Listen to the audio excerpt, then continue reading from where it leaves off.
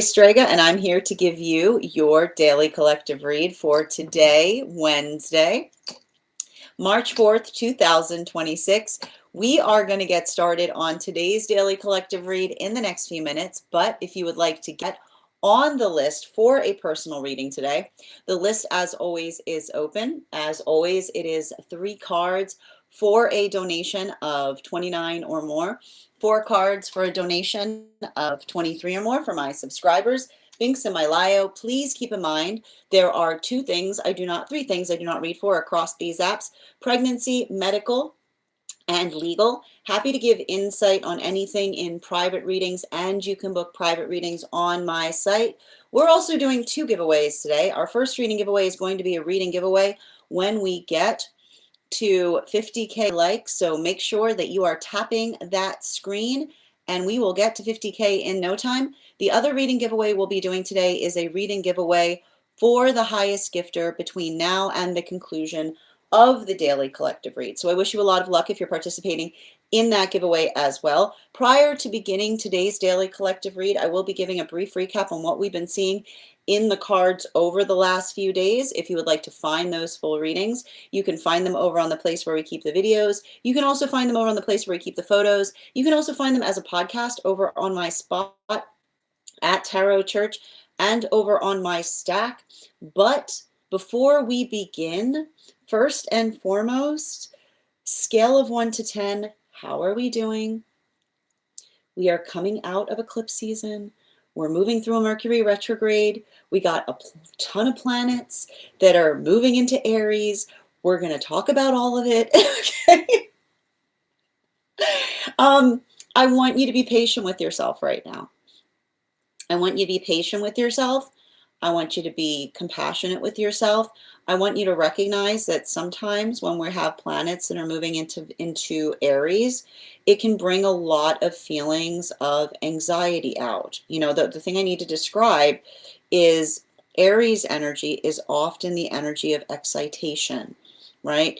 It can create, it's like, I like to describe it as like the vroom energy. It's like that, you know, like it's that. How do you describe that? You know what I mean? You see what I'm doing? It's that little, you know what I'm talking about. It's that little oomph that you often need to like get oneself motivated, right? It's like what I like to describe as first gear energy. Now, and I think to a certain extent, one thing that I find that is very beautiful about the energy that we're currently experiencing is I do feel like there's a deep healing that's coming right now towards our conceptions of Aries energy, right? It's the difference between, it's the recognition and the understanding between warlike and warrior. You know, we were talking a lot about this in yesterday's reading, because the thing you have to recognize and identify is, you know, what's beautiful about it is Aries energy is all about strength, but you can't fake strength. You know, you can't fake strength. You either have strength or you don't have strength. And typically the thing about it is strength occurs. And this is why we talk about like the work that we do that is slow and progressive, but often builds into like what we effectively rest within and what we energetically know, right? It takes it takes the work that we apply to things every single day, right? Like, and a lot of that work, sometimes the days we put work into things, it feels like it's not going anywhere, right? And some days we put work into things and we feel energetically satisfied about it. And some days we put work into things and we doubt ourselves even as we're working upon things, right? And then one day, right? One day you become energetically, you know, you understand what a strong suit is, right? And that's what's beautiful about thinking about Aries energy and the work of building into a strong suit, right? It's the work that you do in every moment by which you feel like you're like it's not going anywhere. And then one day, right? Like one day you're just, you know, you just recognize the fact that you've learned or you've come into something, and it's all of that energetic effort that effectively pays off, right? It's a lot of that work that we effectively do that helps us find that point of stabilization.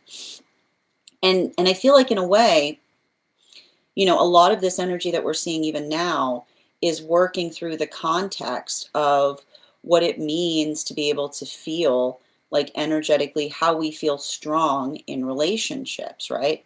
Because that same sense of strength or that same sense of stabilization, we can only find that in the relationships that we create when we find it within ourselves, right? The security of partnership often rests in the energy that's within it. And that's why often when we're building into the context of finding that sense of stability, right, our relationships become stronger, right? Because we don't long for it, but we effectively embody the strength that we hope to find within those partnerships.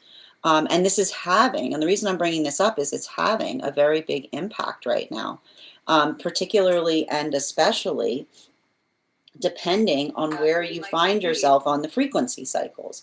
And we're going to talk first, the first thing we're going to effectively talk about is the energy that is in separation. And why are we going to feel like, I don't even want to describe it as separation, but the energy that was working through the context that they no longer look at being in solitude as separation, right? That observation of effectively identifying and working into the sense of finding stability, and that sense of stability that they're finding within that then allows them to effectively build into the context of the healthy relationship without, right?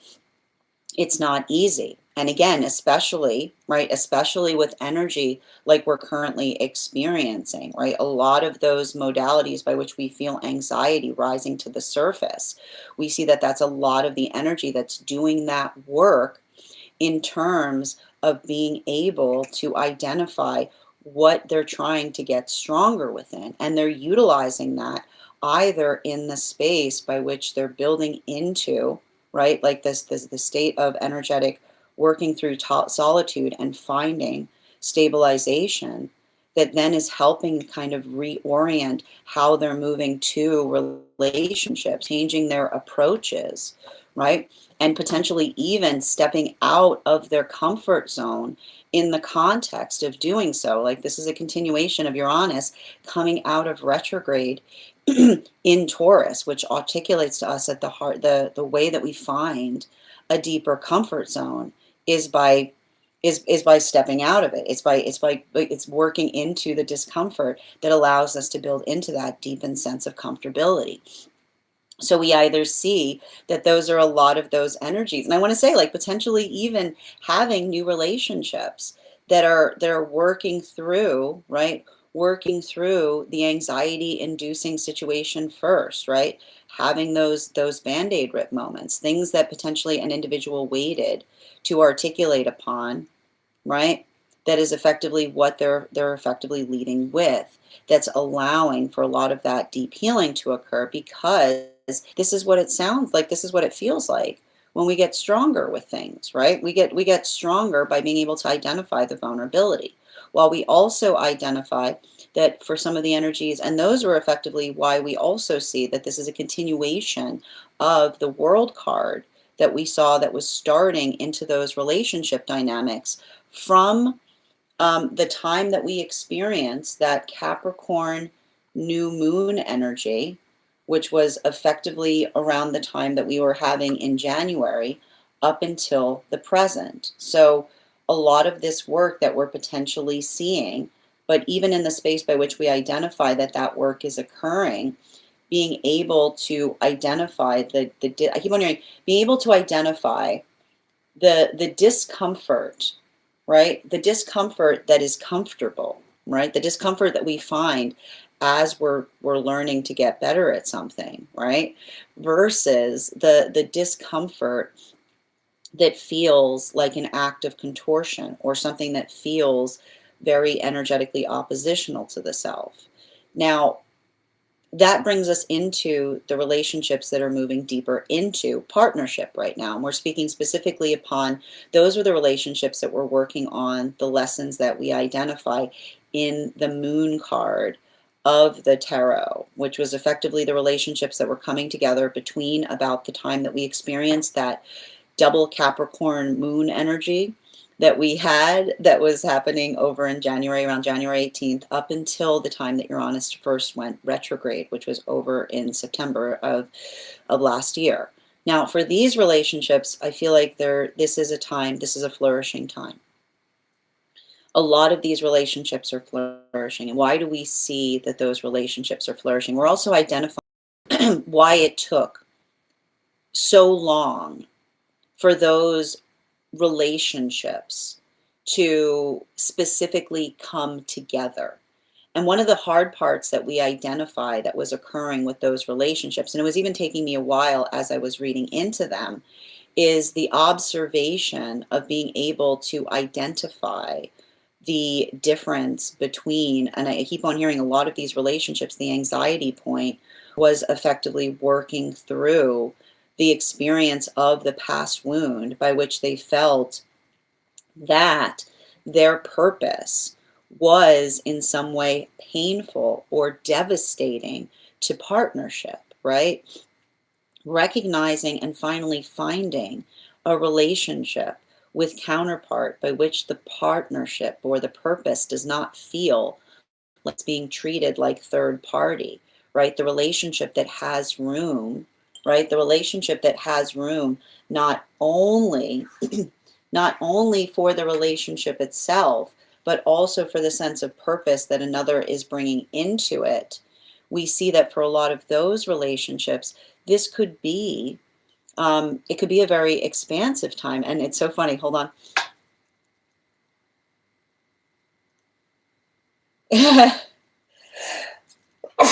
Exactly. But even in the space, like, and I want to point out, like, that's what I mean, like, a lot of things happening very quickly. And it's interesting too, because we were talking about a little bit of the fact that there's a very fast healing that's happening in those relationships, because it's the relationship that is bringing with it a sense of perspective as it relates to what was not working in past relationship. So it's deepening and it's retrospective, but the retrospectiveness that we see that is occurring is the observation of healing from relationships of the past that lacked integrity. And how do we identify a lack of integrity? It's when our yeses don't stay yeses, or our nos don't stay nos, right? So that's why I keep on hearing it's like the energy of the frustration of the past that comes up, but then it's cleared just as quickly because of the stability that they're finding in partnership. Now, this brings us to the energy that is deep within divine union right now. And those are effectively the relationships that we're working through, the temperance lessons. And those were the relationships that were effectively coming together between the time of September, so around the time we saw Uranus first going retrograde, up until the solstice period of this summer. Now, these relationships, one of the things we see is potentially going through, it's saying to me, it's a lot of catharsis, a lot of patience, specifically and particularly related to circumstances and situations by which they put their energetic effort towards things. And this is a continuation of what we first spoke about when we talked about the energy that we're seeing right now, right? Like it's working through a strong suit, and working through a strong suit is something that you do, right? It's the space by which you work every day, right? And often the space by which you feel like nothing is happening, but lo and behold, you're getting energetically stronger in things. So a lot of the work that we keep on seeing, and I think it's interesting because I almost feel like the counterparts are saying to one another, pay attention to how others treat your strong suit, right? Because the modality by which another person is energetically appreciative to what it effectively takes, right, to build into something, it's not the space by which another tries to diminish it, right? There's no diminishing that effort, because the effort that we bring to things becomes our strong suit. So that's why I feel like for a lot of the relationships that are working to heal in that way, there's something really beautiful because they honor each other, right? They honor each other not only in what they do, but what it takes every day to get there.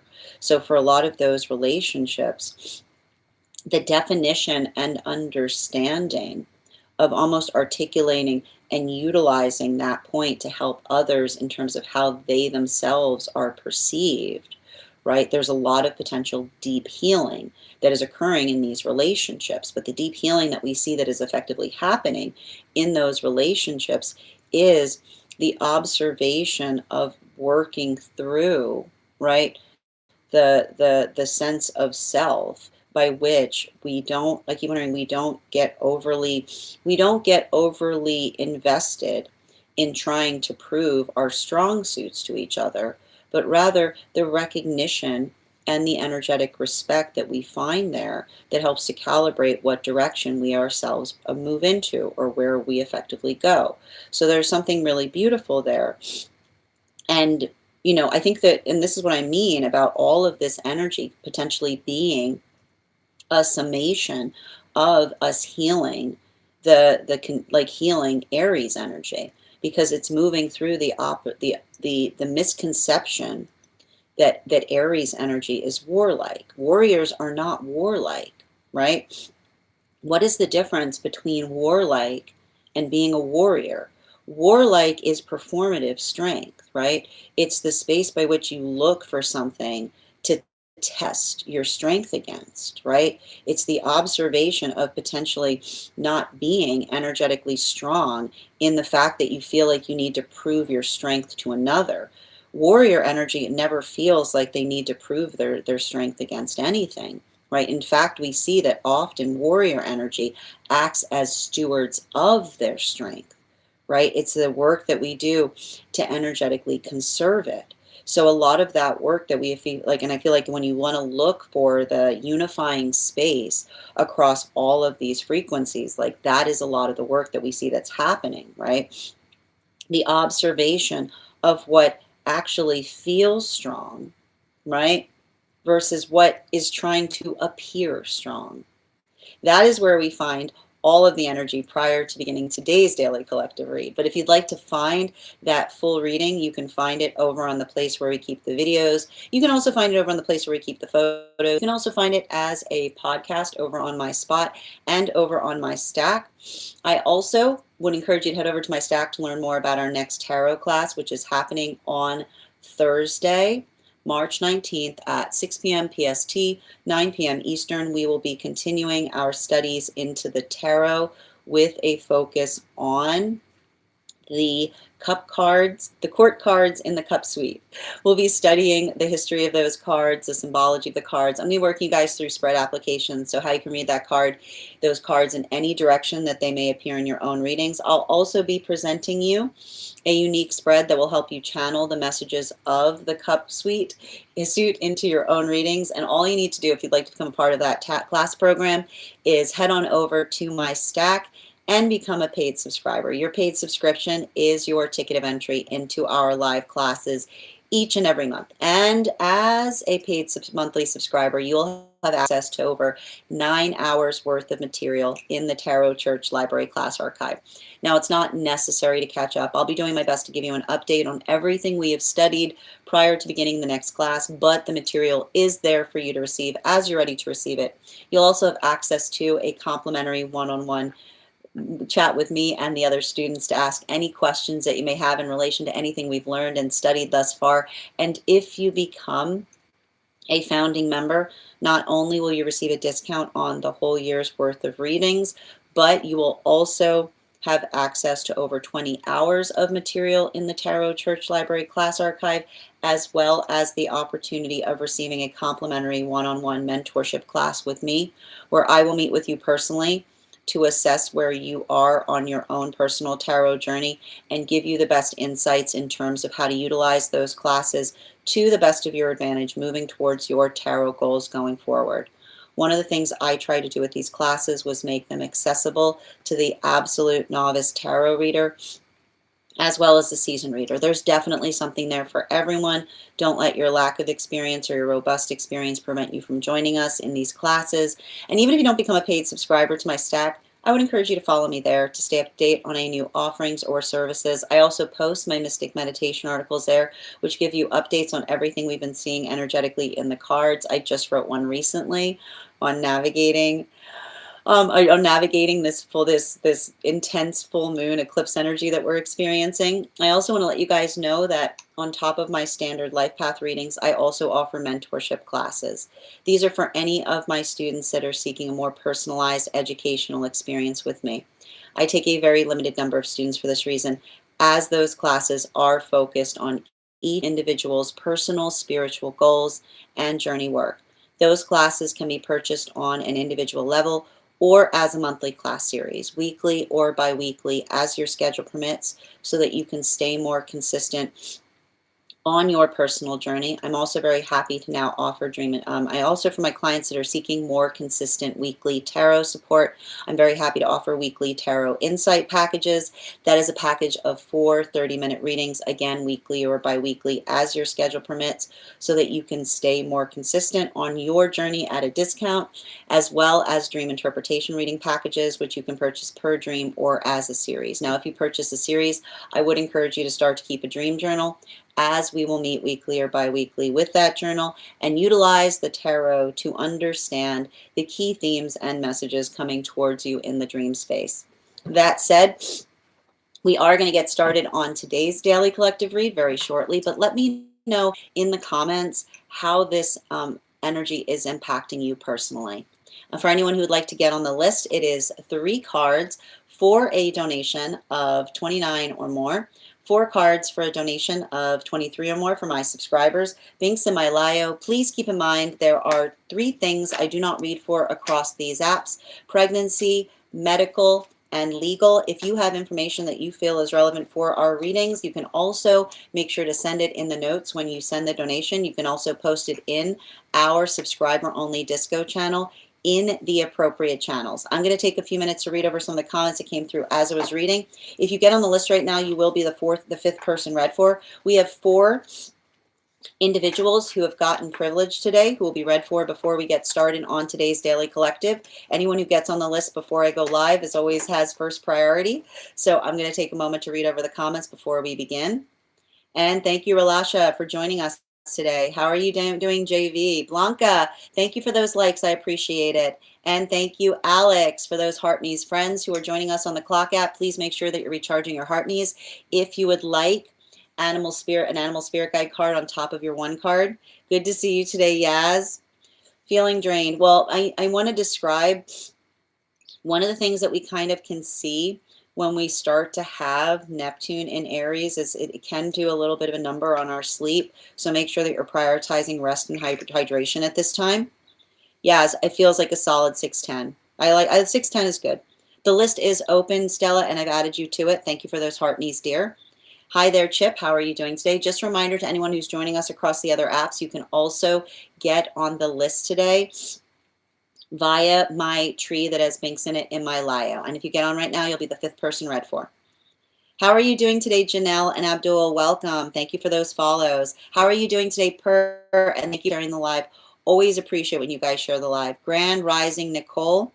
How are you doing, Arash? Absolutely.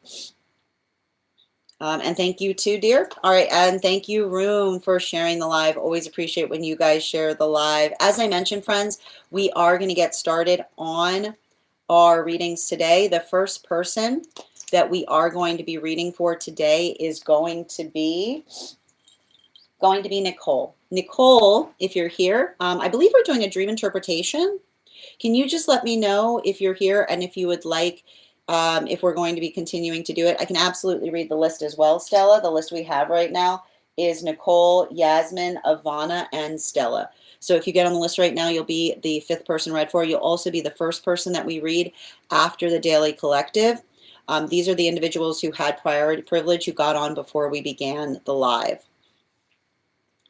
All right, second call for Nicole. Second call for Nicole. If Nicole is not here right now, we are going to continue down the list.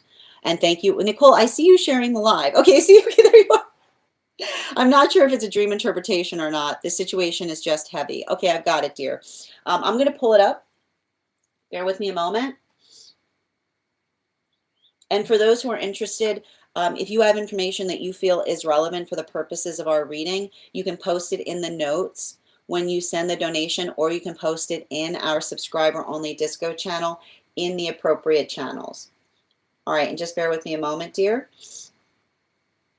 Okay. And is this inside tea or outside tea?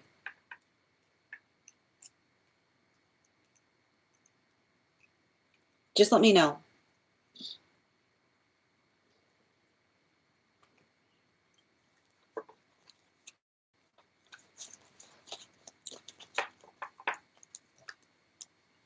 Okay. Oh, so basically the way we clarified is when there's information shared with me, inside tea or outside tea basically means, is it something that you're comfortable with me sharing to like publicly, or is it something that you would prefer that it just stays between you and myself, you and me, basically.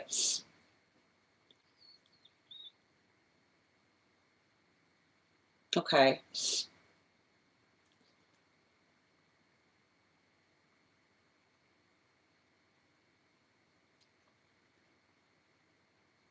Hmm. Okay. Excellent. And thank you for letting me know. Before we continue, though, we are going to warm up those intuition muscles with an intuition check. I've got the animal spirit guide cards here. We're going to count back from 10. And when we get to 1, I will reveal the card. 10, 9, 8, 7, 6, 5, 4, 3, 2, 1. We got the salmon. Thank you for participating. We'll do it again after the next reading. Okay. And I am going to pin up, hold on a minute, I'm going to pin up Nicole here. Guys, make sure to give Nicole some love. Okay. So, and I mean, this is a dream reading, so we're going to employ the dream coconut. Okay. We've got the dream coconut here. We're going to utilize it. Ready? Perfect. Okay, perfect. All right. The last dream I spoke of and got a reading on live with, I mentioned I have a lot of nightmares and dreams that are vastly different, but one remaining figure is an individual figure that always appears in all of the dreams and effectively disturbs your rest. I remember distinctly that there is a very vast black abyss in their eyes, inappropriately large and not feeling necessarily welcoming, and slowly waves of fear that seem to drown out or something that you experience when you feel in proximity to this energy. You say you don't have them nightly, but you remember other aspects that are usually involving symbols and forests, and sometimes very large machinery. A lot I don't have any clue to the meaning of. I started journaling, as many recommended, because it helps a lot with healing, especially when it comes to karmic wounds. I was never good at journaling as my expression, so I started sketching again. You did provide provided an absolutely very, very well done drawing of the figure that you're effectively seeing. So it's very clear that you have a particular understanding. Like this is someone that you see, and this is someone that carries a very distinct shape in the dream space.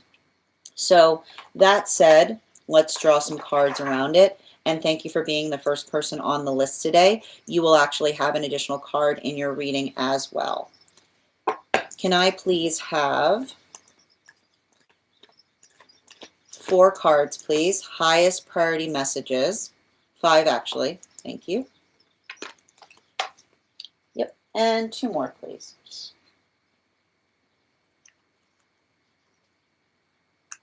Mm-hmm.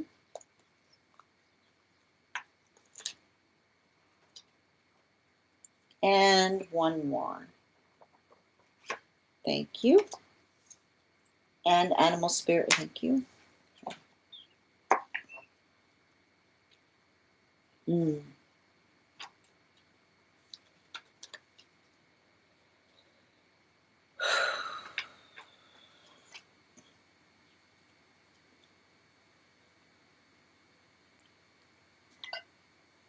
So,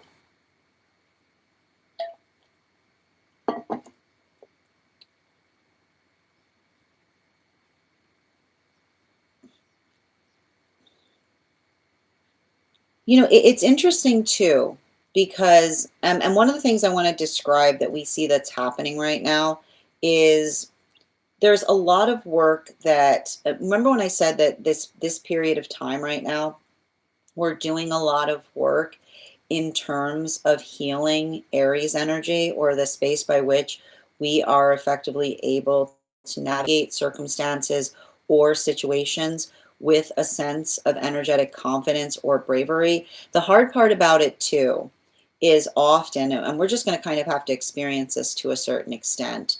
And I feel like it's a continuation of what we've experienced since Pluto moved into Aquarius, but not only since Pluto moved into Aquarius, but also the fact that we've got Neptune that is now in Aries, right? It can bring a lot of the doubts and the fears, um, roaring up to the surface. And the basic, that what I'm basically identifying in relationality to this is, it feels energetically connected. It feels energetically connected. Um, it feels energetically connected to a past life where another person tried to build an energetic, it's feeling to me like someone tried to build an energetic superstition in relationality to someone that one should be energetically afraid of, is what I keep on seeing. And I like to point this out. This is something this is something that used to occur in a great way when another person does not want to go into the detail of being able to explain to someone why something is or is not okay, right? This is often the space by which we recognize that the space by which we create some kind of energetic fear. And the reason I'm seeing this is because I'm literally seeing a past life by which I keep on hearing a past life that was, um, energetically short lived, by which another person tried to articulate a fear of something towards you, right? And the space by which that becomes embodied is the space by which, right, it almost creates the space by which we never feel fully rid of it, right? And so that's why I'm effectively identifying this. And I would be very conscientious if you had some kind of experience, growing up, by which another person, right, like another person tried to effectively say, like, not to do something for fear of something coming to get you, right? And I need to stress this because this is really important. Trauma doesn't make sense, okay? The space by which we work through trauma is often the space by which we don't want to do the work to resolve or educate. So it becomes really easy, right? It becomes almost like silly or teasing to say to another person, oh, rather than telling one like the full expanse on, like, not going somewhere or doing something, right? Like, don't go there or this'll get you kind of energy, if you know what I mean. And so it feels to me that that is like that figure that you're seeing is the embodiment of that fear, right? It's almost like you're saying, like, it's the shadow work that feels like it comes to life, if you will, right? And often, right, and this is and this is what's so difficult, right? This is why it's so unhealthy to be able this is why it's so unhealthy to try to articulate or to educate with fear, because when you try to educate with fear, it's a space by which it often feels like the fear itself comes to life. And so I feel like it's interesting because it does feel very connected to inner child healing, or some kind of, I keep on hearing, like, some kind of anxiety that you yourself are energetically working through in the like, I keep on hearing in the space of, I keep on hearing like the space of the embodied, like the embodied unknown. And we can see signs of this, right? We can see signs of this in the qualities and the characteristics that you effectively identified or articulated in relationality to that figure, right? The vacancy, right? You identified the fact that when you looked towards them, you didn't see anything in there, but it felt like the embodiment of the vacancy of the void space, right? The lack of anything being there. I want to describe it too. Now, the hard part about that is we also recognize that this is a shadow work dream. So there's a lot of work that you're potentially recognizing and identifying in working through experiences of trauma that you yourself had. Now, unfortunately, the way that shadow work dreams often happen is we can't experience in any pain in dream that we haven't already known, right? So often the space by which we encounter fears in the dream space is having to effectively reorient and face something that we ourselves have already navigated. And I keep on seeing that one of the things I would not be surprised about is if you've had relationships or you've been in situations with individuals who have given up on themselves, right? When we stop believing in anything, right? When we stop caring about things, and we often start to move into that energetic void space, right? The space by which the space by which, like, we don't, it's like nothing energetically registers, right? It's a space by which another person doesn't feel like they themselves have found themselves. So I feel like there's a combination of force that's happening in this dream because it's the identification, right? It's the identification of the quality by which a past life had someone that kept on warning them to be afraid, right, of someone who embodies fear, right? But then overlaid on the present experience by which you yourself have experienced something that felt similar to that in the energy of someone who has stopped caring about anything or anyone beyond the energetic needs of the self, right? The space by which another person stops feeling the energetic, the it's the energetic surreal reality that occurs when one is simply in the service of the self, right? Because when another person is in the when another person moves directly into the service of the self, right? They become that energetic void space. They don't build into, right? They don't build into they're not exuding anything beautiful. They're not looking in terms of empathy. They're not thinking about the world around the self. They're only thinking, right? The priority of the personhood that creates that space by which it feels like nothing you say can energetically affect them. So I feel like a lot of that work that we see that you're doing in the space by which you keep on seeing this figure occurring, right? They're effectively an embodiment of the shadow work. And it's not necessarily even, it's not fully your shadow work, but it's the observation of the space by which another person threatens, right? The space by which another person threatens. And at the same time, this space by which we understand that we don't threaten, we don't try to do things through fear, right? Because when we try to do things through fear, we effectively become the energetic void space, right? We become the space by which all we do is create fear, and for those around the self.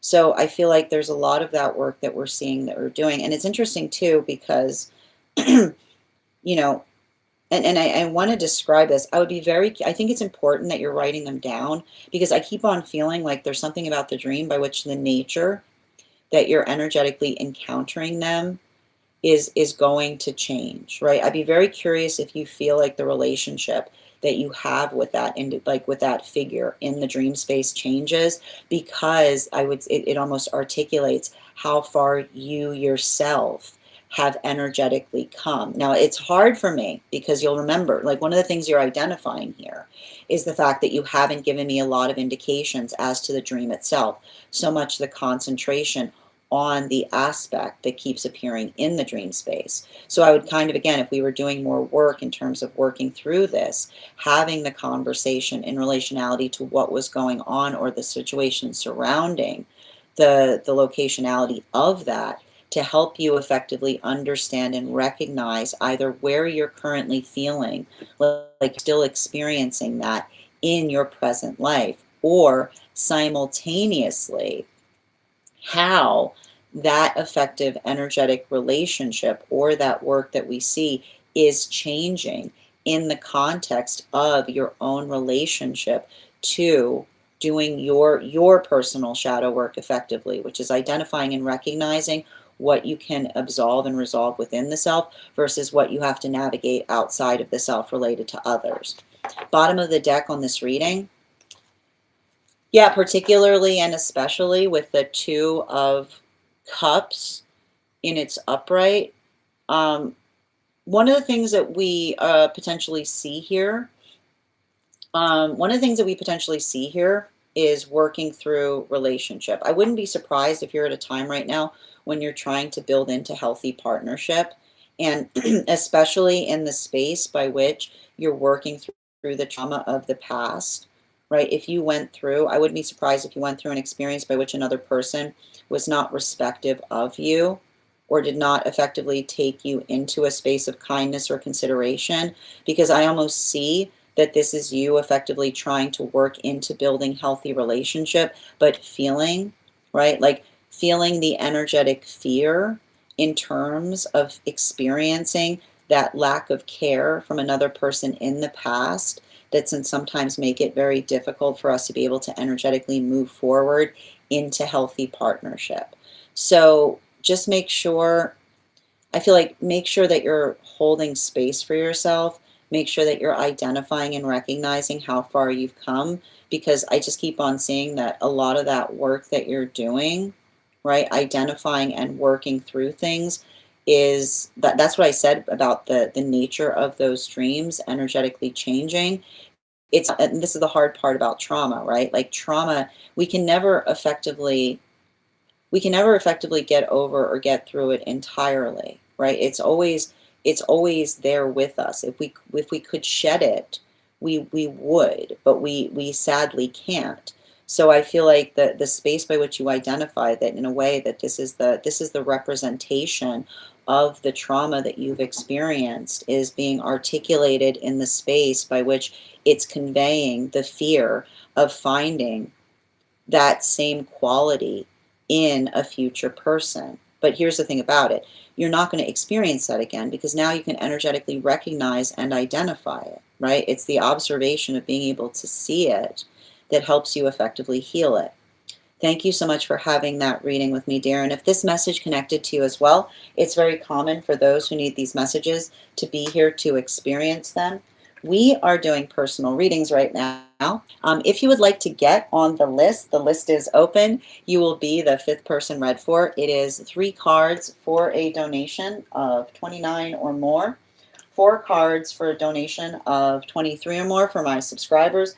Links in my bio. Please keep in mind there are 2 things I do not read for across these apps: pregnancy and medical. Happy to give insight on anything in private readings, and you can book private readings on my site. I'm going to take a moment to read over some of the comments that came through as I was reading.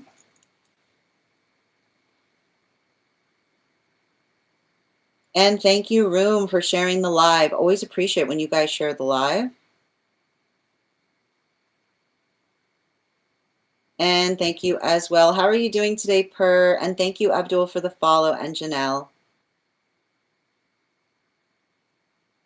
Thank you, Adam, for those gifts too. Excellent. Yep, I've got you on the list here. Did you see how beautiful those cards were? I agree, Per. They were absolutely lovely. Grand Rising, Ella. Good to see you today. It felt like fear, empty fear. Yeah, no, that's what I mean. Empty fear. And potentially recognizing or experiencing that in a past person, right? Like you articulated it perfectly, like the personification of empty fear. Absolutely. Mm-hmm. And so the quality and condition by which it energetically reminded you of something or someone, right? Like again, working through a shadow work dream by which a lot of things come up because it's helping you heal it. Oh, sending you support on that journey. Absolutely. I want to clarify this. You're not effectively taking on their shadow work for them. We can't do that. Like that's the thing about, but here's the thing about it. And you'll often know this. Those who don't want to do their shadow work effectively will try to articulate the fact that you're letting them down because you're refusing to take on their shadow work. We can't do that for each other. Right? It's the observation. Our job is not to save one another. Our job is to save ourselves for each other. Absolutely. You had a dream last night and this morning. Oh, that sounds great, Nikki. That sounds like an amazing dream. And Kim, thank you for the follow. Absolutely. And Kath, thank you for those crowns. I don't know if I can continue.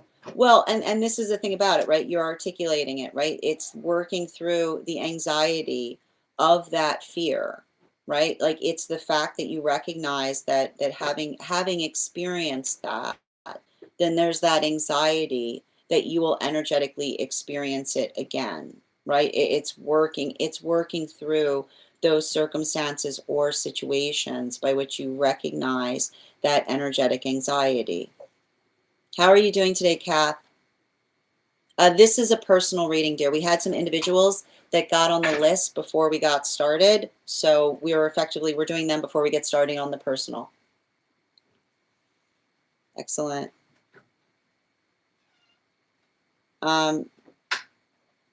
Sending you so much support on that journey, dear. All right, we're going to continue right now.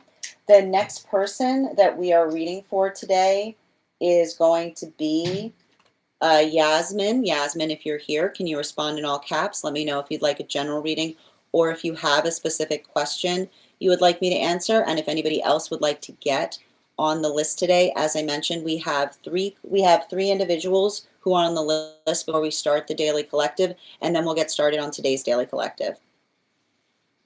Excellent. Thank you for letting me know where the reading is. Mm-hmm. Well, and I feel like the space by which, and I want you to understand this, like that's like the hard part about working through trauma. And I think that this is, and I want to describe this too, and this is probably why it's coming out towards you in the dream space, right? Like we can't shed our trauma, right? In the modality by which you say, okay, I'll be ready when I let go of the trauma, if only it was that easy, right? And I want you to kind of recognize that as you're working to heal. You're going to feel the inclination that says, I can't move forward unless I get over it. But you have to understand that that's the nature of trauma. We never get over it. If we could get over it, it wouldn't be trauma. Right? And I feel like that's why you're effectively seeing that figure that's potentially appearing in the dream space, right? Because it's a figure that says, like, I'm your trauma. I'm not going anywhere. I'm not going anywhere. Right? It's not the fact. And when we recognize that, right, then it doesn't feel like we have to get over our trauma, but we start to build a better relationship with it, which doesn't make it okay, right? But allows us to be able to carry it in a way that it doesn't overwhelm us, right? Or effectively or feels like it's hindering us. And that's why I said, even in the space by which we were reading on the dream, the context by which you were experiencing this would be helpful, because it would be the continuation of articulating how you're working through it, if that makes sense. Absolutely. Thank you, dear. Excellent. And we're going to continue right now. Oh, and thank you for being here, sharing and receiving these messages. The next person we are reading for is Yaz, but before we continue, we are going to warm up those intuition muscles with an intuition check. I've got the animal spirit guide cards here. We're going to count back from 10, and when we get to 1, I will reveal the card. 10, 9, 8, 7, 6, 5, 4, 3, 2, 1. We got the salmon. Thank you for participating. We'll do it again after the next reading.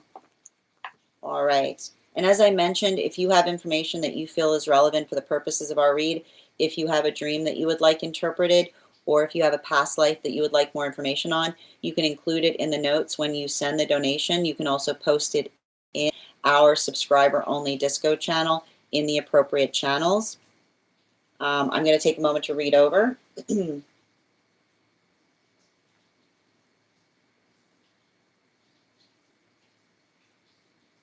Yaz, where did you post it to? Oh, wait, I think I see it. I got it. I did shuffle. Okay, if the salmon wants to come up. Okay. Actually, I have to point out, I wouldn't be surprised if the salmon coming up right now, given the fact that we're getting Pisces moving into Aries, it's very, like that is literally, that's a lot of the energy that we're currently experiencing. Okay.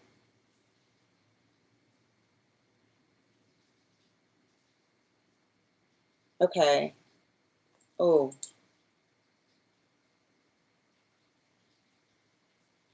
Okay.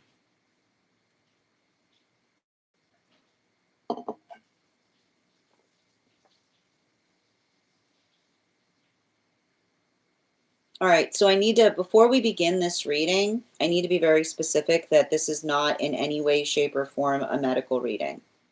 This is that it's not something I can read for in relationality to medical, but if we want to do an energetic read on things, I'm happy to effectively do an energetic read on it. So as long as you're comfortable with that, we can proceed forward. Absolutely.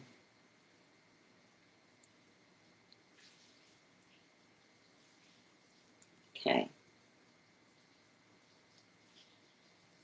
Okay, of course, perfect. All right, so I'm going to pin up Yaz here. Guys, make sure to give Yaz, make sure to give Yaz some love. So yeah, can I get some clarification on how like how to work through those nodal issues, please? Yeah.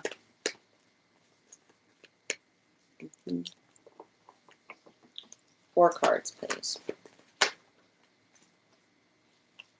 Yeah. And one more.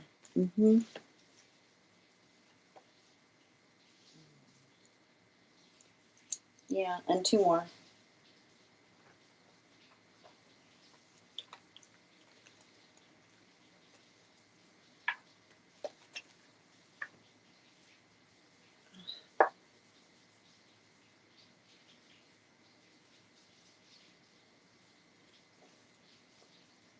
And 1 more. And thank you for being the first person on the list today, dear, because you'll also be getting an additional card in your reading.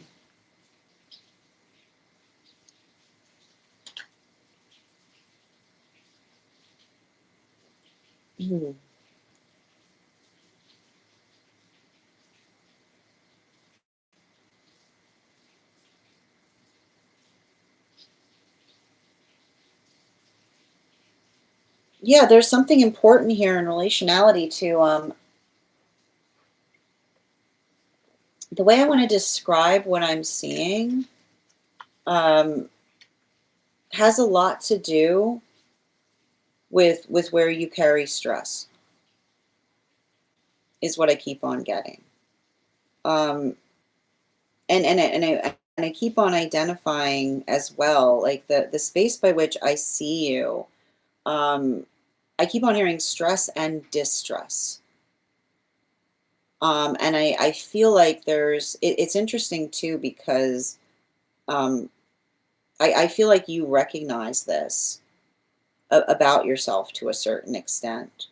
Like there's something really important about you being able to find time to rest, is what I keep on seeing.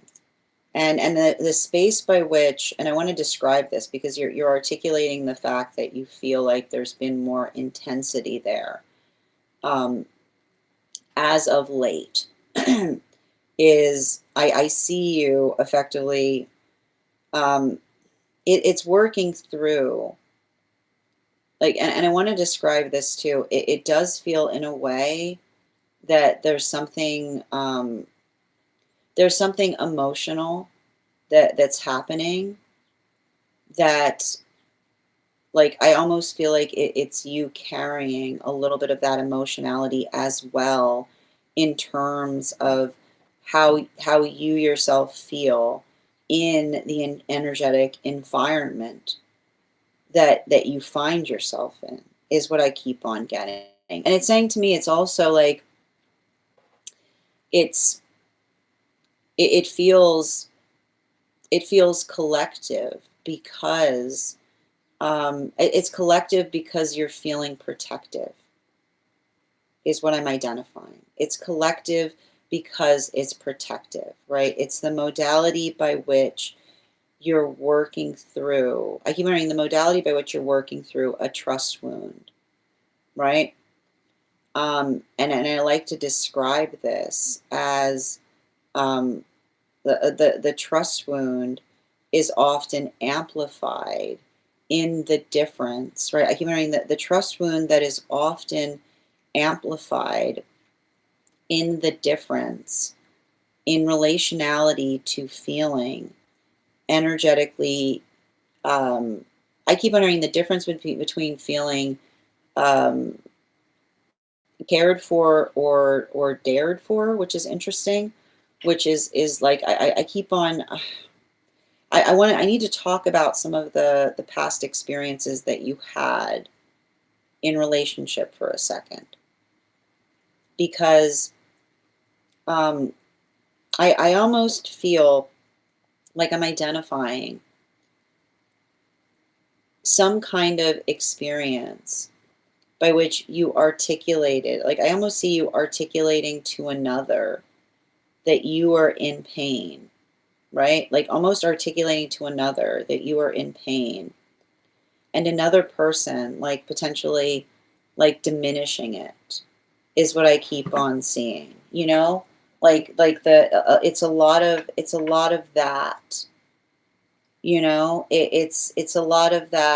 It's a lot of this. Like, I keep on hearing, it's like, it's a lot of this, which is saying somebody, like, somebody saying, like, oh, like, don't worry about that, like, you're fine, you know what I mean? Like, it's giving me a lot of that type of wound. um and so what often happens is, when we feel like that, then, you know, we hold our wounds, we repress, right? We energetically repress our wounds, right? In a point of stress, which is the space by which we feel uncomfortable. But then we articulate to another, oh, it's not that, it's not that big a deal. Like, it's fine, is what I keep on getting. So the thing I keep on seeing that's helpful right now is, I feel like I see you, right? I feel like I see you finally, like, finally in a space by which another person is showing you and saying, right, like, this is solvable. This isn't something that you have to feel, right? This is something that can be energetically resolved. And, I keep on hearing, it's resolvable because it's solvable, right? It's the space by which another person says, yeah, like, it's something that, it's something that you're not, like, you're not energetically alone in it. Others feel it too. And so it's interesting because, like, I'm identifying that that experience is effectively what is energetically reactivating those wounds to a certain extent. And I keep on getting, the reason that those wounds feel like they're energetically reactivating is because I keep on hearing it's coming through the space by which you felt like you had to repress or store trauma, right? Like the space by which you had to energetically carry something. And not only were you in a space by which you felt like you had to carry something, but the space by which you felt like you couldn't share it. You couldn't share the fact that you were going through that with others. So I want you to, I think one of the things that will help when you're going through experiences like that is being able to talk about it is what I keep on getting, right? The ability to be able to energetically communicate upon something that allows for a deeper healing to occur is what I keep on getting. I want to give you some bottom of the deck information on this read. Yeah, especially with this, Two of Cups energy. Bottom of the deck. I would not be surprised. I would not be surprised. I don't know why I keep on hearing some kind of wounds where another person was, I just keep on hearing the words, you're making it up, right? The observation, right? The observation of another person, like articulating, right? Like the energy that articulates, when we articulate that we're in energetic pain, right? The modality, like the trauma that we often carry with us in the space by which we carry pain is often amplified in the space by which another person says, like, I don't know what that is. I don't know what you're talking about. Therefore it can't be real. Right? Like the understanding, like the energetic understanding that we don't need to relate, right? We don't need to energetically relate to each other in order to understand the energetic significance of what we are feeling. And I feel like it's interesting because I feel like I see you. I feel like I see you in a space where you're finally being energetically supported, right? You're finally in a space by which you're not necessarily experiencing that, or you're working through like the observational difference between going through something and getting clarity versus the experience by which you were trying to articulate to another person, right? I feel like it's giving, like, what's hard about it, like I feel like you're getting a lot of experience, like there's a lot of pain there in relationality to another person trying to articulate upon the fact that they were trying to make you feel like there was something about you expressing pain that was energetically attention seeking. And I keep on seeing, like, we don't, like I keep on hearing some, like, I feel like I've got a guide around you saying, like, why would anyone do that? Right? Like the observation that when we're working through something, right?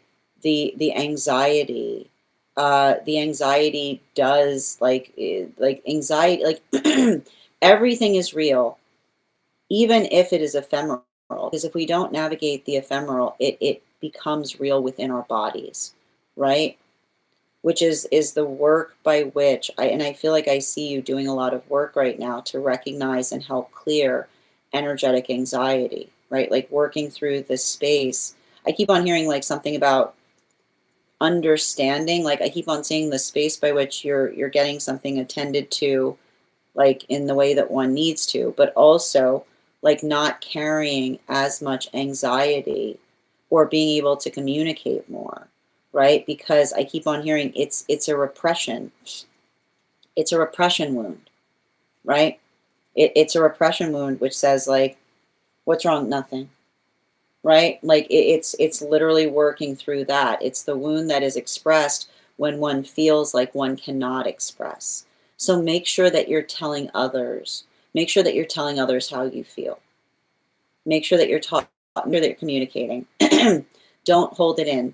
Make sure, again, even as I'm reading for this, like, right, it's not just working, it's not like white knuckling things, it's by articulating as you go, because I feel like that's going to help, because it's building into the space by which you're learning to like allow your energy to flow.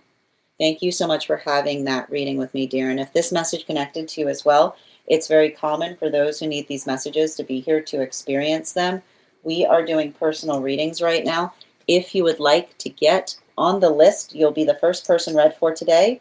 After we finish the collective, it is 3 cards for a donation of 29 or more, 4 cards for a donation of 23 or more for my subscribers. Binks in my bio. Please keep in mind there are 2 things I don't read for across these apps: pregnancy and medical. Happy to give insight on anything in private readings, and you can book private readings on my site. I'm going to take a moment to read over some of the comments that came through as I was reading.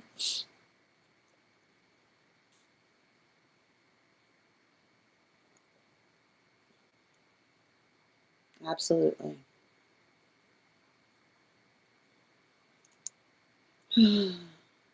It's rejuvenating. Oh, I'm so glad to hear that, Minnie. All my dreams are shadow work dreams. Well, yeah, it's hard, right? If you're having them reoccurring. Um, and again, you know, this is some of the work that I try to do with my clients when we're doing dream work, is trying to do what we can to help resolve, even when, like, especially when the dreams are difficult. There's ways, like, there are things you can do to kind of help build into that. And again, one of the things that can help is readings like this. Yes, absolutely. Yeah, it feels important, because I wouldn't say I feel a lot of stress, but you carry a lot of distress, right? And like it's interesting that you say that, right? You don't carry a lot of stress, but the distrust is from the distrust of the past, right? It's collective because it's protective. Yeah, and cared for versus stared for. Like, especially in the space, yeah, that like you even described, it was like the space in between there. It's sacral energy. Yeah, I did experience a lot of invalidation and minimization in the past. Yes. And thank you for joining the fan club, Lucas. I hope you're having a beautiful day. I appreciate you guys. Make sure to give Lucas some love too. Readers supporting readers. Yes, finding people that are experiencing the same thing has been validating. You're not alone in it. Absolutely. Yes, I often feel like sharing what I'm experiencing makes others feel comfortable, because they can't relate. But here's the thing about it, right? Like when you said it makes them feel uncomfortable because they can't relate, but the comfortability is found when others can, right? Like, in order to relate, we have to bridge into what's uncomfortable. And Empress, thank you for sharing the live. Always appreciate when you guys share the live. Yeah, repression wound feels accurate. You're so welcome, dear. I hope that helps. Hi, Dada. How are you doing today? Hope you're having a beautiful day. And Sherry, thank you for being here as well. Excellent. All right, we're going to continue right now. The next person that we're reading for today is Ivana. Ivana, if you're here, can you respond in all caps? Let me know if you would like a general reading, or if you have a specific question that you would like me to answer. And just a reminder, we're doing the individuals who got priority before we begin our daily collective. We're going to be starting our daily collective after the next 2 reads. If you would like to be read for once the collective is complete, you can get on the list and you will be the first person read for after we complete the daily collective. It is 3 cards for a donation of 29 or more, 4 cards for a donation of 23 or more for my subscribers. Being semi-lio, please keep in mind there are 2 things I don't read for across these apps: pregnancy and medical. Happy to give insight on anything in private readings, and you can book private readings on my site. That's a beautiful way to describe that, Cherry. Absolutely, and continue to work in that direction. As I mentioned, the next person we're reading for is Ivana on the disco. I got you, dear. Excellent. Perfect. And just a reminder, if you have information that you feel is relevant for the purposes of our read, if you have a dream that you would like interpreted, or if you have a past life that you would like more information on, you can include it in the notes when you send the donation. You can also post it in our subscriber only disco channel in the appropriate channels. I'm going to continue here. Let me just pull up. And also, friends, we've got 2 different giveaways we're doing right now. When we get to 50K likes, I will be gifting a reading back to the collective. So make sure you're tapping that screen, and we'll get to 50K in no time. And just bear with me a moment. Ooh, okay, what a beautiful question. Excellent. And just bear with me a moment before we continue right now. Let's warm up those intuition muscles with an intuition check. I've got the animal spirit guide cards here. We're going to count back from 10. And when we get to 1, I will reveal the card. 10, 9, 8, 7, 6, 5, 4, 3, 2, 1. We got the ram. Thank you for participating. We'll do that again after the next reading. Okay, just bear with me a moment.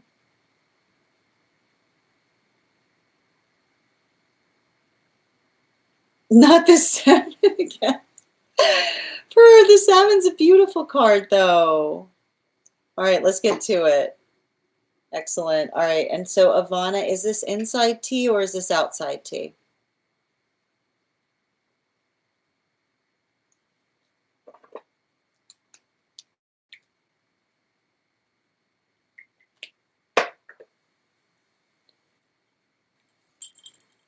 True that. Outside, perfect. Okay, perfect. So, and again, I'm going to pin up Ivana here. Guys, make sure to give Ivana some love. What is the next step for my higher self wants me to take towards spiritual evolution? Beautiful question. Can I please get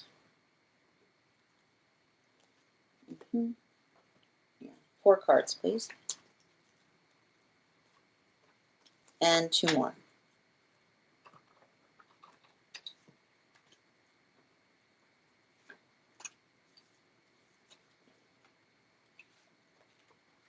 Ooh.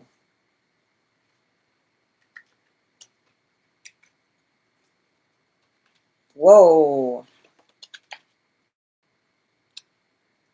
Some heavy cards. I'm going to show you these cards before we start because there's a lot of major arcana here. Yeah, it's fine. It's okay. We've got here and I want to show you this because I feel like these 2 cards in combination are the most important part. And then these are the cards that we're going to talk about that is working through the unconscious space. And the thing I want to describe here is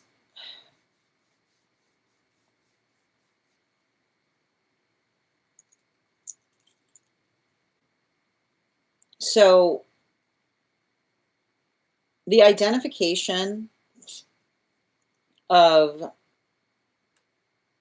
I feel like you're getting much better at recognizing and resolving through things in the space of, I keep on hearing like the responsibility that one takes to effectively work to resolve something versus what you yourself are not going to tolerate is what I keep on hearing.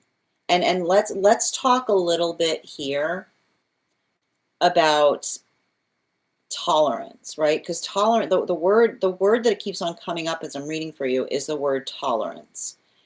And tolerance is articulated, and there's nothing about, right? And this is often what happens. There's nothing in healthy relationship that has anything to do with tolerance. right? And there's a misconception, right? And this is often what happens in unhealthy, right? In unhealthy relationship is the energy that often looks at something and builds into the context of saying like, like it's giving me a lot of that like past experience that made you feel like someone was trying to say like take it or leave it type of experience. And I feel like this has been like a lot of the work that I see that you've had to navigate has been the space. Like, and this is often what happens. Like the shape, like often what happens, the shape of somebody saying take it or leave it, be like, I'm gonna leave it, right? Like, I'm gonna leave it. Like, because it's the observation, right? It's the observation of another person that literally, like, I keep remembering the observation of another person that recognizes that what they're giving, like what they're giving another, does not pass the muster, right? Right. It's the observation of another person. I keep wondering the observation that another person gives us, that they recognize that what they're giving us is not exceptional, right? And the space by which they literally, like the space by which they literally try to build into a relationship that says this is the, like I keep hearing, like this is the best that you're gonna get, or like what are you gonna do about it? And you being like, and I keep on hearing this is what your higher self loves about you. You being like, like I see you being like, I'll take, right, like I'll like go like what are you like what are you like what are you gonna do about it? Being like, I see you being like, I'll show you, like I'll show, like it has a lot to do, like, because it's a continuation of understanding. And what's amazing about it is I keep on reading for your higher self, and your higher self is a teacher. You know what I mean? Your higher self is a teacher. We've spoken about this, and the space by which, and I keep on hearing, like the higher self says, when we care about each other, we only teach each other the most best and beautiful lessons, right? When we care about each other, the only thing that we should leave one another with are the most best and beautiful lessons, right? The observation, the absolute beautiful power of understanding that a beautiful lesson is something that creates that force of love. It creates that space by which we are able to articulate the full expanse of how much that we care about one another, right? I just keep on hearing the higher self saying only the most best and beautiful lessons, which is the observation of being able to articulate how much something means to us, or the ability by which we're able to expand and to explore and to move into something more. And I feel like I see a lot of that energy around you. And the hard part is, right? Like I literally see situations by which you've had to work. I keep wondering, you've had to work through the energetic frustration of, I keep hearing, working through the energetic frustration of another person, right? Like having to see the ugliness of another person in the space by which, right, and the ugliness that we find in each other is often articulated in the space by which I just keep on hearing the word fine. You know what I mean? Like I just keep on hearing this word fine that's like, and it's like even when I'm hearing it, that it's like, you know what I mean? It's that fine that means that there's nothing fine about it. Right. It's the fine by which another, like that fine is the place by which another person pines, right? Because it's the observation that when another person does not truly desire healthy union, it can often feel like another person that's saying why won't you just do the things that I aspire you to do, right? And that's the thing about it. we don't we don't build interrelationship by falling into place. We build into relationship by becoming, like by finding something that's so beautiful and so profound that we energetically grow together. And so I feel like one of the things that I see that's happening, particularly in the space of the higher self, is working through situations or circumstances, um, by which, I almost I literally see situations by which you're potentially working through others' hard feelings that you found your healing journey, right? Right? That's what happens often. And this is what we talk about with the unhealed space of someone else who, and I keep on getting, the space by which another person potentially moved away from you and being like, oh, that'll teach them. Like, I see a bunch of energy that was almost sitting there with a watch, like doing something and being like, at any moment, right? Like, look at this energy, right? Like, this is somebody sitting there like, oh, at any moment that energy is going to come crawling back. But here's the thing about it. We don't crawl back to things, right? When we're energetically healing, we don't heal relationships with the expectation of doing something and then expecting that the anticipating the results of the action instead of moving with empathic direction. And that is, I keep wondering, that is literally, right? That is literally what manipulation means, right? It's doing something not with intention, but with the expectation of what it will elicit in another person. So I feel like remember, right? Remember that work is blessed, right? Like the work that you do to energetically heal and potentially even recognizing moments by which another person does something like that and having empathy for it, but allowing the context by which you yourself are working to heal. I keep on hearing it's very much similar to what we had in the last reading, which is we're not responsible to do the shadow work for each other, right? Our shadow work is our responsibility. But you would be surprised how someone not healed, or someone who's not who's not invested in doing the work for the self, tries to make their shadow work others' responsibility, or the space by which they try to effectively articulate, right? Like, that is the effort that we often navigate in relationality to working through, right? Like working through our own feelings of frustration as we're energetically healing. Bottom of the deck on this reading, particularly with this Page of Cups energy.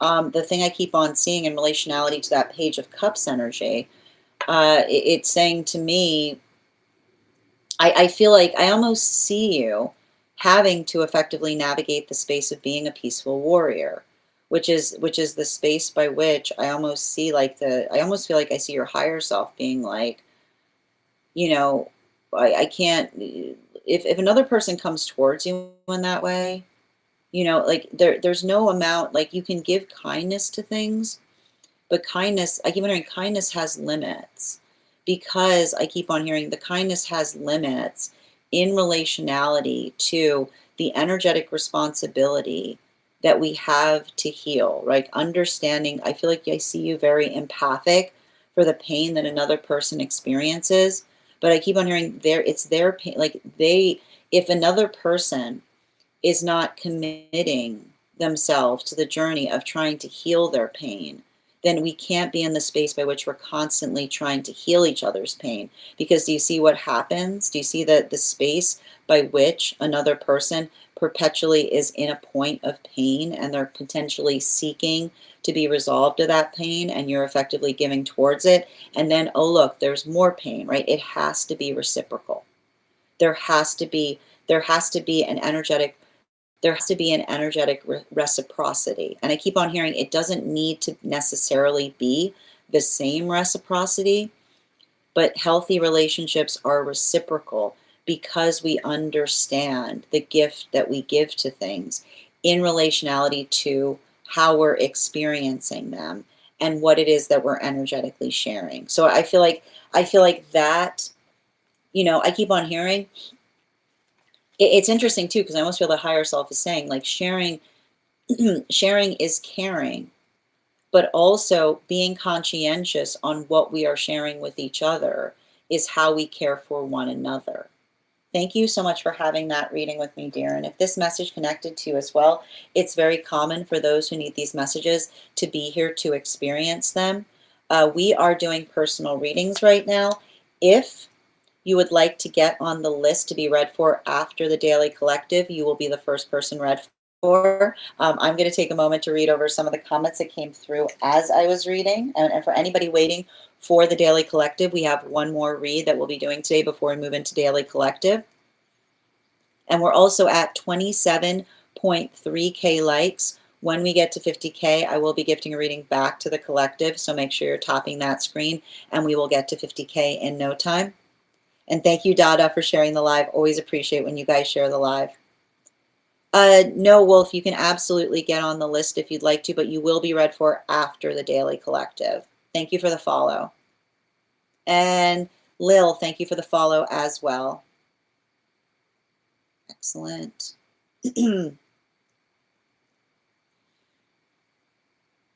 One moment. Thank you for the help, Per. I appreciate you. No problem. And Dada, thank you so much for sharing the live. I deeply appreciate it. Always appreciate when you guys share the live. Excellent. You're so welcome, Ivana. And thank you for giving me the opportunity to read for you on it. Excellent. So the list I have right now, Stella, you're the next person we're reading for today. How you doing today, Queen? And thank you, Ella, for sharing the live. Always appreciate when you guys share the live. And Queen, thank you for the follow as well. All right, we're going to continue right now. The next person we're reading for is Stella. For anybody who is staying to be a part of, if you're waiting for the Daily Collective, we'll be doing that once we complete this reading. We're also at 28.3K likes. When we get to 50K, I will be gifting a reading back to the collective. So make sure you're topping that screen and we'll get to 50K in no time. Also, just a reminder, we are doing 2 different giveaways today. When we get to 50K, I will be doing that giveaway. Also, the highest gifter between now and the collective read will also be winning a free reading. Trishina is currently in the lead. So thank you guys to everyone who has given gifts. And how you doing today, Ryan? Welcome, Doctor. All right, before we get started right now, let's warm up those intuition muscles with an intuition check. I've got the animal spirit guide cards here. We're going to count back from 10, and when we get to 1, I will reveal the card. 10, 9, 8, 7, 6, 5, 4, 3, 2, 1. We got the wolf. Thank you for participating. We'll do that again after the next reading. And just bear with me a moment.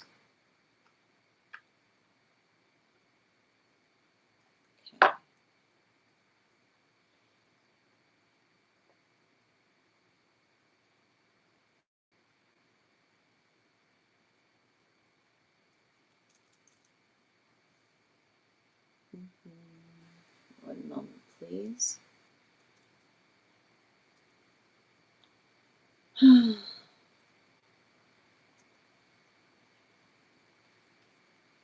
And thank you for those heart me's, Empress. Guys, please remember that if you would like an animal spirit guide card on top of your 1 card when we get to the 1 card readings, make sure that you're recharging your heart me's. Appreciate it. And Ivana, thank you for that beautiful gift. I'm doing well today, Ryan. Excellent. Just bear with me a moment.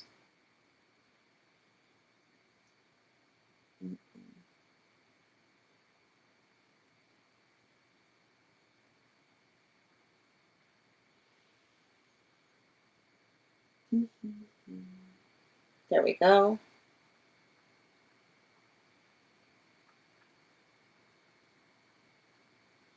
Excellent.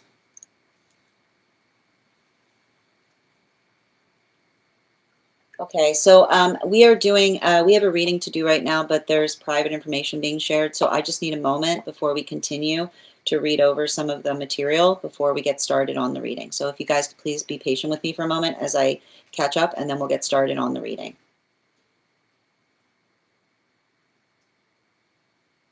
Oh.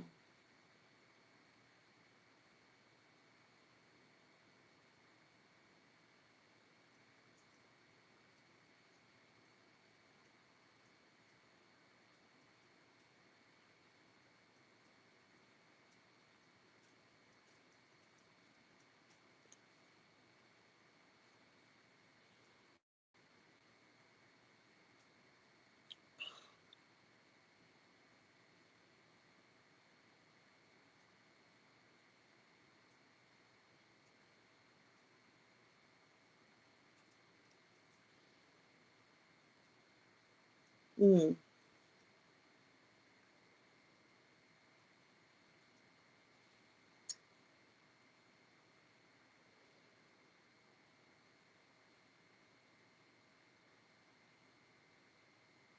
Oh, Lord.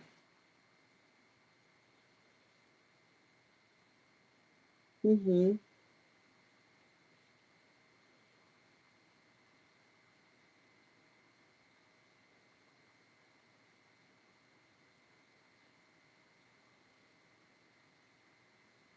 Mm-hmm.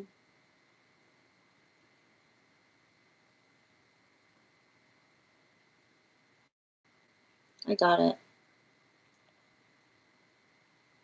Okay. Let's see if we can draw some cards on it. And before we continue right now, I'm going to pin you up here. Just bear with me a moment.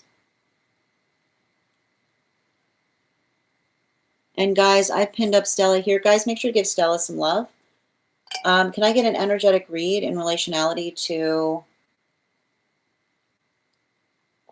a circumstance or situation?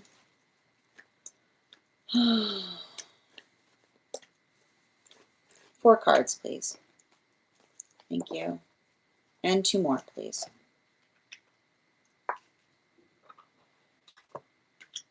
And 1 more.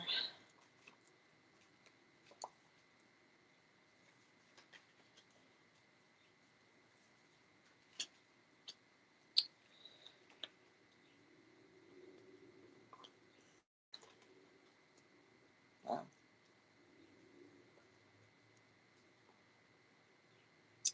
So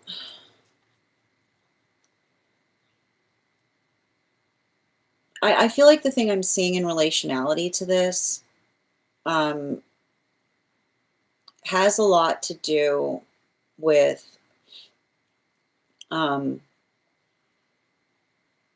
there's something important that I'm identifying here.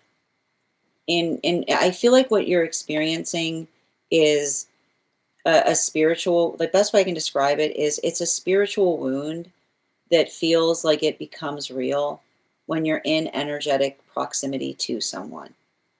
And one of the things that we're effectively identifying in relationality to that work has to do it has to do with the space by which we identify and recognize um,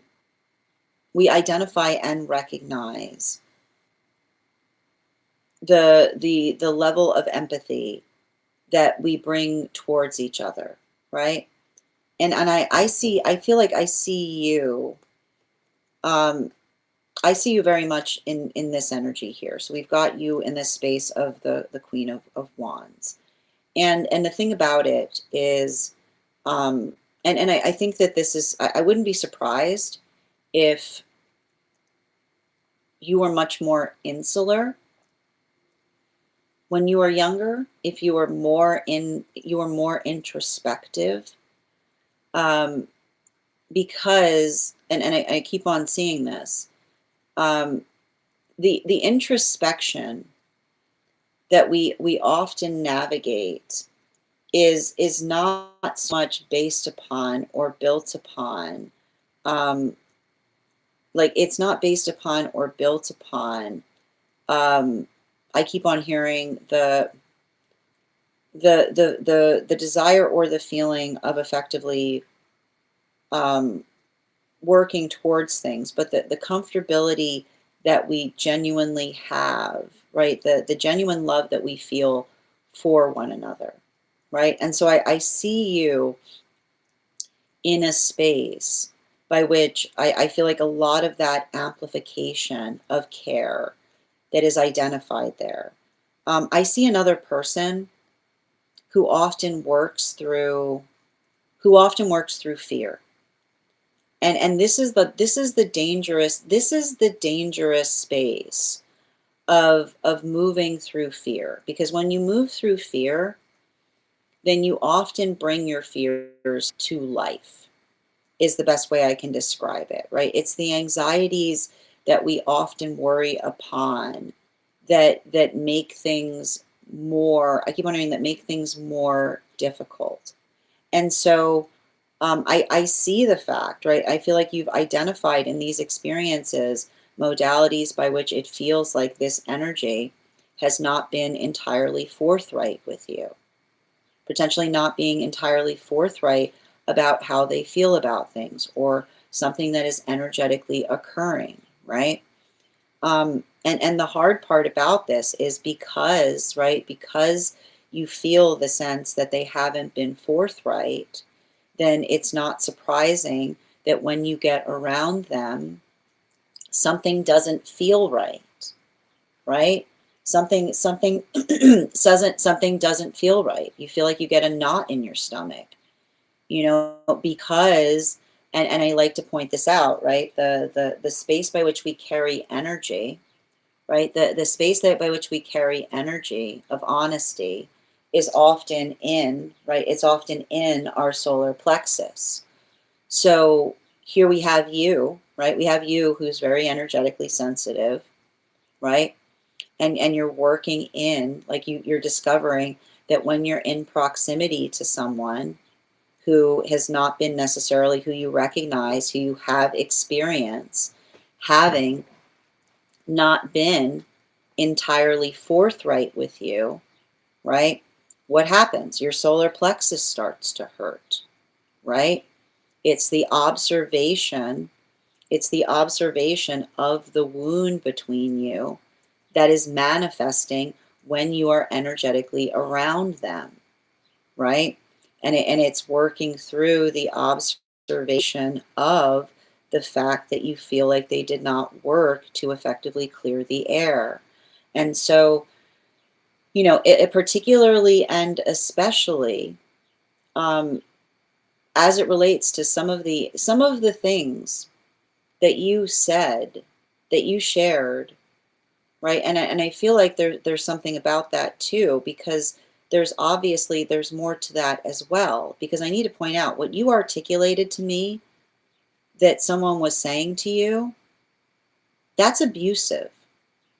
Those statements that you articulated in your message are abusive statements to say to someone. They're backhanded insults, right? So the modality by which you're working through, I keep on hearing you're working through two different experiences. You're working through the recognition of experiencing someone you care about, who you observe has not been necessarily forthright, which is why you feel that tension in your solar plexus when you're in proximity to them. But also you're recognizing the understanding in the crown chakra, which is the headache, that they are around someone who is abusive, because they're around someone who you've seen evidence of giving backhanded insults. And what is a backhanded insult? A backhanded insult is not when you say an insult directly, but if you're smart enough, you can see the fact that it was said in order to bruise, right? A backhanded insult is something that one says and then they say, I didn't, oh, don't be so sensitive. Why are you so sensitive? Oh, you can't take a joke? I was just joking with you. right? That's a backhanded insult, right? Somebody who says something in a teasing way that is actually not okay, to see if they can get away with it. So that's why we identify the fact, right? We identify the fact that your body is spiritually communicating the empathetic concern that you feel for this individual when you're in proximity to them, which is the modality by which you're holding your solar plexus is opening up, is acting up, because it feels like there is a knot between you and them because they're not being forthright. And then your crown chakra is hurting, and your crown chakra is hurting because you can't tell if they're not being forthright, because they're afraid of the energy that is potentially inclined to be backhanded. If they back, it's a logical projection to understand that if they backhanded you, how often do they backhand them? Right? Bottom of the deck on this reading, right? That's the hard part about it, right? It feels to me, the reason that it's hard to be around them is it feels like there's an alarm there, right? It's like your body is aware of the fact that they're in an alarming place. And the alarming place, and the hard part about it, right? You can't help someone. You can't help someone out of an alarming state unless they are willing to talk about the fact that they're within one, right? There's nothing that you can energetically do to assist unless that person opens up to you. But you've already identified the fact that they have a reticence in sharing information with you. So I wouldn't be, I mean, I wish I could tell you that there'd be a resolution to this to help you feel it. But the thing is, the only way that that's going to effectively go away is if the energy between you is made whole again. And there's only so much that you can do. Like, that's the hard part with healing. Healing must be reciprocal. Thank you so much for having that reading with me, dear. And if this message connected to you as well, it's very common for those who need these messages to be here to experience them. We are doing personal readings. We are going to get started on today's we're going to get started on today's daily collective.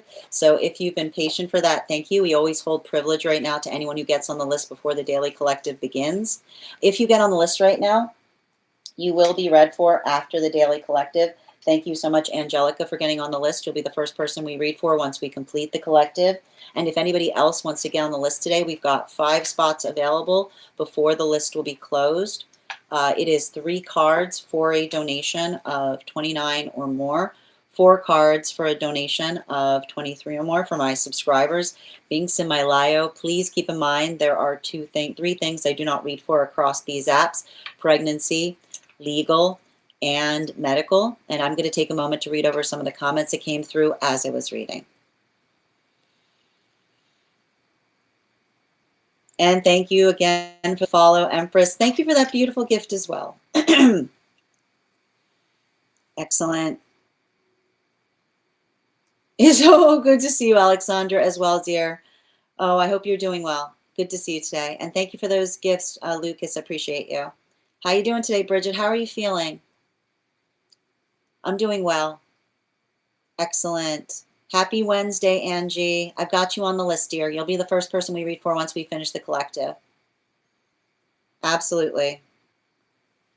I'm afraid I don't do pregnancy readers here. Pregnancy readings, UNK.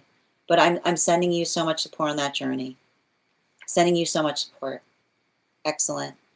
All right, we're going to continue right now. Grand Rising Avatar, good to see you too. All right. As I mentioned, we are going to get started on today's daily collective. If you would like to get on the list to be read for, after we finish the daily collective, you will be the second person read for. 3 cards for a donation of $29 or more. 4 cards for a donation of $23 or more for my subscribers. Being Similayo, please keep in mind there are 3 things we don't read for across these apps: pregnancy, medical, and legal. We're also at 36.1K likes. When we get to 50K, I will be gifting a reading back to the collective. So make sure you're tapping that screen, and we will get to 50K in no time. How are you doing today, Gigi? Excellent. And just bear with me a moment. Before we do get started on today's daily collective read, we are going to warm up those intuition muscles with an intuition check. I've got, where'd the animal spirit guide cards go? I've got the animal spirit guide cards here. We're going to count back from 10. And when we get to 1, I will reveal the card. 10, 9, 8, 7, 6, 5, 4, 3, 2, 1. We got the bear. Thank you for participating. We'll do that again after the next reading. All right, just bear with me. And as I mentioned, friends, if you guys do me a favor and share this live right now, I would appreciate it. Make sure anybody who would like to catch this reading live is here to receive it. Hold on a minute. And just bear with me one moment and we will get started. Perfect. And just to give a heads up for anybody who is interested in being on the list once we finish the daily collective, this is just a reminder that if you get on the list right now, you'll be the second person read for. Also, if you are on the hold list and would like to be added back to the list, all I need you to do is let me know the date that you are added to the hold list, and I'll be happy to add you back as well. That said, no better time than the present. Why don't we get started? Welcome, everyone. Happy Wednesday.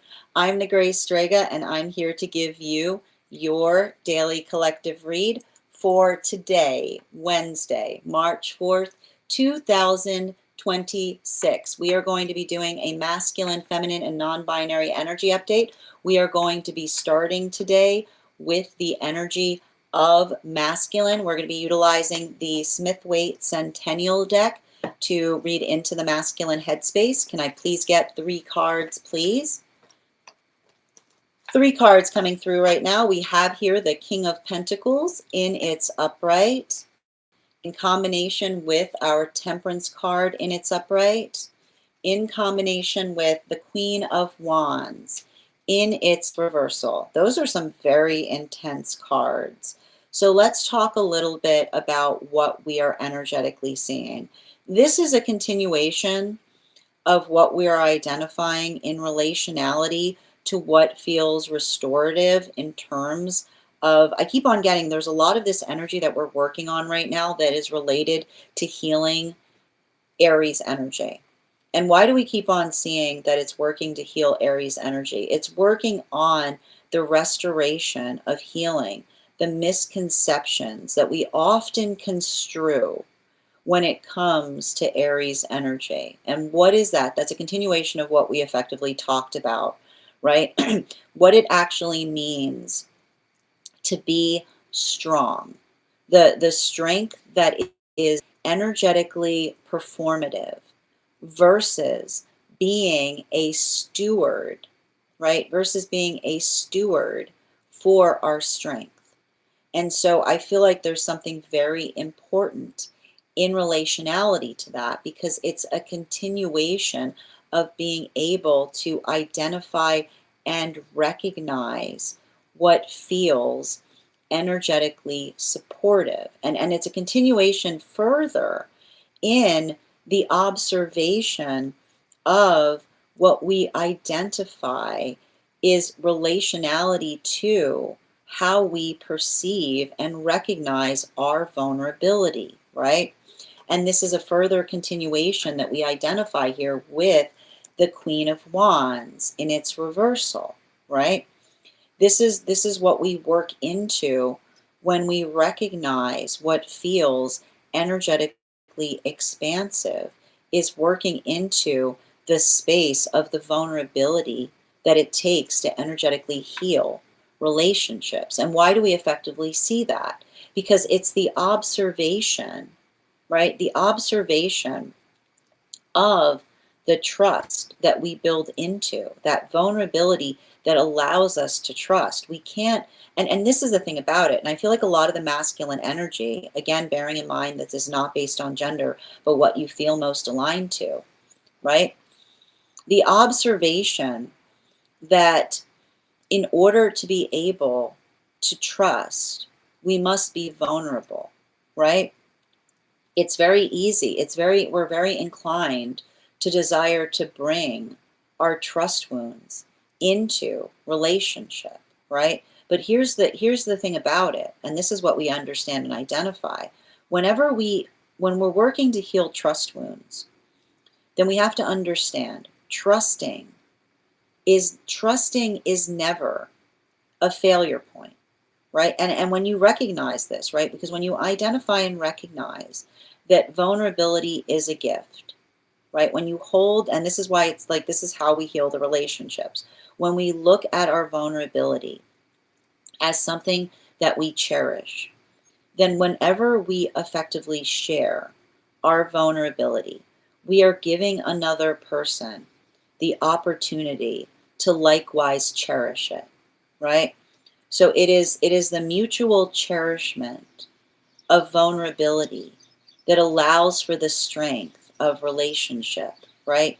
It's the sensitivity that we bring to things. It is the conscientious effort by which we apply that force of energetic effort. So we see that for a lot of the energy that is effectively doing that work, right?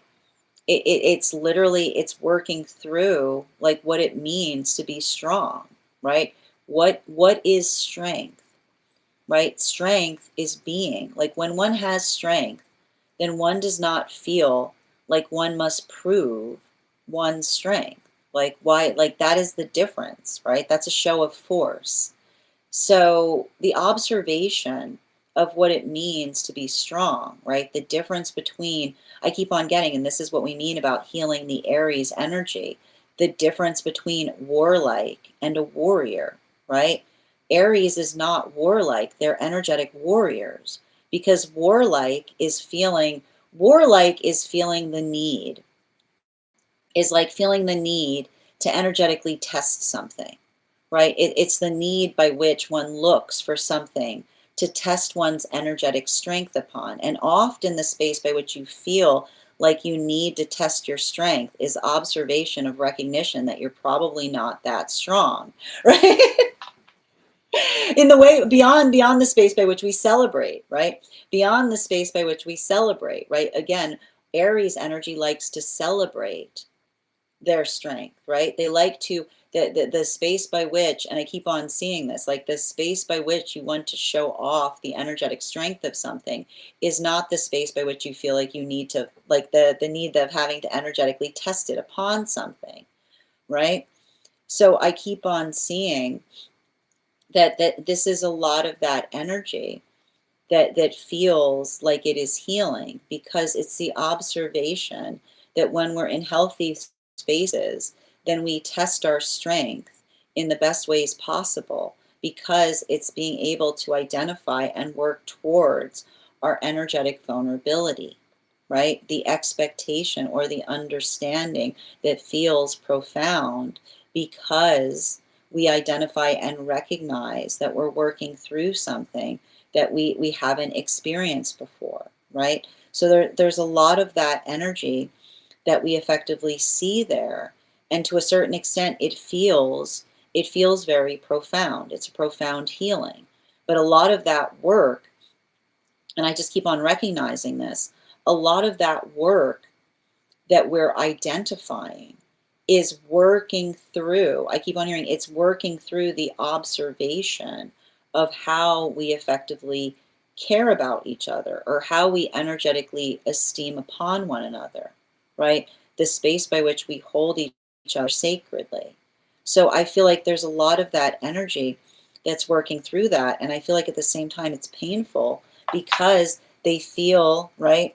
They feel they feel the mutual violation of energy that is not held sacredly, right? The observation of the frustration that is often arises in the context, right? In the context of another articulating upon something that is not, that is working through the space of energetically feeling like one is owed something. And you'll always notice this, right?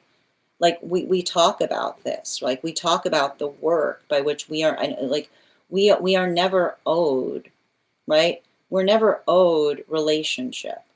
And you can usually tell when someone is sick, when they feel like they're owed one, right? Because it's the space by which we understand that we build into what is beautiful. We put that effort, that energetic effort into spaces. So I feel like it's hard because for a lot of the masculine that's working through those circumstances, like it's almost like masculine trying to heal masculine, almost articulating and saying, do you see how sick it is? Do you see how sick you are? If you're looking at relationship and you're not saying, why can't I find one, but feeling the sense of one being owed one is often the space by which, again, the journey of healing relationship starts inwards, right? It starts inwards in terms of identifying what feels like it's being able to identify the beauty in things, not in the feeling that you deserve, like that, not the feeling like the beauty is there for because like nobody deserves, like it's not the beauty by which we effectively look at something and desire it. It's how we effectively allow the beauty in our life to grow that often creates beautiful circumstances. Now, this is bringing us to the feminine energy. And for feminine energy right now, we are going to be utilizing the Tarot of the Divine. I've already got one card popping out, and it's already in its transverse. So we've got the Two of Cups in its transverse. And two more cards, please. Okay, two more, please. Thank you. We've got here the Ace of Cups in its upright, in combination with the Hierophant. Now, let's talk a little bit. Let's talk a little bit about the energy that we're effectively seeing here. And for feminine, again, bearing in mind this is not based on gender, but what one feels most aligned to. The thing I keep on seeing, it's very much similar to what we're seeing across, which is saying again, the observation of, I feel like this is a lot of the feminine that is identifying and recognizing upon the space by which one holds, like one identifies and holds oneself in the space of identifying that sense of sacred, right? And this is what's beautiful about a lot of that energy that we're potentially seeing there, right? Because it's a lot of the feminine that says start with sacred, right? That when feminine holds themselves in a sacred state, then everything is in the space by which it can energetically change. Because when we talk about the space of holding ourselves sacredly, and this is what's beautiful about it, sacred does not mean special, right? And this is what's beautiful, like my sacred doesn't have to affect your sacred, right? We can be energetically sacred together. You know, like that's what's so beautiful about sacredness, is that when we're working through sacred energy, it's sacred energy can be shared. And that's what's beautiful about it. Like the more like the more that something is energetically sacred, right? Then the more you give it to others. Like look at that. There's more sacred for everyone, right? It's the sacredness that we give to each other that then feels like it's energetically expansive. And when we recognize that my sacred is just as valuable as your sacred, then we can share our sacredness together. And then there's beautiful things that energetically emerge. But all of it starts with holding oneself in a state of care. And the modality by which, right, the feminine is working to heal, are working through situations and circumstances by which others try to effectively diminish, right? Diminish one's own relevance or significance, right? Like the space by which another person often makes us feel like we are too much, right? Working through the energetic muchness. And I like to point this out. What happens in trauma spaces, right? In trauma spaces, you'll have this wild thing occur. You want to know this wild thing that occurs in trauma spaces? The craziest thing happens in trauma spaces. Someone will compliment you as if it's an insult. Someone will compliment you as if it's an insult, articulating something that you know to be true about the self in a way by which one feels that one shouldn't, right? Trauma spaces are wild for that reason. It creates that sense of energetic absurdity. But this is why we see that this is a lot of the feminine that's working through that pathwork of wisdom, right? Because it's the observation, right? Often in the space by which you see or you recognize or identify another, right? Not esteeming something that you aspire to build within the self. Well, that helps. That's not something that you work to change, right? That's not something that you apply energetic effort towards. It's an observation that allows you to continue onward, right? I feel like that's what's beautiful about this, which is like, I don't see the feminine in a space of feeling the sense of having to change another person's impression if they want to look at feminine energy in a diminished space. Because I literally see the feminine saying, if you look at feminine in a diminished way, don't be surprised if you don't see a lot of love in your experience. If you literally say to the universe, I don't see feminine as that important, be ready. The universe is very patient. The universe will give you exactly what you ask for. So the feminine will say, if you don't like love, if you don't like compassion, if you really feel like those things are not important, well, right? What do you effectively expect to happen? Right? It's the observation of the love that we bring to things, right? That love, we have to hold it sacredly if we expect to find it in our energetic experiences. So I see that a lot of the energy that is facilitating upon that is working through the observation of the fact that it's not surprising that things reach terrible spaces when you're diminishing the importance and significance of the love that is found through equal energetic partnership. And now this brings us to the non-binary space. And for non-binary energy right now, we're going to be utilizing the we already got cards popping out. We're going to be utilizing the Nouveau Tarot. Can I get 3 cards, please? We've got here we've got the King of Wands in its reversal, which came out as soon as we started reading. 2 more, please. We've got a cantilevered card in the center and 1 more.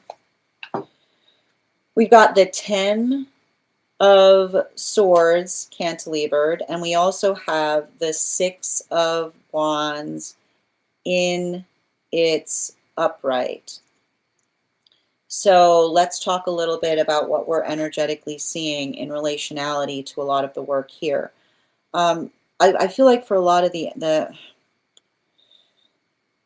how do I describe this?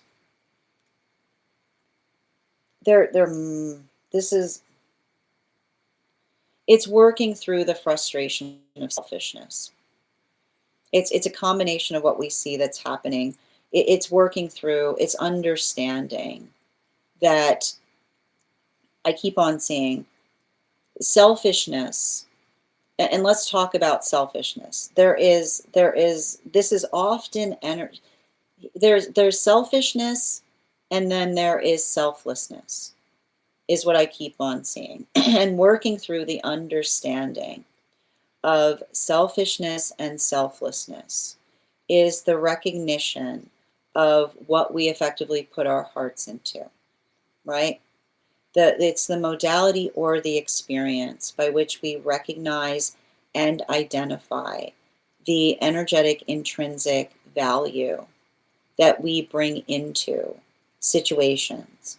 And I keep on getting that this is energy that often works through the pain, right? They work through the pain of working through the pain of having to energetically make choices that they recognize are selfless, right?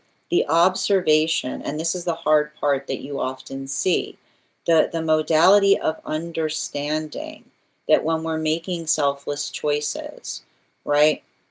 That even in the space by which you're making a selfless choice, another person will choose to perceive selfishness in it, is often speaking more towards what another person is energetically denying themselves versus what we're effectively finding within, right? It's understanding, right? It's understanding that anything that we give to ourselves, if we would eagerly give it to another, then that is the heart of reciprocity, right? That is the heart of a healing journey. The work that we do to find the compassion within that we're then able to express without. But be prepared, right? Be prepared as you head on that healing journey. What is the first thing you're going to hear? You're making selfish choices, right? The first thing you will hear, the first thing you will hear as you get ready to take that healing journey is you're being very selfish right now. But that's why, because it's the understanding that when we apply care to ourselves, we apply care and then we observe, right? We apply care and then we observe in relationality to how another person observes that care, right? Because that the observation of the care that we give ourselves tells us everything we need to know about situations and circumstances, right? And it's hard. It's painful. It's frustrating, but it's also energetically fortifying. So I feel like we see, we see a lot of that energy there working through, right? Working through those circumstances. And even in the space by which one is working through the circumstances, right? Like having a lot of energetic patience. And I keep on hearing a lot of the work that's happening right now is not getting overwhelmed, is what I keep on getting, right? Making sure that you're applying that sense of care to the self as one is continuing through circumstances or situations, is what I keep on seeing. And I like to point this out, and I feel like especially, right? I feel like especially with this 10 of swords in its upright, I keep on hearing it's the observation of when we are working profoundly. Healthy energy doesn't take things personally, is what I keep on seeing. There's something very significant about that. It's painful, but it's energetically unifying, if that makes sense. Continuing to get clarification, and okay. I was gonna pull another. I was gonna use another deck, but the cards are insisting, so we're gonna be utilizing the Nouveau Tarot again. Okay, don't have to be so. Okay. All right, can I get two more? Well, clearly one is in its transverse. Can I get two more, please? Okay. All right, what do we have here? We've got the Eight of Pentacles in its transverse. We've got the four, we're moving back into the heart space of masculine. Again, bearing in mind this is not based on gender, but what one feels most aligned to. We've got eight of Pentacles in its transverse. We got four of Wands in its upright. And we've got Two of Swords in its upright.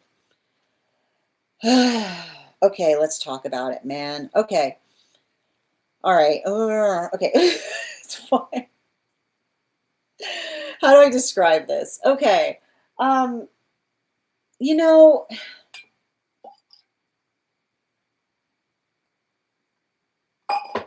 I keep on seeing healthy. the space by which, and we want to talk about how hard this type of work is, specifically and particularly in relationality to masculine energy. Because what we're effectively seeing there, right? And I need to describe this. And you know, if you're masculine working through this, you will understand. Entitlement is literally the sound of someone saying no one understands. Okay? It's literally the isolation of an entitled opinion that is so toxic. Okay? It's the isolation that is created in an entitled opinion that often creates the space, right? It often creates the space by which we understand, like, and that's what's so hard about it, right? The isolation of an entitled opinion, right? Which often that tries to characteristically articulate upon the fact that nobody understands. Everybody, here's the thing about it, right? Everybody profoundly has the capacity of understanding everything, right? We don't need to be in each other's energetic experiences to have empathy, right? But what is often the space by which another person lacks it, right? The space by which another person lacks it is often the space by which they say, nobody understands, right? Nobody understands, being like, did you give someone an opportunity to try? You cannot say, right? You cannot say that nobody understands if you haven't given someone the opportunity to try, right? Like, it's like, and that's often what we like. That's often what we see, right? Like, that's often what we understand. Like the feeling, and this is the thing, when you get, like, again, the difference between isolation and solemnity is understanding the quality and characteristic of feeling comfortable within our own self, right? It's the observation of being able to work through things. And I keep on seeing, like, for a lot of the masculine energy that's working through that, it's having, right, it's having a healthy relationship to one's own feelings of isolation. Because what happens when you have a healthy relationship to one's own feeling of isolation? We've got a word for that. It's called solemnity, right? A healthy relationship with one's own feelings of isolation can become really precious stuff. It can literally become the stuff that dreams are made of. Because when we understand, right, when we understand the profound quality and characteristic of being surrounded by everything, and then feeling wholly in a space by which we ourselves, are we're working through something, right? Then we don't punish others for our feeling of isolation. It's something that becomes profound. It's something that we expound upon. It's something that we become passionate about. It's something that becomes a place by which we work to fill it, but we don't demand that it be filled. While for feminine, and I feel like a lot of the energy of the masculine working through that, I feel like it's not even a conversation with other energy. I feel like it's a conversation with the self, is what I keep on seeing, right? It's towards other masculine energy. It's trying to bring into that understanding of awareness, right? That the one thing you will feel as you continue through experiences is perpetually alone. And I'm here to tell you, we all feel that at every single moment. It's what we do to heal it that shows us who we are at every moment. And that brings us to the feminine energy, And for feminine, we're going to be utilizing the Smith-Waite Centennial deck, bearing in mind that this is not based on gender, but what one feels most aligned to. 3 cards, please.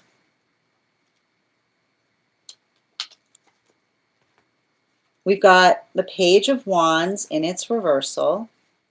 We've got the 10 of Pentacles in its upright. And we also have the Hangman in its reversal. So this is, and again, this is a lot of different stuff that we're energetically seeing here. And the observation of what we're effectively seeing in relationality to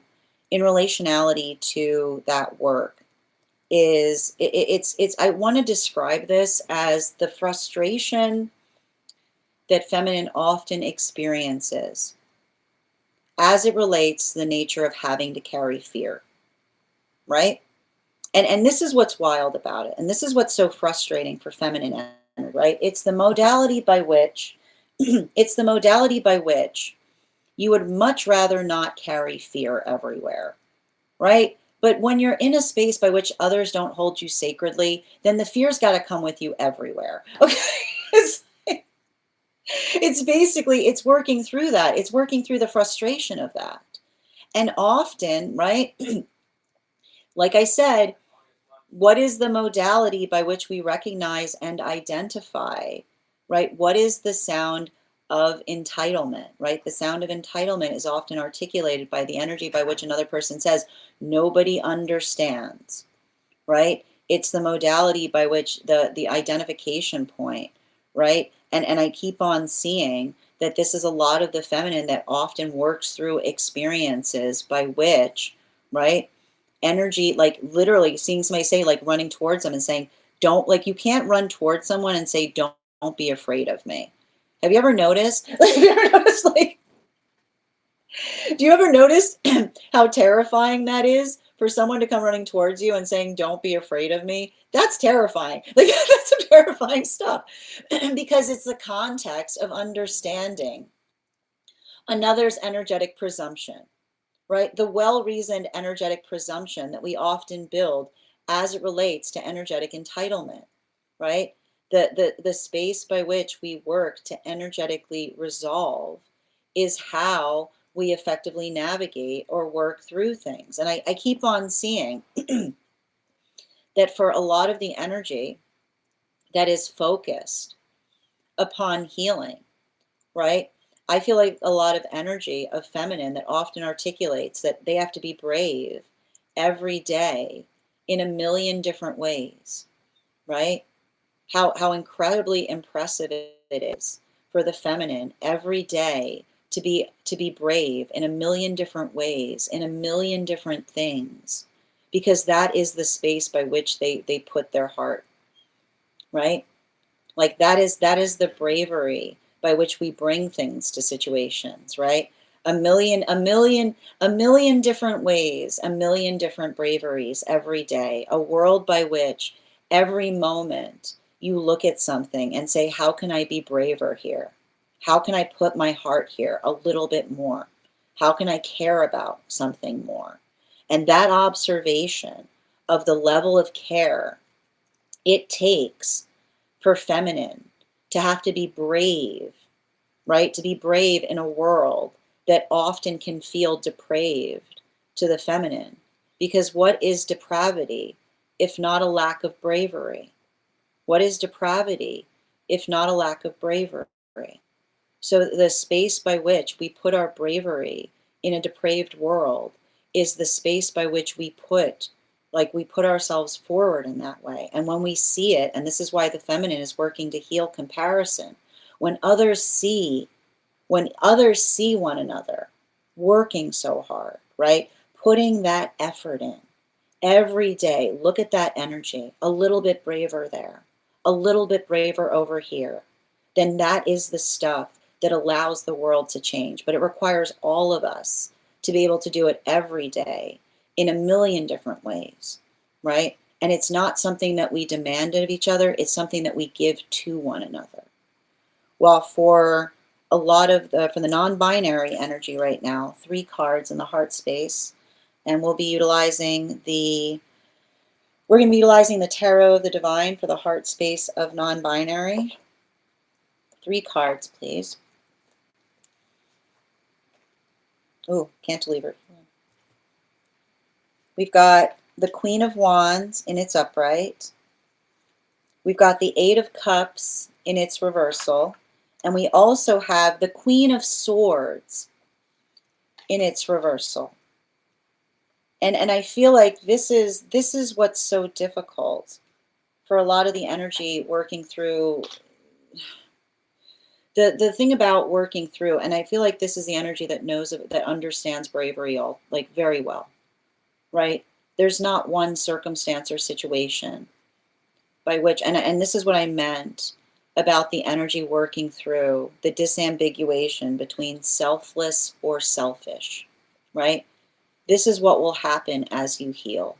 You will be putting your bravery everywhere, right? That same bravery that we saw that was in the feminine heart space, that occupies the space of the non-binary, in the space by which everything one utilizes one's own self as energetic shield, right? The modality by which we see ourselves or we work through the context of the love that one hopes to give to the world, right? And the modality by which you know that you will give that forth.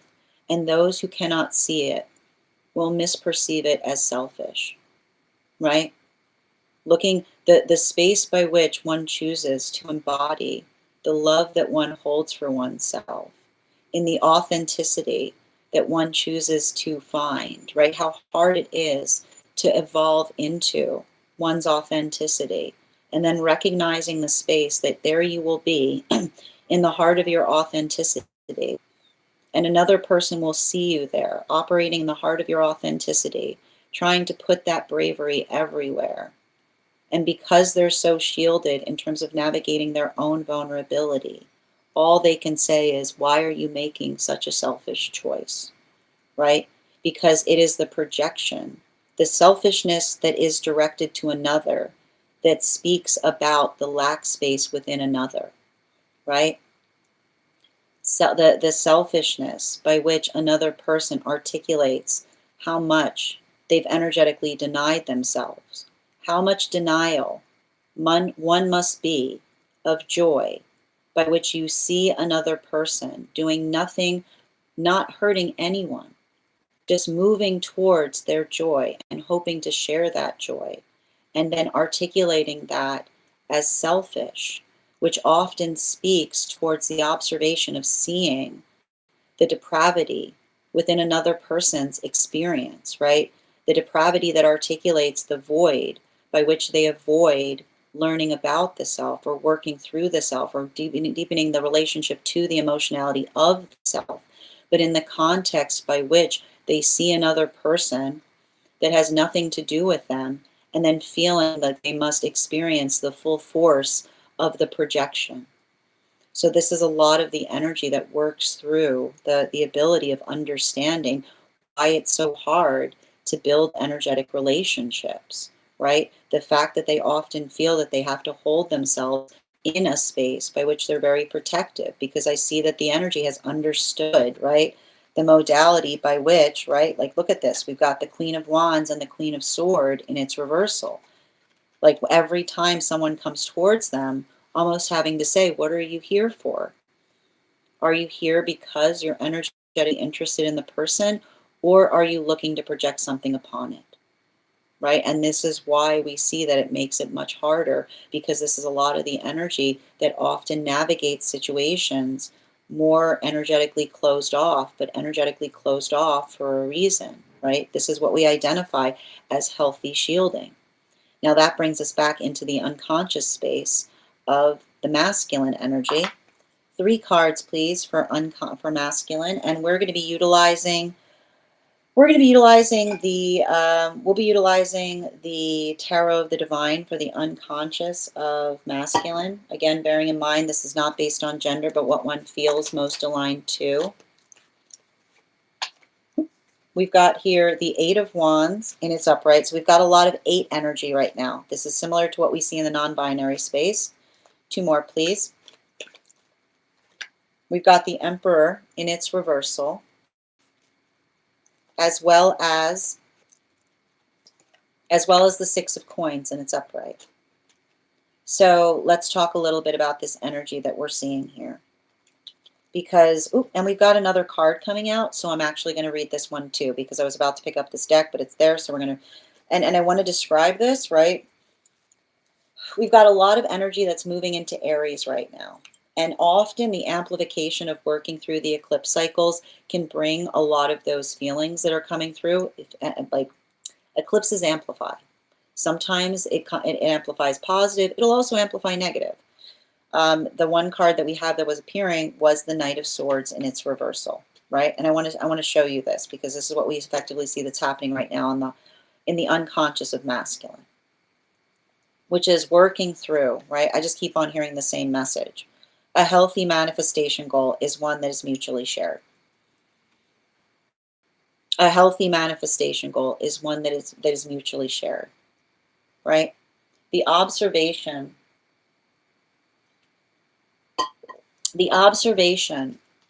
and recognition of how easy it is to move into harmony. The ease of moving into harmony that requires total bravery, right? The energetic ease of moving into harmony, all it takes is bravery, right? And this is often why, and I feel like this is a lot of masculine energy healing from the cringiness it's healing from the cringiness of relationship as trap, is what I keep on hearing. Like, this is a lot of the masculine energy healing from the cringiness of relationship as trap, right? Do you realize how sick you are if you look at relationship as a trap? Like, do you understand the full level of illness that you are occupying, by which you see relationship, which is literally what we're here to do, right? Why else are we here if not to heal relationship? What else are we doing here? Like, what else are we doing? Everything else, I need to point out, everything else we've made up. The only thing here that is true is the relationships between us. Literally, the energetic exchange of relationship is the only thing. It is the only thing that is real. So I want you to imagine a world but I want you to imagine how others see this. The world by which the only thing that is true is relationships that we create between us, and the space of the illness that must be occupied in an experience by which you see the only thing that is real and sacred on this earth, one identifies as trap, right? Do you understand? What's up? Do you understand the level of illness that one must be in to be able to experience something to that degree? The energetic bliss that we create at every moment in finding one another and being able to understand the harmony of what can occur in the space of knowing one another, right? And this is why I see a lot of this energy this is why I feel like I see a lot of the masculine energy looking towards the masculine energy, mortified, and saying, do you understand how much harder you make it for those who are trying to thrive? Do you know how much harder you make it when you are trying to thrive, when there's a whole portionality of energy that refuses to heal, that looks at the whole reason we're being here as the problem instead of the solution, right? The observation of the energetic gift that we have every time we experience one another, and how wonderful it is but with every person, we become someone beautiful and different. The observation of learning from one another through those interaction points, the absolute beauty of the way that energy works in that way. And to feel that modality by which you experience that and say, you have to work to be careful about it, right? You have to, this is what I told you about the Aries energy healing, right? You protect it. You don't fight against it. You protect it. You're precious with it. You hold it sacredly. You don't look at it like combat. You look at it as the journey of a lifetime, right? You fight for it. You don't energetically fight against it, because that is the space by which you will feel things you've never felt before, right? Things don't end there. They begin. While for and I literally see a lot of the energy that understands this, that is trying to articulate that. But it can't begin unless you desire that for the self. And it starts with loving that vulnerable part within, not in terms of demanding it outward and saying, where is it? While for feminine energy, bottom of the deck, unconscious, we're going to be utilizing the Nouveau Tarot. 3 cards, please. We've got the 7 of Cups in its reversal, the Knight of Cups in its reversal, as well as the 4 of Cups in its reversal. All Cups energy, heavy Pisces, heavy Pisces, heavy Pisces. And I'll just point this out, right? Often when we're coming out of eclipse processes, we can feel very emotionally sensitive, right? If you already feel empathic, right? If you already feel energetically empathic, right? If you're already feeling energetically empathic and you're going through experiences like this, it can often feel like there's a lot. It can feel like the overwhelm of others, right? A lot of that heightened sensitivity. I keep on seeing not allowing the emotions to overwhelm, but being able to take directional steps in relationality to being energetically clear upon things, or being very exacting, is what I keep on seeing. And that's what I like, like that's one of the things that we observe that is potentially occurring right now for feminine energy, right? Emotions are the point, so long as emotions have directions attached to them, right? Feelings are nothing or everything, depending on whether the feelings are giving healthy direction, right? So our ability to be able to articulate and identify not just how we feel, but why we feel the things we do, allow us to be able to understand the value of our emotions, right? This is why we don't try to disassociate from our emotions, right? We sit within them. And it's in the space by which we feel them that they don't feel like they overwhelm us, but often that we're able to effectively attenuate and feel through them.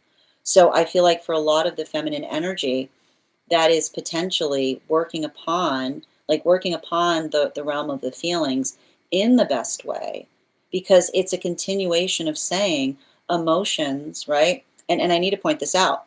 What will trauma say? Right?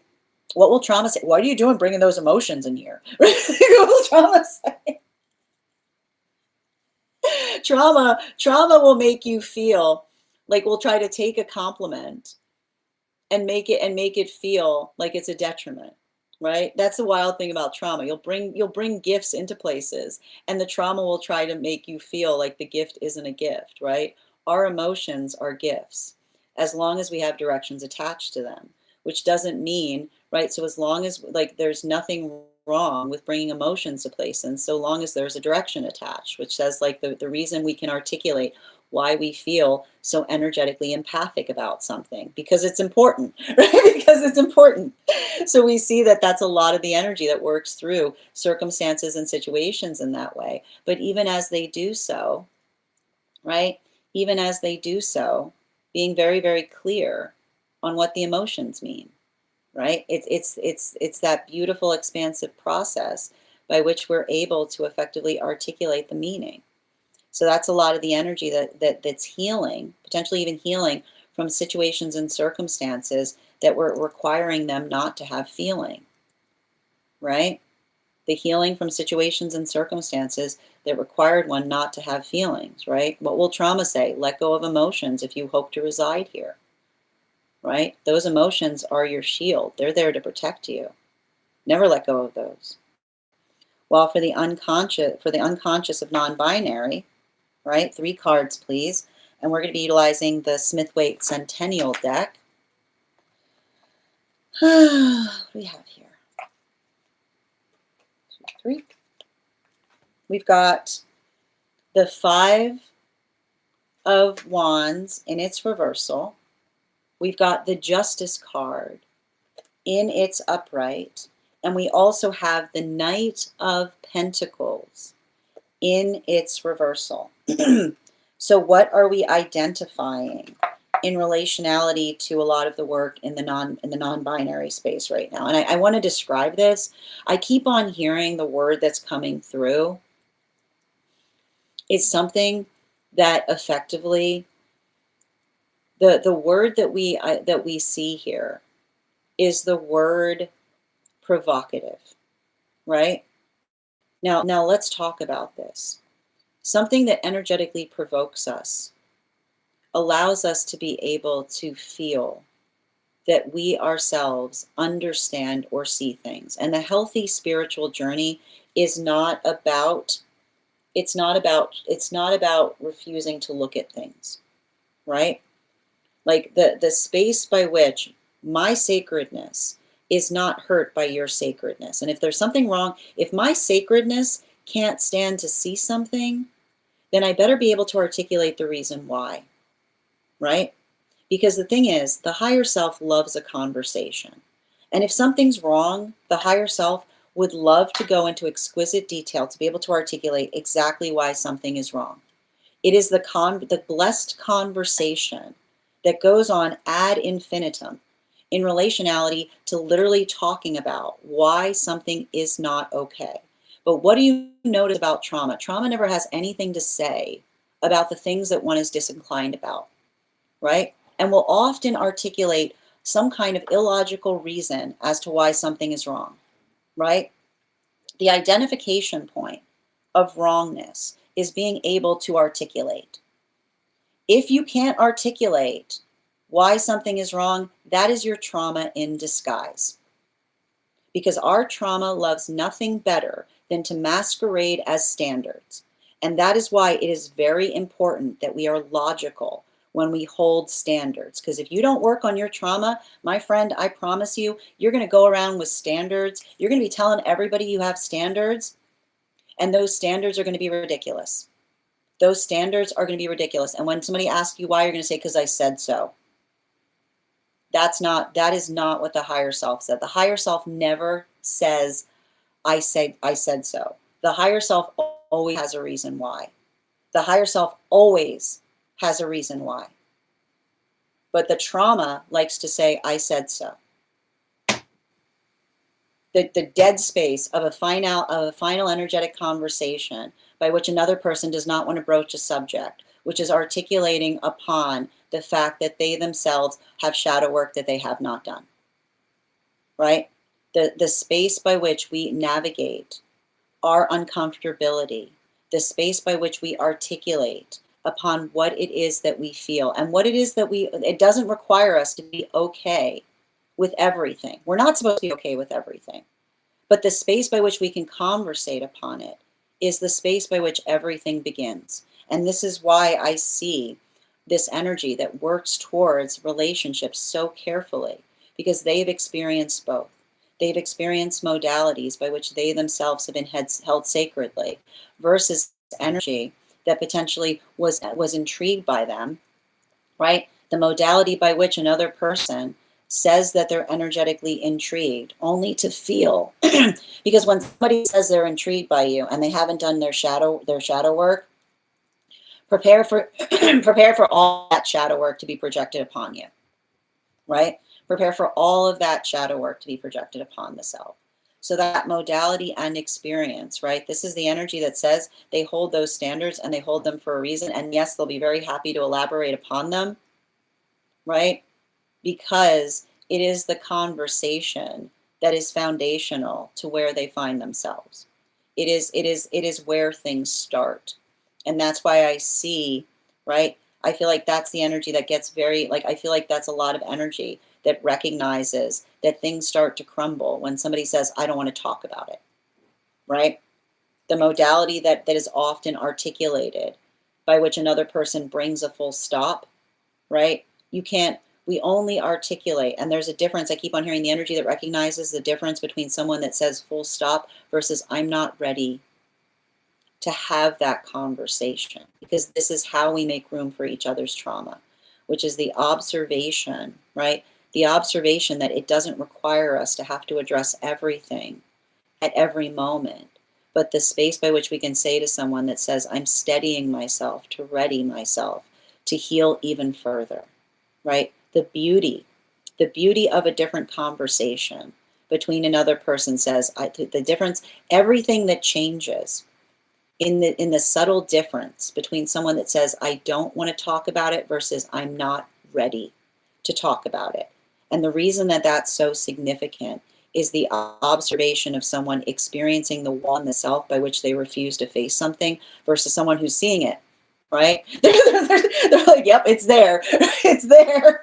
It's like, it's there. I just haven't got, I'm just aware of it, right? That's why, because it's the identification of the energetic awareness that allows us to effectively resolve it even further. Bottom of the deck on this reading, masculine. Come on. Oh, come on. Get off the table. Come on. Stop being so. Cards. Inner child healing.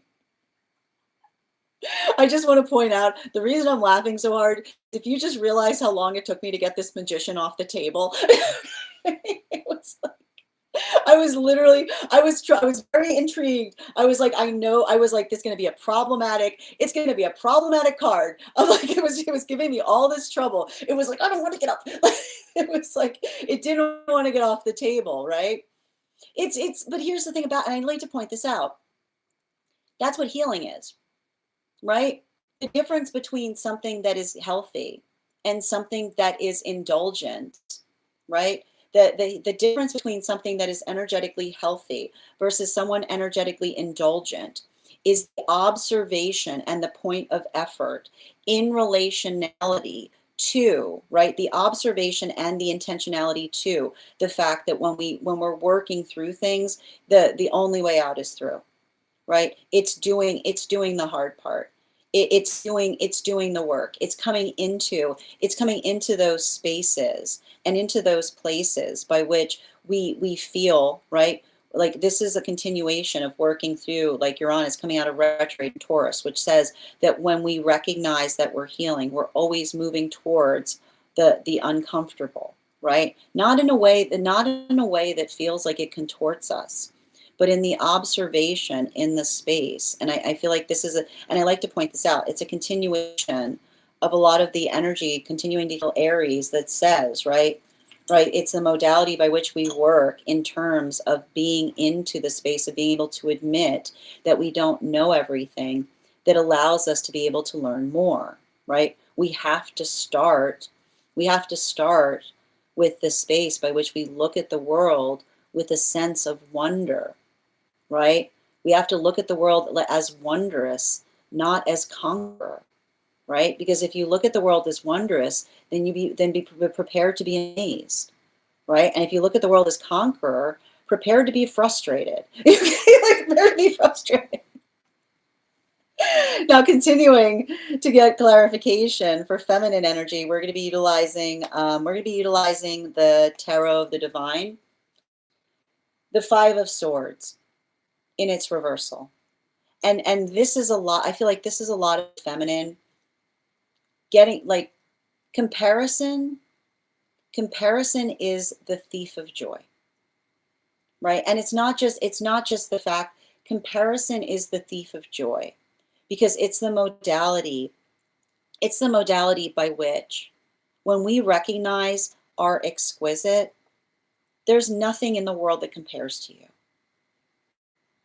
I want you to look yourself, if you're ever feeling like that, I want you to look yourself in the mirror and say that there has never been anyone like you here in all of experience, that you are an exquisite being simply by breathing. And the modality by which you realize that we are all exquisite beings, simply from the act of breathing, then it doesn't, then the ability to want to compare feels like anathema. Why would you want to compare yourself to anything? And why would anyone want to get you in the modality by which they, and often when someone tries to do that, then you're like, that's interesting. That's interesting. That's interesting. That's really, no, I'm very interested about the fact that you're comparing me there. That's a really interesting take you got there. Right? And it's the best, we build upon each other, right? We're energetically inspired by one another. We build into the context of the journey of working through things. And in the way by which we do so, we find directional and exceptional, right? And so that doesn't mean, I keep wondering, it doesn't mean that there aren't ways that we can't perfect and learn from one another, but it's the perfection and learning that feels like we're helping each other every step of the way. Hey, you got something there. Here, I got you, right? I got you, right? Like that's what it feels like when we get rid of comparison. I got you. You got me. We got each other. We're gonna get through this. we just get each other every step of the way, right? And this is a lot of the feminine that is working into, right? Working into how it feels to have that I got you energy, right? Like it's okay. Like we're all moving in the same direction and we're helping each other every step of the way. While for non-binary, on bottom of the deck right now, 10 of cups in its reversal.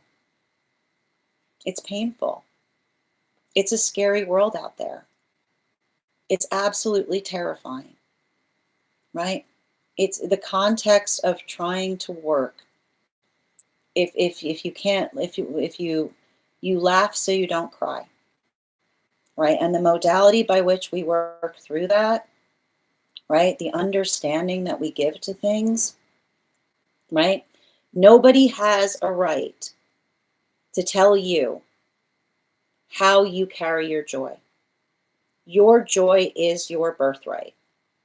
And the modality, and often, you'll often notice this, right? The modality by which one tries to find joy in a difficult situation, someone being like, shouldn't you be concentrating on the trauma right now? Isn't that convenient? Isn't that funny how that works? The trauma that creates trauma and then says, look at this person. Look at this person not taking something seriously. Look at this person who's not taking the trauma sadly. Why aren't you crying? Right? That's what the trauma says. Don't you feel bad? Don't you feel bad that you don't feel worse right now? Don't you feel bad that you don't feel worse right now? And this is why we understand that our joy has an O in it, because it also carries a star. That the modality by which we find joy is never one that we do so because we don't care. It's the joy that amplifies. It's the joy that says, I know, and yet I still choose to find joy, because that is the gift that we give to each other every single moment. A little bit braver, a little bit braver. That is our daily collective read for today. I want to thank you guys so much for being here and receiving it. Just if you would like to if you'd like to book a private reading with me, it is a 2-step process. You have to book the reading, you have to pay for the reading. Please make sure you do both if you'd like to have that reading. Most importantly, please remember that I will never, ever, ever, ever, ever, ever, ever, ever, ever, ever, ever reach out to you for a private reading. I will never DM you. I will never PM you. I will never slide into your inbox and tell you that I have a very important message that only I can deliver. The only way you can book a reading with me is if you book one on my site. So I would encourage you to do it there. A couple of updates before we move into personal readings today. First and foremost, thank you to everybody who attended our recent class on the court cards in the Sword Suite. Our next class will be held on Thursday, March 19th at 6 p.m. PST, 9 p.m. Eastern. We will be continuing our studies into the tarot with a focus on the court cards in, oh, the court cards in the Cup Suite. If you would like to become a part of that tarot class program, all you need to do is head on over to my stack and become a paid subscriber. Your paid subscription to my stack is your ticket of entry into our live classes each and every month. As a paid subscriber, you will also have access to, as a paid monthly subscriber, you'll also have access to over 9 hours worth of material in the Tarot Church Library class system. It's not necessary to catch up. I'll be doing my best to give you an update on what we study in each class prior to beginning each class, but the material is there for you to receive as you're ready to receive it. You'll also have access to a one-on-one chat with me and the other students to ask any questions that you may have in relation to anything we've learned and studied thus far. And if you become a founding member to my stack, not only will you receive a discount on the whole year's worth of classes, but you'll also have access to over 20 hours worth of material in the Tarot Church Library class archive. As I mentioned, we are going to be, you'll also have access to the opportunity of receiving a one-on-one mentorship class with me, where I will meet with you personally to assess where you are on your own personal tarot journey and give you the best insight in terms of how to utilize those classes to the best of your advantage, moving towards your tarot goals going forward. One of the things I try to do in these classes is make them accessible to the absolute novice tarot reader as well as the seasoned reader. There's definitely something there for everyone. Don't let your lack of experience or your robust experience prevent you from joining us in these classes. And even if you don't become a paid subscriber to my stack, I would encourage you to follow me there to stay up to date on any new offerings or services. I also post my weekly newsletters there and my mystic meditation articles, which will let you know how we've been experiencing the energy on a bi-monthly period. I just wrote one recently on navigating this full moon energy that we're currently experiencing. I also want to let you guys know that on top of my standard life path readings, I also offer mentorship classes. These are for any of my students seeking a more personalized educational experience with me. I take a very limited number of students for this reason, as those classes are focused on each individual's personal spiritual goals and journey work. Those classes can be purchased on an individual level or as a monthly class series, weekly or bi-weekly, as your schedule permits, so that you can stay more consistent on your personal journey. Also, I'm very happy to offer dream interpretation readings, which can be purchased per dream or as a series. If you purchase a series, I would encourage you to start to keep a dream journal, as we will meet weekly or bi-weekly with that journal and utilize the tarot to understand the key themes and messages coming towards you in the dream space. I want to thank you guys so much for being here today and sharing in these messages, and we will do this again tomorrow.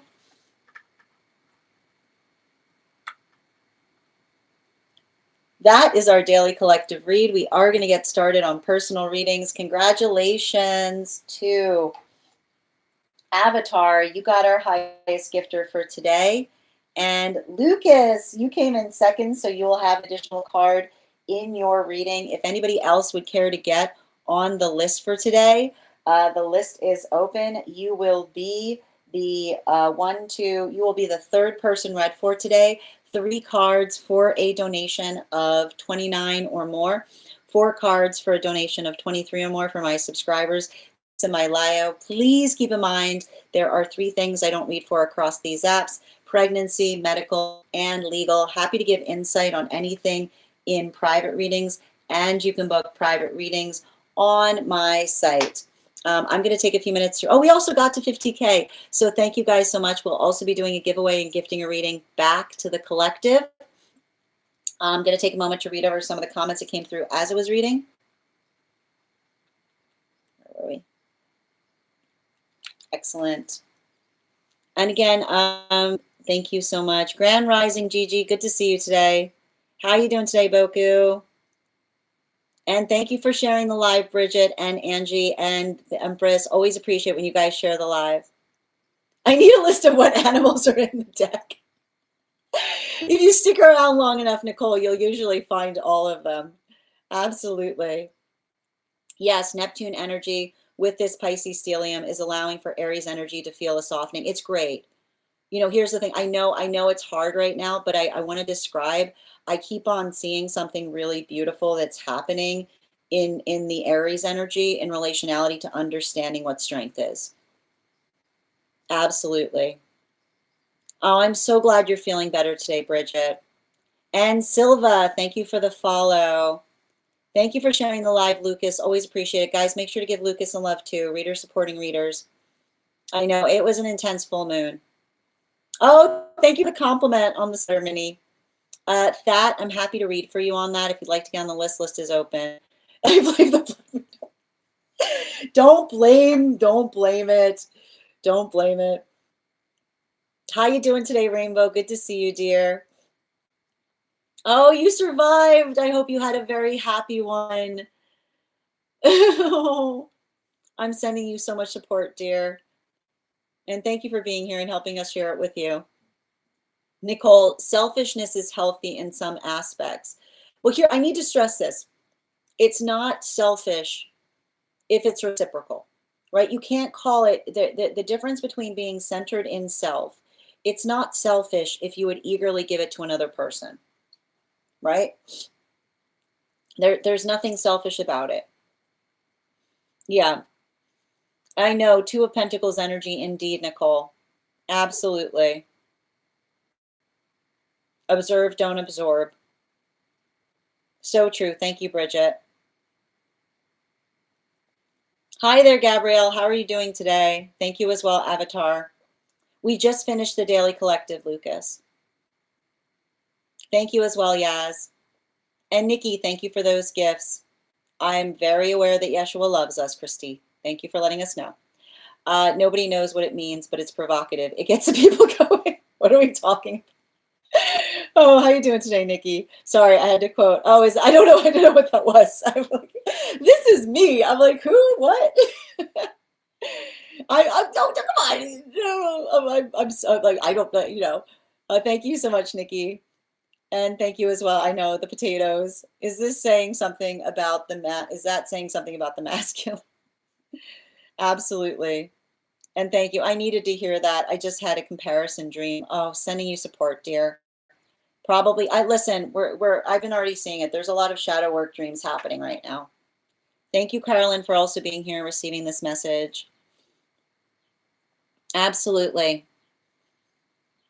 Oh, well, maybe again. Oh, that's very funny. But again, I'll always chat with you. Yeah, we have it. We're all in this together. Yep, stuck in my head. Absolutely. Thank you as well. And thank you as well, Nicole. I DM you all the time. Oh, and thank you guys so much for those gifts. I deeply appreciate you. Absolutely. And thank you for that hashtag, Nicole. Thank you as well. Excellent. You've had that's like, oh, post the song in the disco. One moment. Excellent. Absolutely. Oh, was it? Okay, actually, okay, so you know what, you're right. You guys, I'm looking at it and you guys were actually equal. We never had that before happen.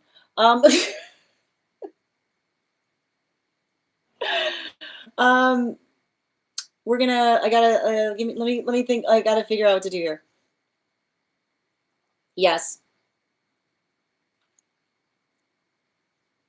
Yeah, oh man, that's actually not a bad number. That's not a bad idea at all, Per. Yeah. Okay. No, that's a very good way of resolving it. You guys making it always got new things. All right, let's see if we can figure this out. All right, I like yeah, I think that's probably if you guys are comfortable with that, I feel like the best way to kind of, we've never had this happen before. Okay, why don't we do that? If you guys are comfortable, because I didn't see the fact that you guys had the exact same amount and I want to be fair. I am thinking of a number right now between 1 and 10. Whoever lands on the number will get the reading. Is that fair? Okay, go for it.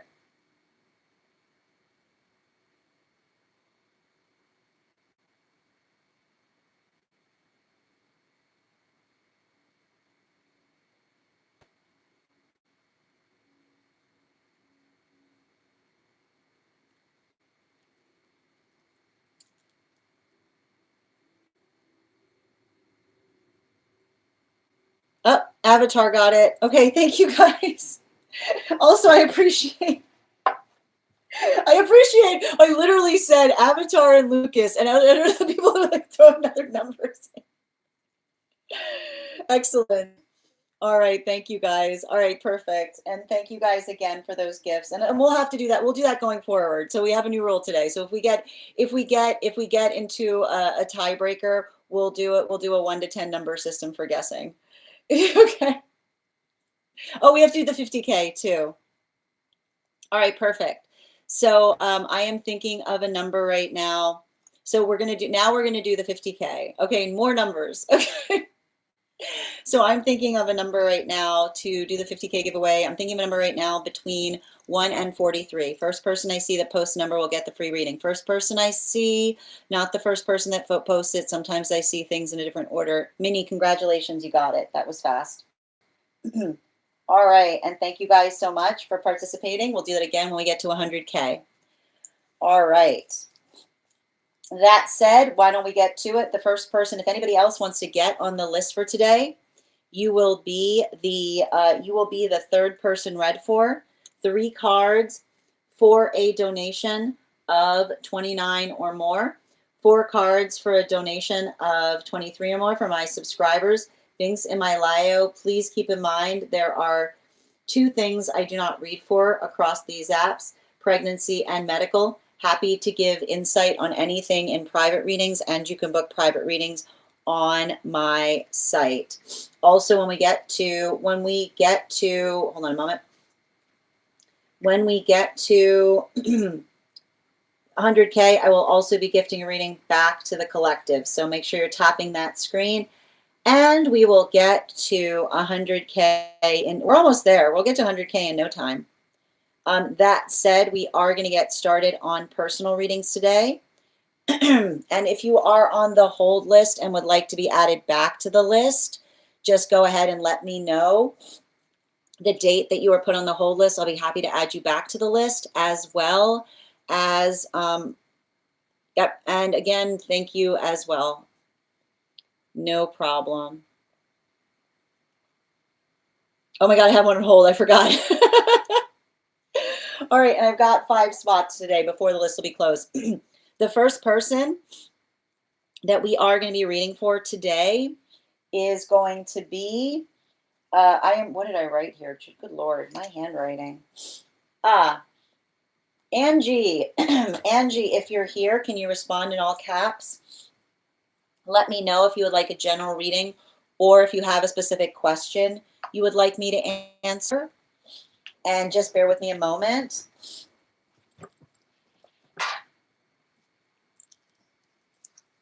Okay, there we go. Have to put a sheet down. There we go. All right, good. How you doing today, dear? Oh, I'm glad you enjoyed it, Lewis. One moment. And for those who are joining us across the other apps, you can also get on the list today via my tree that has binks in it in my bio. Okay, where were I? Oh, dear. Okay. Well, again, so the one thing I want to articulate before we continue, Angie, is if there's something that's actually happening that is dangerous or illegal, I want you to make sure that you're contacting the proper authorities. If we're talking about something that feels energetic, I'm happy to read upon it, but I want you to make sure, before we continue to read further, that you're taking the right cautionary steps if you feel like you're being threatened in any way, shape, form, or fashion. Okay, thank you for confirming there. I'm happy to read for you that way. And again, I'm sending you so much support on that journey. Let me, before we continue though, let's warm up the intuition muscles with an intuition check. I've got the animal spirit guide cards here. We're going to count back from 10. And when we get to 1, I will reveal the card. 10, 9, 8, 7, 6, 5, 4, 3, 2, 1. We got the raven. We'll do that again after the next reading.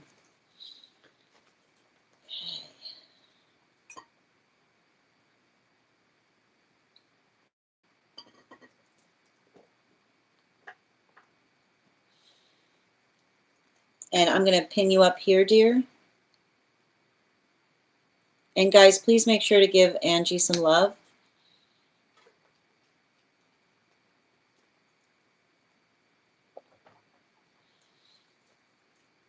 Four cards.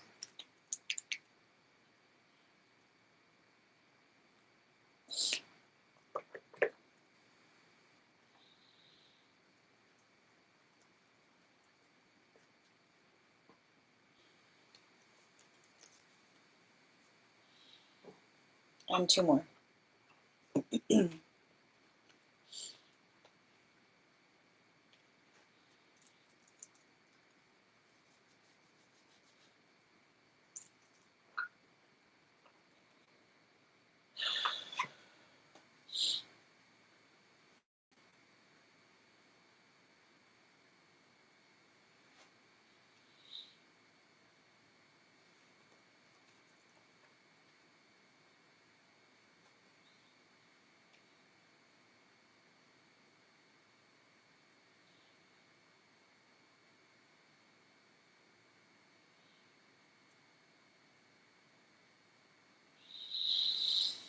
Hmm.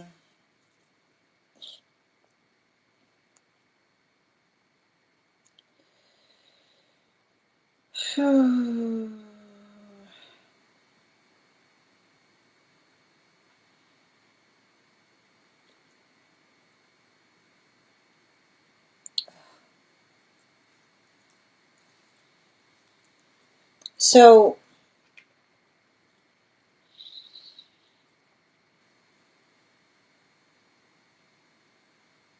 the one thing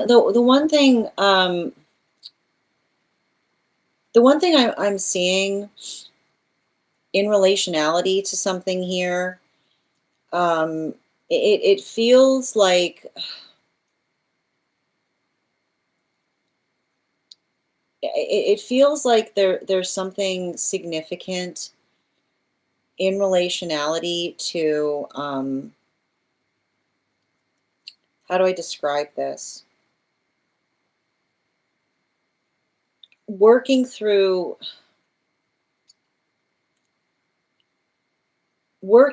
some kind of general feeling of anxiety is what I keep on seeing in relationality to something. And the thing I keep on identifying there, um, like it's saying to me that it's working through um, there's something important. I want you to kind of I want you to reshape the way that you're experiencing something um, out of the framework of attack and more into um, it's saying to me like volatile energy to a certain like in a certain way, you know, because I keep on getting this like attack gives the implication like the when you articulate the word attack, it's giving the implication that somebody is doing something right, or something that feels like it's focused upon the self, right? Like or something that's coming in from the outside. But the work that I keep on seeing has more to do with I want to describe it as um, you know it's saying like I need to point this out. You came, and I would be curious as to when you entered into their experience, because if you came in with the eclipse, it's not an attack, it's the eclipse energy is what I keep on seeing. And you have to give it like, and again, I kind of say, if that's the case, wait, like we're coming out of the eclipse energy now. So just be patient is what I keep on seeing. Because the one thing I need to point out, okay, and here's the thing, and it does, I keep on hearing, it feels coincidental in here. Is what I keep on getting. Like I'm looking at these, I'm reading into these cards and it feels very coincidental in here. And so the coincidentalness is potentially, like I keep on seeing, did you enter into their experience around the time that the eclipse started? Guys, help me out with a number here. When was blah blah blah blah? When was I let me hold on. When was that date, guys? I need line. Hold on. Um, was it over? I'd be curious as to whether it was over when it was the last time we had the new moon. I'm trying to look up the date myself. Hold on a minute. Bum, bum, bum.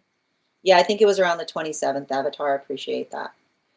Because the thing is the one thing I'm identifying here is, and I need to point this out, especially, okay, 17th. No, it was around the 17th. If this has been happening since around the 17th, then you literally entered into their experience like during the eclipse process. And I need to point out though, and I wrote a whole article about this in relationality to what we were experiencing. Like that was a lot of emotional reset that we saw was happening. And the space by which I keep on getting, if something feels like it was amplified, it's not an attack, it's the eclipse, is what I keep on getting. And the thing about the thing about the eclipse energy that I often articulate is eclipses don't create things that aren't there, but they can take things that are sometimes minute and make them feel energetically unavoidable, right? It's like I describe it, it's like the molehill that becomes a mountain. It's something that's there, something small that feels like it overwhelms the senses. So particularly if this is something that's been happening over the last few weeks, I want you to be conscientious about that specifically, because the one way you'll be able to notice, the one way you'll be able to notice if that's the case is if it starts to ease out now, right? If it starts to go back to feeling energetically reasonable, because like the one thing I keep on seeing, and I want to describe this, um, this eclipse was a little bit rough if you carry a lot of anxiety, right? This was not a good eclipse for general anxiety, is the best way I can describe it. Because, right, and I need to point this out, this eclipse cycle, and I've been talking about this, happened, you couldn't see the totality of it, right? The totality of it was happening somewhere where no one else could really witness it. So it's the feeling of something that feels like it's amplified and then trying to pin reasons to things, right?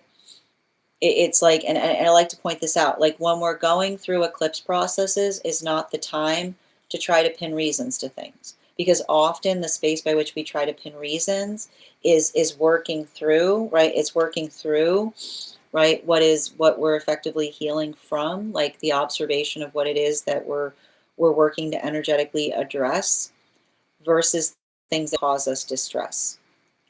So, I want you to kind of, like the positive here is everything I see in relationality to these cards is articulating to me that you are safe and you are energetically protected, right? And honestly, sometimes just the proclamation of that, right? To help build into that feeling of energetic stability, right? Because the one thing I want to describe is, and I keep on seeing this. Like I almost feel like there's a situation. Like I keep wondering if it feels like there's been weird energy. It's specifically in relationality to the eclipse process, and that ability of understanding or recognizing that should effectively, like if it feels like it subsides, then that is you effectively like riding through the tide of the eclipse and coming out of the other side of it. Bottom of the deck. Yeah, especially, right? I know, like, again, like, it's funny too, because I'm like reading upon this, like, especially with this Four of Swords in its upright, right? Um, the thing about it is we can often, like, the sometimes what happens is, how do I describe this? Um, the thing about we can also see is that if we have old wounds that we carry into the eclipse processes, they can also sometimes feel like it feels more directed, right? So I almost feel like there's something that we're seeing um, in relationality to this particular eclipse cycle. Um, I don't know if you have, I don't know if you have some kind of, I don't know if you have some kind of shared history with someone here, is what I keep on seeing. Um,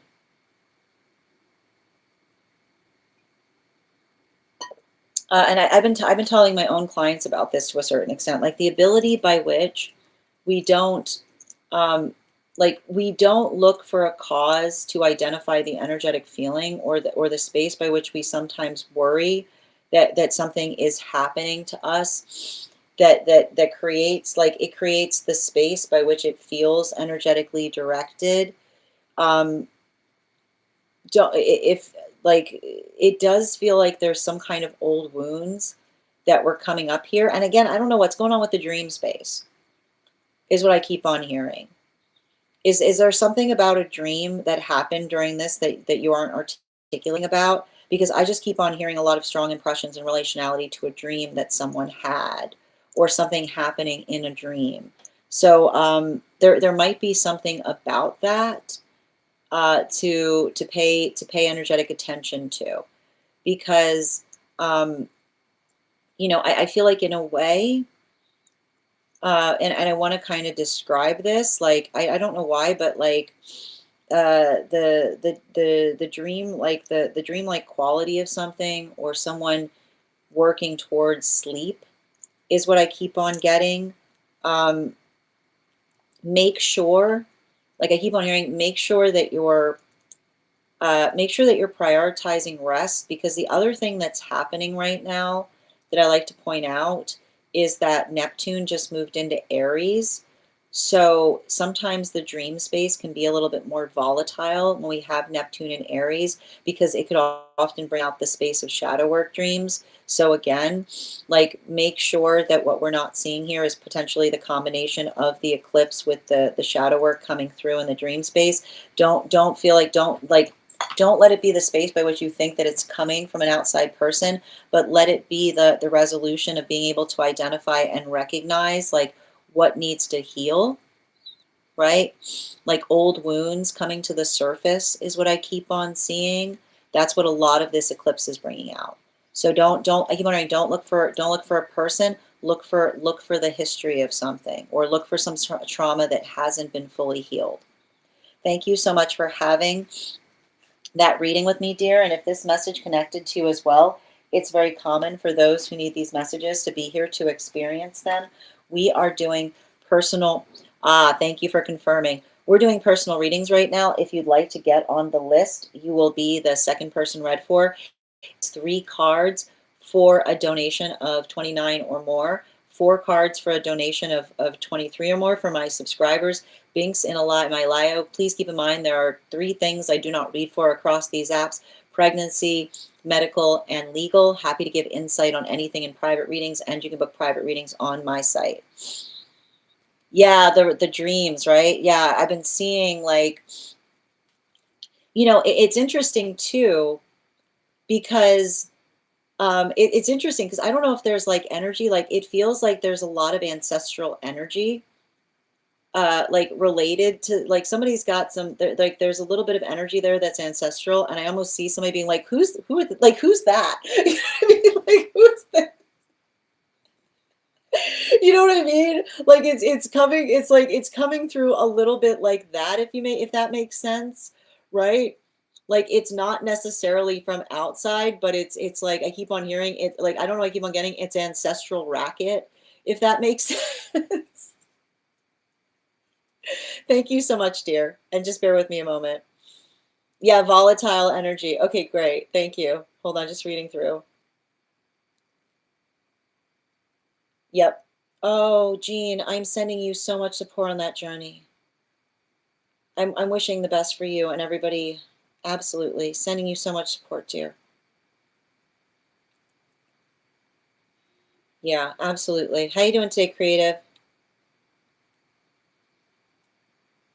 Absolutely. Just reading over. And thank you, MJ, for the follow. And thank you for those gifts, dear. Yeah, the family. Yeah, it's interesting because I feel like a lot of those dreams are ancestral dreams. Like somebody trying to come through in spirit. It's interesting. Thank you. No problem, Lucas. All right, we're going to continue right now. The next person on the list for today is Avatar. Avatar, if you're here, can you please respond in all caps? Let me know if you'd like a general reading or if you have a specific question you'd like me to answer.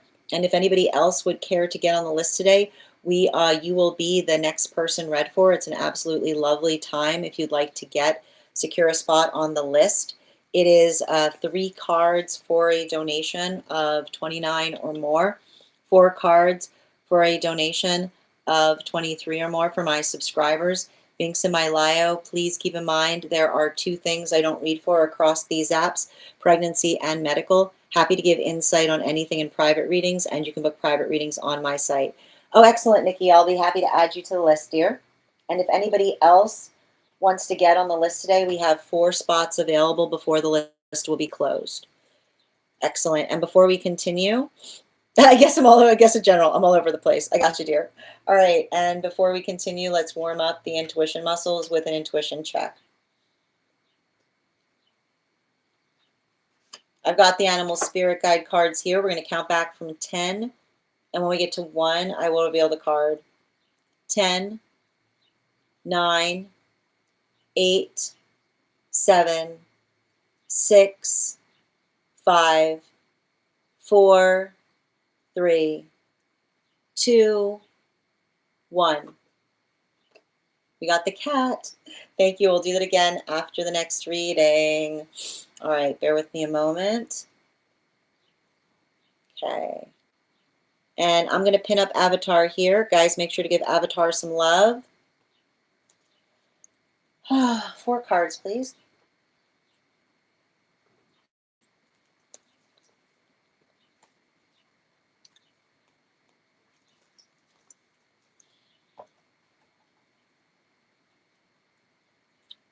Two more. And 1 more.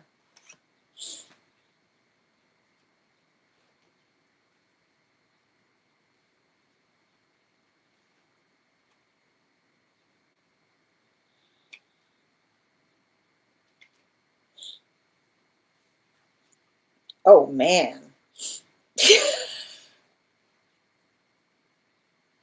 Welcome back. How are you doing?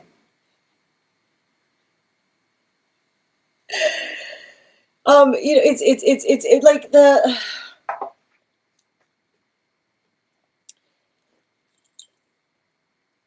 so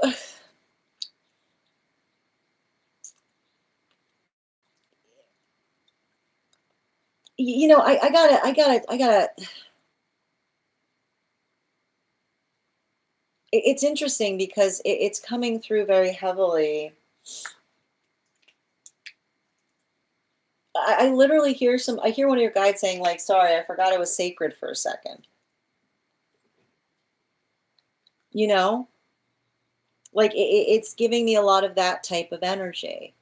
And the thing about it is, I don't know why, like this is giving me some kind of like gross energy that you're working on healing from. And you know what and here's the funny thing about it. You know what the gross energy says? Don't you have any decency? Right? Isn't that wild? Isn't that energetically wild? I keep wondering, gross energy is mortified by everything. Like that's how you can tell it's gross energy. Gross energy is mortified by everything, right? You can't even like what are you doing? Stop breathing. Why are you breathing like that? Like you know what I mean? Like literally the type of energetic irritation by which another person like that. I keep wondering like the guy like that's the gross energy, right? Gross energy, everything is gross, right? Gross energy is often because what does the gross energy do, right? The gross energy is mortified by everything, right? It's often the space by which another person is constantly, right? It's the space by which another person is constantly articulating upon like how, and I keep on hearing, I don't know, I keep on hearing things are gross, people are not gross. You know, it's real ugly, right? I feel like you saw some ugliness in someone. I feel like you saw some ugliness in someone, is what I keep on seeing, right? And that's what I keep on hearing from one of your guides. Things are gross. People cannot be gross because, and this is the thing about it, when you recognize that things are gross, people are not gross, then the only time someone is gross is when they see a person and they say gross, because what they're really saying is they don't see a person there, right? It's the energy like, and I think that that's what's interesting about it, right? You get it, you know what I'm talking about, right? The ugliness that you see in another person who is constantly judging others, and always, and you can usually tell, right? You can usually tell a person like that because they what they're really saying is I put consideration in the value of a person by whether I feel that they're attractive.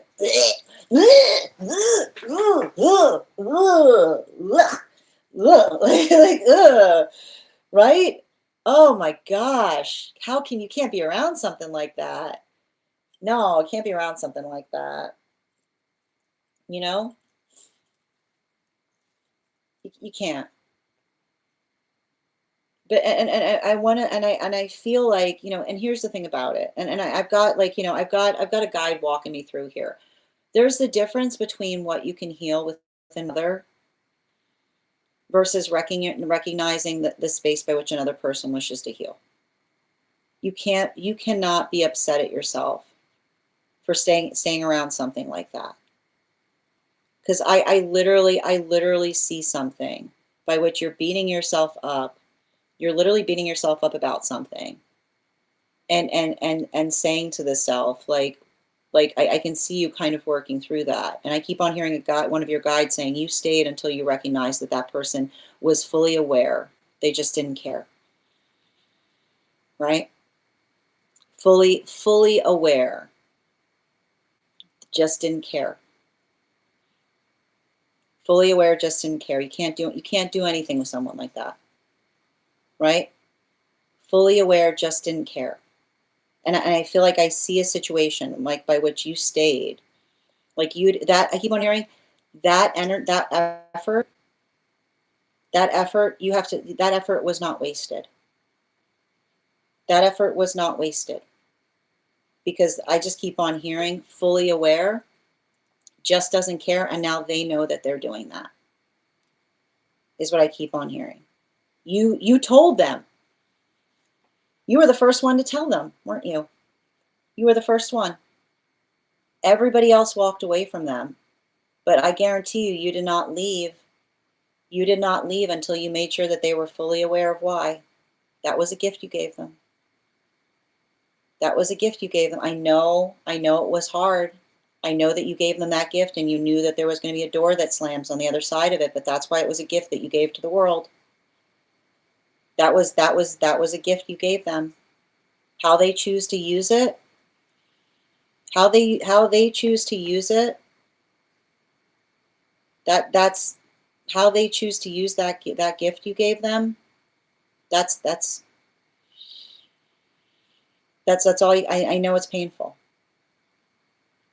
but I just keep on getting the same message from the guides that say, don't be, it was not wasted. I keep on hearing, it was not wasted effort, you know, and I can see you still going through something here, by which I can see you looking at something and being like, I can see all the time and the care that you put to something. And I just keep on hearing the same message from your guide. Time is not wasted. And I see, especially if there was a situation by which you did everything you could beyond staying to condone something, that's why it was a gift. Because I literally see a situation by which I see somebody by which you articulated, you drew an energetic line. You told them, like you told them what you were like. And I like to point this out, when we draw lines, we are respective of each other's lines, right? Because we understand that there's trauma surrounding, right? Like when we draw lines, we understand the trauma of that it takes to be able to articulate them. We don't kick the line and say, this is what I think. Like, this is what I think about you, and this is what I think about the things that you care about, right? And I feel like it's really painful, because I just see a situation here by which, like, I literally see, like, the patience by which you work to try to reaffirm to someone why something was important. I just keep on hearing the effort was not lost, and you've left them. I know it's hard for you to recognize, but you left them in a better position than you found them, because the space by which you told them, the space by which you were energetically clear, right? I just keep on seeing you're the first person that left them, not trying to, like, you're the first person that left them, not in a space of like, I literally say, you saying, like, this is where we end, and this is the reason why. And I want you to understand, like, not doing so in the space by which, like, I keep on hearing you're the first person they ever met that wasn't trying to up an ante, that just, I keep on hearing, like, put your things down and walked away because you energetically care about them. Bottom of the deck.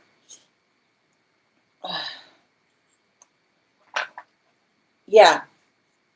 And I feel like it's really hard too, because I literally still see a situation by which someone's trying to come towards you from a volatile situation, right? Like that volatility, right? Like that volatility is something that I feel like you're going to have to, like, navigate to a certain extent, because I almost feel like I literally almost see a situation by which you're walking away from something saying, like there's, like, you can have absolute hope, like, for another person to find what they need, but also understand that some things can't be healed, you know? Like, I literally see a situation here that's like another person. I keep on hearing, and you know this too, right? Closure does not require, closure does not, we don't insist upon closure. We don't demand closure from each other. And often the space by which another person demands closure is exactly the reason by which we recognize it's not safe to give it to another, because closure is not something we give each other, it's something that we find within ourselves. So I feel like, you know, like, just let that reaffirm your healthy intention, even in the space of them coming towards you in some combative or reactive fashion, right? Like, you can literally say, like, you know, I'm like, I wish you well, right? Like, and that space, that is the gift that you give another person, because I can literally see the space by which they were projecting a lot onto you, right? Some energy it's not safe to care about if another person is still in the space by which they're projecting. Thank you so much for having that reading with me, dear. And if this message connected to you as well, it's very common for those who need these messages to be here to experience them. We are doing personal readings right now. If you would like to get on the list, you will be the second person read for. 3 cards for a donation of $29 or more. 4 cards for a donation of $23 or more for my subscribers. Links in my bio. Please keep in mind there are 2 things I do not read for across these apps, pregnancy and medical. Happy to give insight on anything in private readings, and you can book private readings on my site. We're also at 80K likes over on the place where we keep on the clock app. When we get to 100K, I will be gifting a reading back to the collective, so make sure you're tapping that screen and we'll get to 100K in no time. I'm going to take a few minutes to read over some of the comments that came through as I was reading.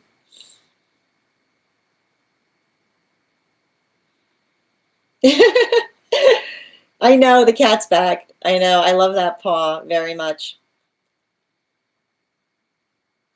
Well, like that's like I need to point that, but here's I said, right? Like that's different per her, right? Like that's different. Yeah, it's exhausting. How you doing today, Annie? Fully aware. Thank you for also receiving this message, Nikki. It's nice to hear. Thank you as well, Ed. And thank you for those gifts, Adam. How you doing today, Nova? And thank you as well. Excellent. All right, we're going to continue right now. The next person on the list for today is Nikki. Nikki, if you're here, can you respond in all caps? Let me know if you'd like a general reading or if you have a specific question you'd like me to answer. And as I mentioned, if anybody else wants to get on the list right now, it's an absolutely lovely time to get on the list. You will be the second person that we read for today. 3 cards for a donation of $29 or more. 4 cards for a donation of $23 or more for my subscribers. Links in my bio. Please keep in mind there are 3 things I don't read for: pregnancy, medical, and legal. Happy to give information in private readings. And also, we are at 80K likes, and if you keep once we get to 100K, I will be gifting a reading back to the collective. So make sure you're tapping that screen, and we'll get to 100K in no time. All right, where are we? It's entirely up to you. If you want to do a dream interpretation, we can absolutely do so. Just let me know what you would prefer to do. Life path. Okay, great.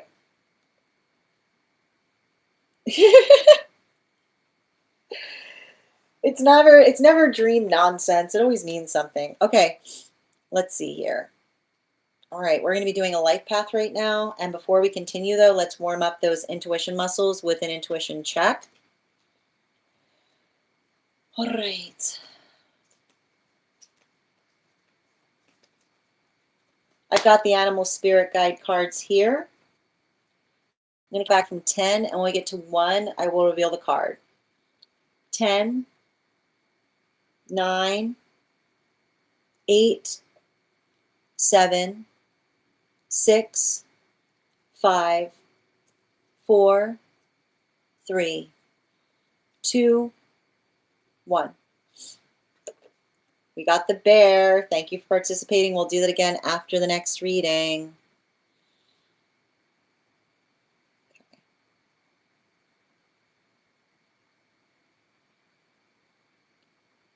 Okay. Oh, interesting. Like again, you're like you're saying it was nonsense, and then you keep on adding some like very strange things. All right. Can I get 4 cards, please?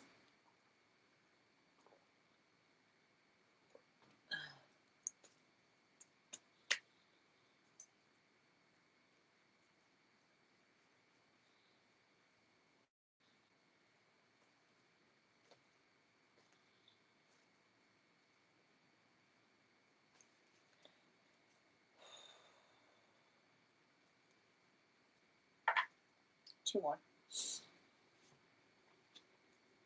And 1 more.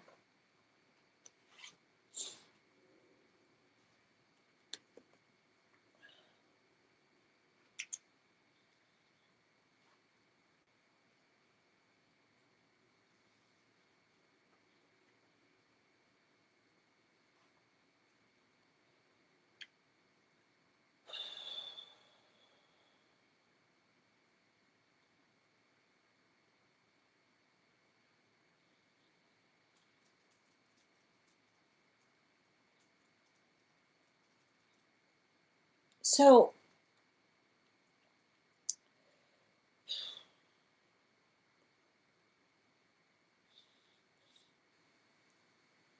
it's interesting because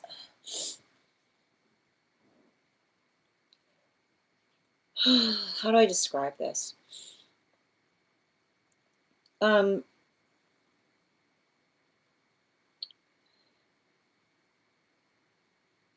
the thing I keep on seeing, and I feel like it has a lot to do.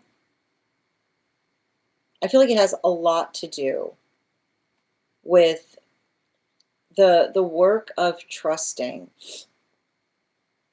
I keep on hearing it's the work that we do in trusting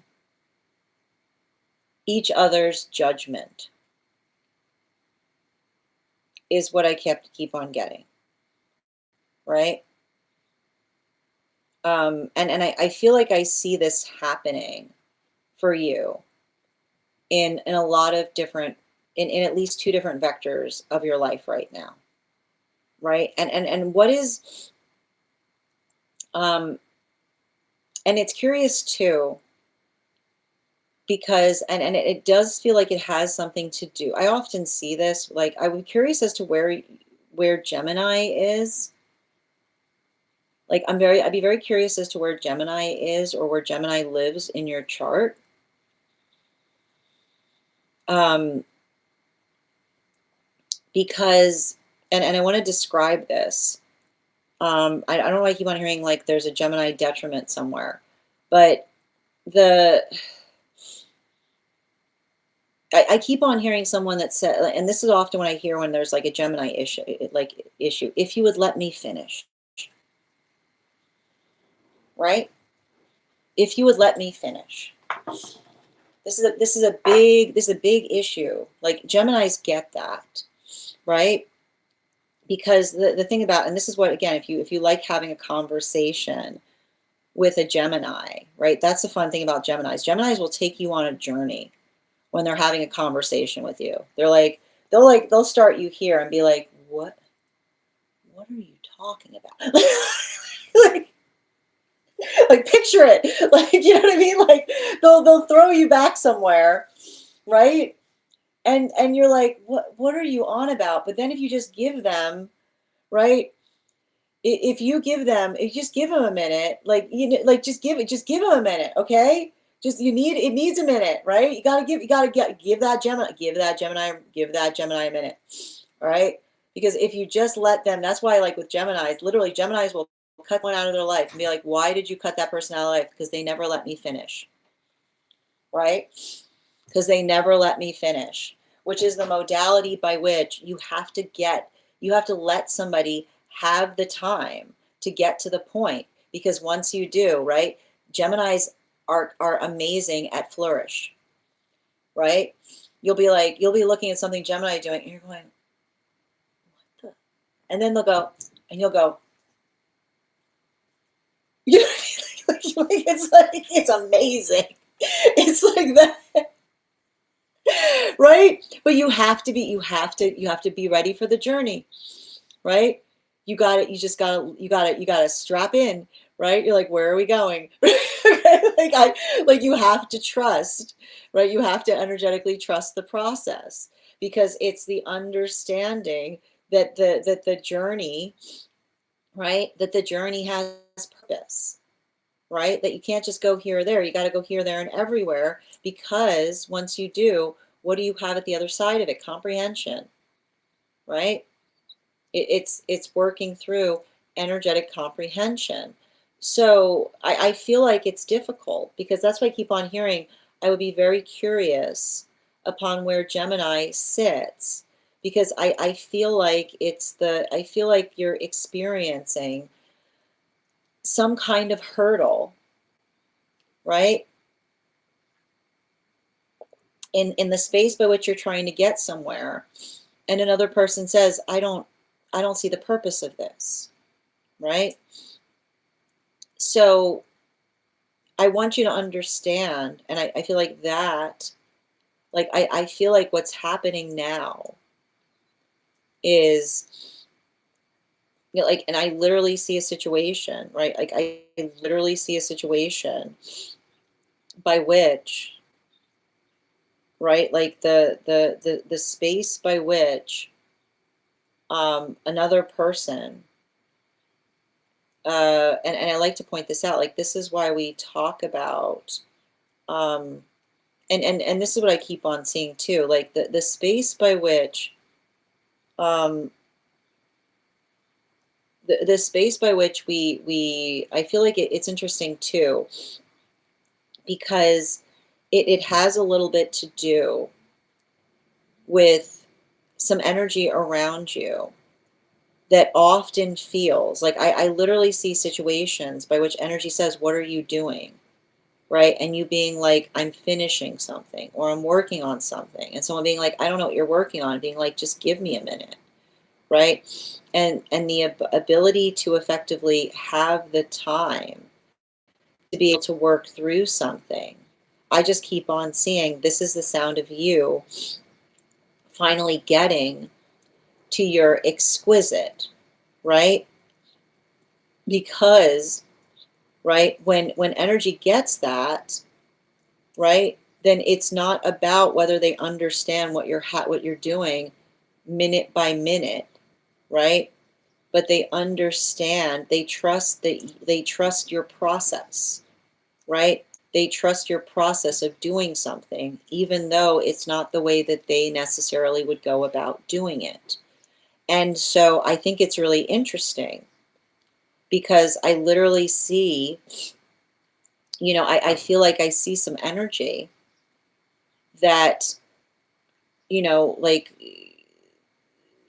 and I like to point this out. Like, I feel like in a way you live, the word that's coming through is in a way you live very poetically, which is saying to me that the space by which you're effectively doing something is working through, right? Working through the observation of what it is that you're working to heal. And I literally, because I don't, I need to point this out, right? I feel like that has to do with some energy that literally cut themselves out of your life, right? They wanted the same thing as you, but they wanted it immediately, right? And that's the hard thing about it, right? Because when somebody says that they want something from, like, with us, but then they want it immediately, it doesn't feel like we're doing it, like, we doesn't feel like we do it together. It feels like another person that sees us as a means to an end, right? The modality by which we often feel energetically protective because another person tries to force or rush through an energetic process, right? Like the space by which another person gets upset and goes, "I thought you said you wanted this," and being like, "Why?" Like, I do, but why are you being so, like, you know what I mean? Like that volatility by which another person says, "Forget it," and we say, "Good, I'm glad that I hope they forgot it," because it's the space by which they're so, like, the space by which they're so angry that something isn't happening at the speed by which they aspire to have something happen tells you everything about what another person prioritizes, right? Versus, I feel like this is you finding your exquisite because I see another person that says, right? I can see somebody saying, like, "I don't care what we do as long as I'm here with you," right? Like the observation of being able to amplify and articulate, like what that energetic force of care is, or how we effectively care about each other. So, bottom of the deck on this reading, yeah, like this is all to say, and I want to point this out, and I feel like it's interesting because it has to do with some kind of volatility in relationality to you having a conversation with someone, is what I keep on seeing. And I feel like this, and this is the thing, and this is, it's interesting too. And I know it's like, it's interesting. It almost feels like, I feel like there's something important about a disparity in between you and another person as to why someone wants to talk to you. This is very specific, but we just need to get to it, right? Because there's a difference, right? And I keep on hearing, if somebody wants to talk to you out of the blue that did not have any interest in talking to you, when you weren't in energetic partnership, I keep on seeing be present as to what's changed, right? Because remember what remember what I articulated about some type of energy from the past being upset and being like, oh, like, you know what I mean? Like a lot of that anger. I just keep on hearing angry energy doesn't become like, I don't know why I keep on hearing this, but like volatile energy does not become all sunshine and rainbows overnight, right? And it's interesting too, because it's not even the space by which I see somebody saying like, what are you doing here? But like, why are you so like, I keep wondering like someone being like, why are you so weirdly friendly all of a sudden? Like the weird friendliness, it almost feels like it's out of character. It like in terms, like I keep on hearing, in terms of like I keep on hearing somebody being like, oh, like literally like that type of energy, right? Like the vol like I keep on hearing we don't turn pages unless we return to chapters, is what I keep on hearing. We don't turn pages unless we return to chapters, which is not somebody who tries to come towards you acting like everything is great between you. When they haven't energetically addressed any kind of volatility that occurred in the context by which you effectively left something, is what I keep on getting. So that there's something really important about that, because it almost feels like someone who's trying to come towards you in this like cheerful, like, oh, what are you doing way, and being like, you know, it's like that, like again, like I keep on hearing I keep on hearing how weird is that, but not weird in a good way, like weird in a weird way, is what I keep on getting. Thank you so much for having that reading with me, dear. And if this message connected to you as well, it's very common for those who need these messages to be here to experience them. We are also, I'm going to take a moment to read over some of the comments that came through as I was reading. Okay.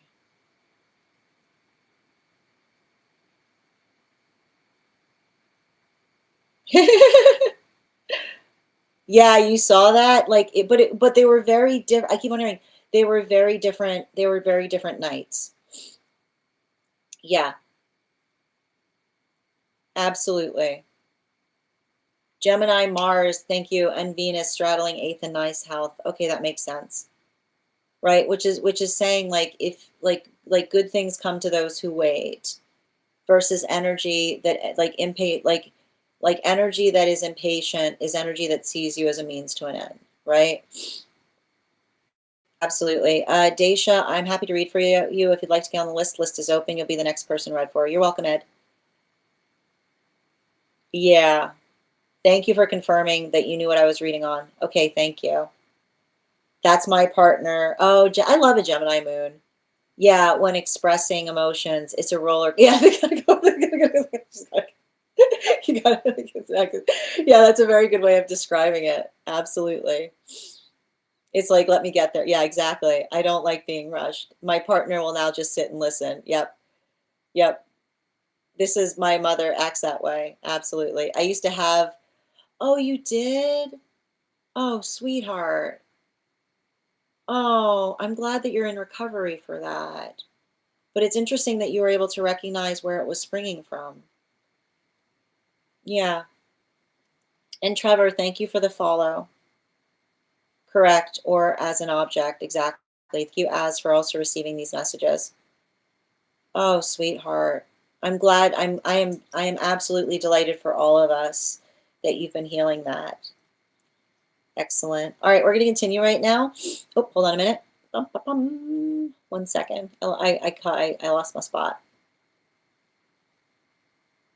Oh, thank you. Yep.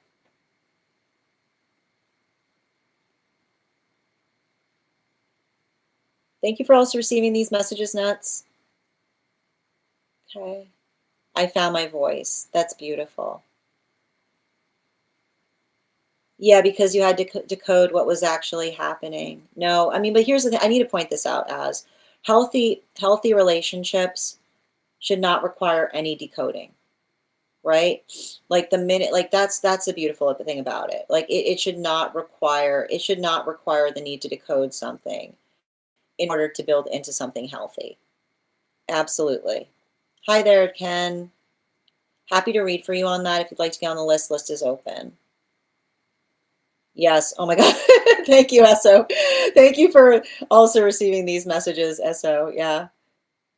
Yeah, yeah, okay, so they're Gemini rising. So that like that's important to note. They get that, right? Let me finish. That's I will tell you right now, you will be Geminis. It's funny too, because Geminis have a hard time explaining it. Like, why don't you talk to that person? And what they're basically saying is because they never let me finish, right?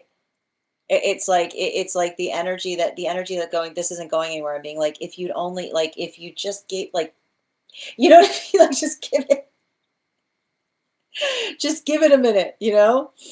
Yeah, from a Cap Sun and Cap Moon, it's a lot. But you understand that, right? Like, here's the thing about it. Like, and I want to point out, like a Cap Moon with a Gemini Moon is like you guys could be all like you're in for it, right? But in a good way. You're like you understand that deeply, you know?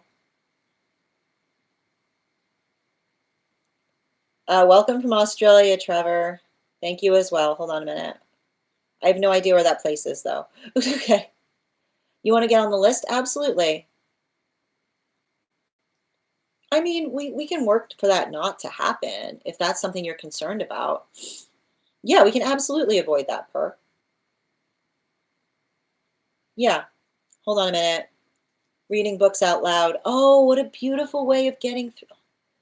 That's beautiful. You fell back in love with the sound of your voice. Yeah.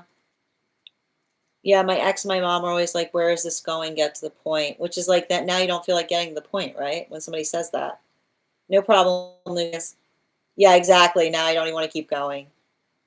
Absolutely. Oh, absolutely. All right, cool. All right, we're going to continue right now. The list is open. If you'd like to get on the list, I've got 4 spots available before the list will be closed today. In the meantime, we're going to get started on 1-card readings for subscribers. If you are a subscriber who would like a card pulled, you can go ahead and put your question in the comments. If you're joining us over on the place where they keep the videos, your membership there also entitles you to a 1 card. And if anybody else wants to get on the list right now, you will be the next person read for. Perfect.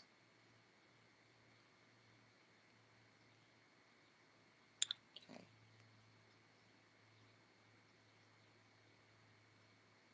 1 card for Yaz on the outcome.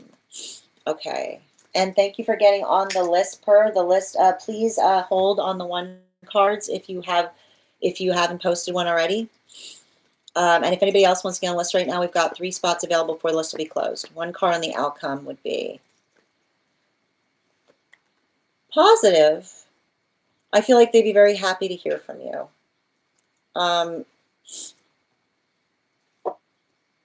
I feel like, I don't know, I feel like they've been worried, like,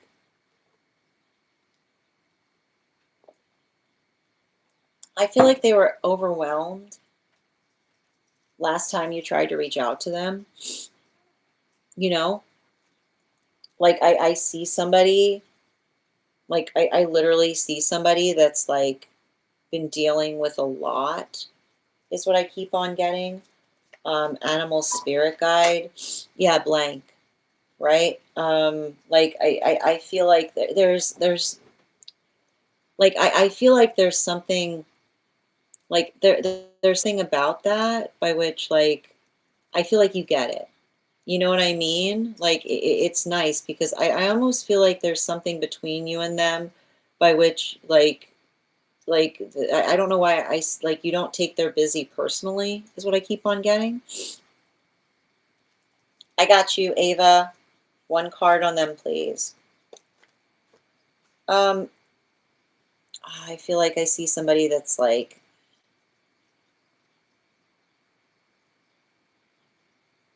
I feel like I see somebody like going through a lot of shadow work right now, or working through, yeah, like a lot of heavy energy, you know?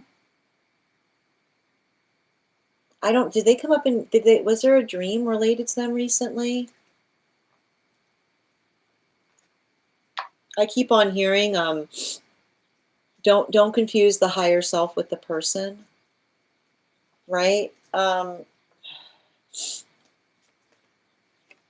Yeah, I want to point out, like, it's very interesting energy.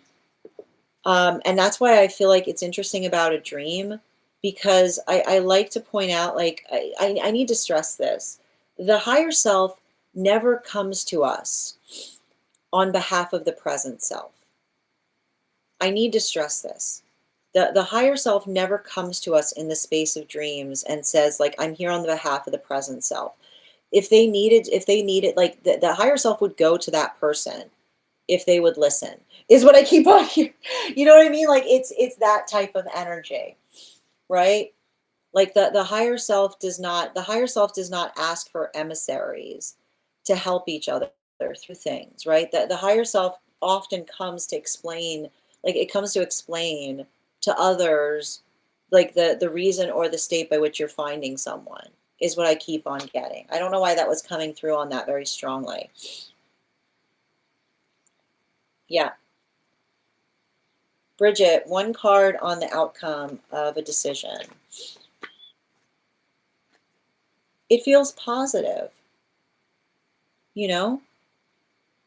I mean, it's saying to me, like, again, as long as it feels like, as long as it feels like sure, I mean, it feels like it's got sure footing, which is you saying, like, you saying to someone, I've given it a lot of thought, and this feels like a solid plan. Like, and I like to point out, healthy energy appreciates solid plans. Animal spirit guide. Yeah, healthy energy appreciates solid plans, especially if the plans, like, feel like they're progressive, right? So let that kind of fortify you. One moment, please. Let's see.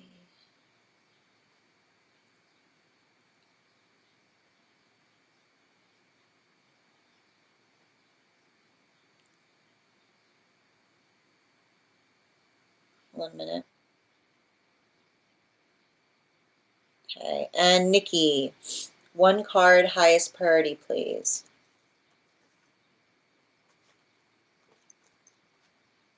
Um,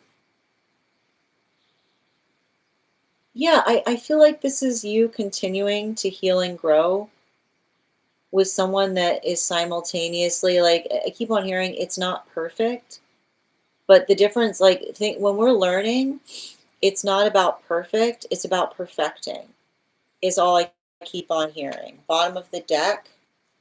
Yeah, right? Like, again, like, not allowing experiences of the past to shape the present, right? Because I keep on hearing perfecting is the progress that we place to things. It's the observation of what it is that we're getting stronger and working on.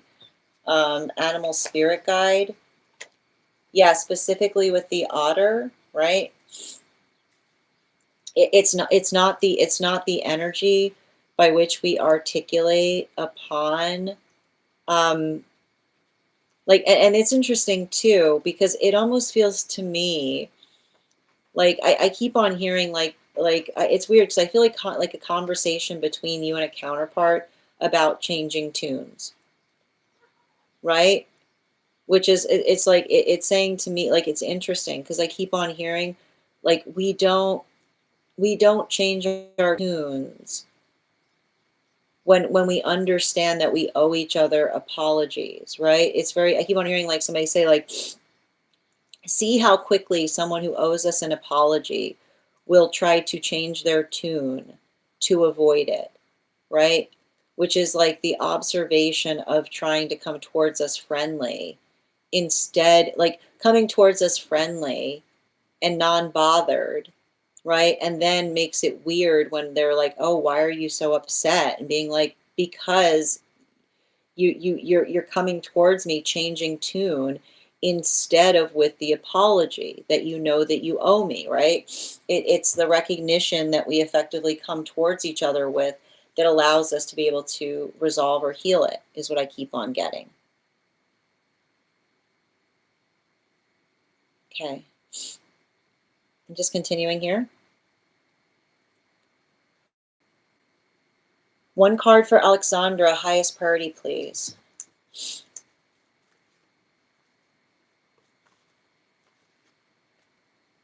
I feel like this is you working on being more, I mean, I feel like you're taking honest approaches to things. But, and I like to point this out, like your honesty is a shield, right? Yeah, especially with the Knight of Pentacles, right? Like if you're honest, right? Like your honesty will be helpful, will be a blessing to those that you're moving towards, and a devastation to those who do not want honest conversation, right? So it's interesting too, especially like, yeah, especially with that adder energy. Like I like to point this out. If you're like, if you're working through honesty and then another person disappears in the context of your honesty, then that is the sound of your honesty protecting you, right? Don't let like don't let another person's volatility distract you. Just let honesty be your guide to a certain extent, right? One card on partnership for Minnie, please. Bottom of the deck coming through. This is, I feel like this is you finally getting some stability. Oh, and the thing about stability, you know, the observation of what we energetically work through is the identification of what feels like it is fortifying or grounding, or the observation of identifying and recognizing like what that work feels like. And so I like this because I almost see somebody that is trying to show you like that you're worthy of healthy commitment, right? Like this is committed energy. Animal spirit guide. Yeah, specifically with this Raven card, you know? Like I almost like I feel like there's like this I almost feel like there's this energy that like carries this like weight of anger related to something that you've experienced in the past, because it's like the energy that's trying to articulate, like it almost feels like be prepared to look at the past with even more volatility. I keep on seeing, because this is often what happens with a healing journey, right? Like the space by which we see how stable it can be, that brings a lot of feelings up.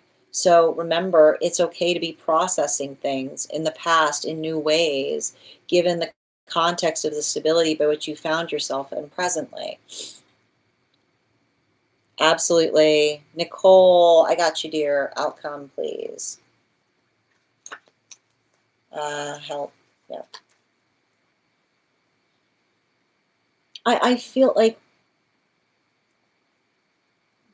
I feel like you've chosen peace in a situation, you know? Um, Bottom of the deck. Yeah, and here's the thing about it, right? Like, I like to point this out. Peace is not something that we find, it's something that we work through every day, right? It's the observation of the effort that we put in prioritizing it. So continue, like, this is you building peace, right? And this is you working in that direction. So don't, I feel like the thing about it is, like, especially with this bear energy, it's rational and reasonable for feelings to come up in the context of working to create peace. But that observation, right? Like that observation of doing so, like let that, like I keep on hearing, observe, don't absorb, right? Identify what is within your power to change versus the circumstances that you're working under, is what I keep on getting. Thank you for the help, Bridget. One card for Ivana, please. Spiritual guidance. Woo, it came out fast. Trust your intuition on something. You know, and I keep wondering if it's a good idea, you know, especially like eclipse rules apply, which is if it's a good idea now, it's a good idea in 5 minutes. right? The observation of being able to recognize and identify what feels like it's energetically fortifying, specifically with that swan energy, right? The ability to take elegant approaches to fixing things, right? I keep on hearing it's not like I keep on hearing the next step is always like the best step is always the next step, which is potentially working through something in a way by which you're able to energetically perfect something, is what I keep on seeing. Nana, these are one card readings for super fans. We're also doing personal readings. I've got 3 spots available today if you wanted to get on the list. Sending you support on that journey, Trevor. And Gord, thank you for the follow. Beast, thank you for the follow. You're welcome, Yaz. Ah, I see. You're welcome. I know, they are cute. I like, do you ever see that they hold hands when they sleep? Like, I love that. Absolutely. Excellent. And thank you. Happy Wednesday, Felix. Absolutely. Thank you, Minnie. You're welcome, Ivana. All right, right back at you, Trevor. All right, the next person we're reading for today is Per. Per, if you're here, I got you, Rainbow. And guys, please hold on the 1 cards. We're moving into we're back into full readings. 1 card on understanding. Got it. The uncanny. I feel like, again, it's working through. I feel like it's working through the understanding of what energetically feels unique, right? And I keep on seeing that when we talk about, there are energies that feel similar but attenuated, is what I keep on getting, right? The familiarity that often can happen when someone shares a lot of similar energy to another person, but also, right?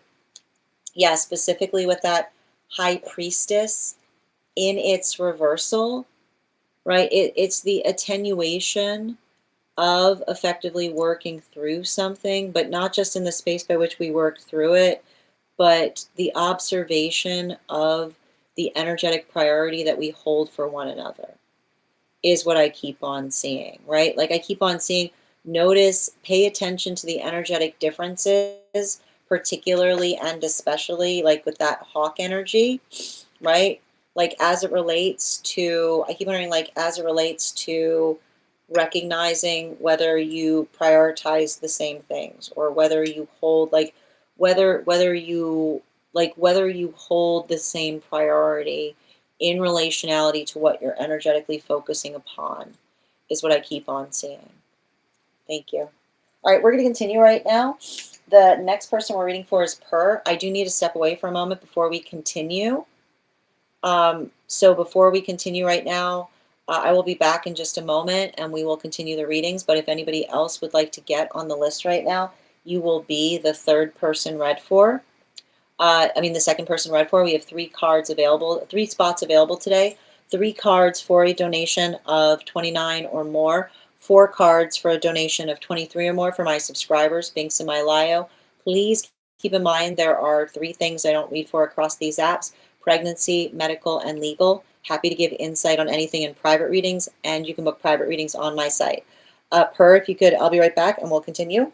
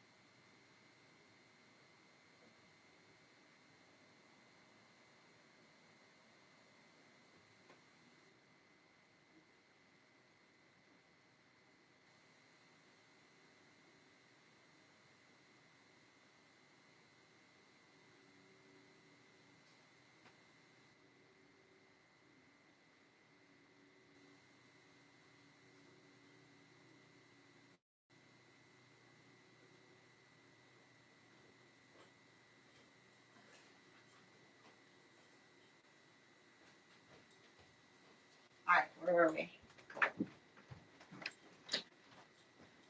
Okay. All right. Okay, let's just, guys, we are also at 96.2K likes. When we get to 100K, I will be gifting a reading back to the collective, so make sure you're tapping that screen, and we'll get to 100K in no time. Excellent.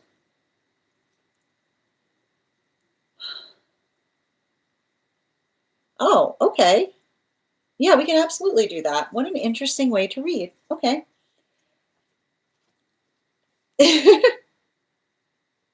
I just want to point out, though, it's very, I need to stress that you're effectively asking, right? I just want to point out, you're asking me not to read into the astral, but then you're saying you're asking for the energy that speaks loudest. So, which one? Are you looking to have a reading based upon, like, are you not looking for a guide reading? Because I just want to point out, like, if we're moving into, right, if we're moving into the energy that speaks loudest, right, I think that we're working through the space by which you're giving me incongruous directions. Okay. So because often, like, if you're saying, like, you can't like, I gotta stress, like, astral's very loud. Okay. Okay, got it. This I like the, do you hear Strega going nuts right now? Okay. Okay, where were we? Hold on a minute. I just gotta catch back up. Oh, again, Lord, I'm gonna, just a reminder, please don't message people you don't know. Okay, thank you. Okay. Sigh. All right. All right, be safe out there, friends. Yes, Strega, what's up, baby? You hear her? She's saying hello? Okay. Yeah. Oh, there she goes. You hear her? Oh, you guys are getting a special treat. Do you hear her? She said she usually, you heard it, right? She doesn't. Yeah. What is it? What do you need? Hold on, let me go grab her. I can't when she's. I just want to point out. You see what happened? Like, I need to stress this. Like, per asked for a reading by the second loudest, and then Strega starts talking. Come here. Come here. Where are you? Where are you? What is it? What's up? What are you looking for? Oh, the baby. What is it, baby? I know what you want. Hold on, I'll fix it for you. I know. Give me a second. Hold on. Okay. There. Okay, perfect. You want to come say hello? I know, you said hello to everybody. Oh, you want to say hi? You were saying hello. Who are you saying hello to? Who are you saying hello to? You say hello? Okay. You done saying hello? Okay. I think I figured out what you wanted, so we'll see, okay? All right. Okay, go over there. I love that she was saying hello. She usually reserves hello when she wants something. She's like, hello? Is anybody there? Hello? I have a talking cat. Ren was doing that first. Exactly. All right, let's get to it. Yep. All right, let's get to it. Dang, Astral trying to say hello. All right, before we continue right now, we're gonna do an intuition check. I've got the animal spirit guide cards here. We're gonna count back from 10, and when we get to 1, I will reveal the card. 10, 9, 8, 7, 6, 5, 4, 3, 2, 1. We got the dog. Thank you for participating. We'll do that again after the next reading. No. Absolutely not. Don't you dare. You cut that out right now. All right. You look crazy. She was trying to say hi to you. All right. And I'm going to pin up. I already know where this energy is coming from.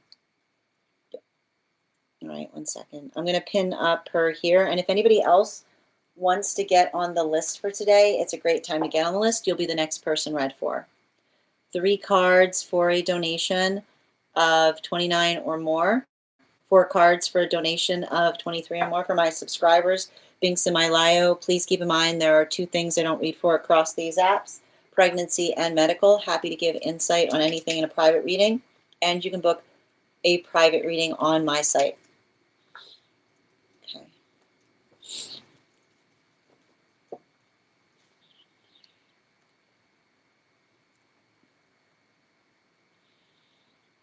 Okay, just bear with me.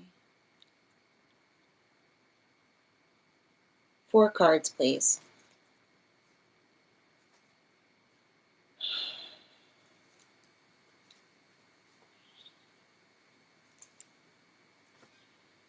And 2 more.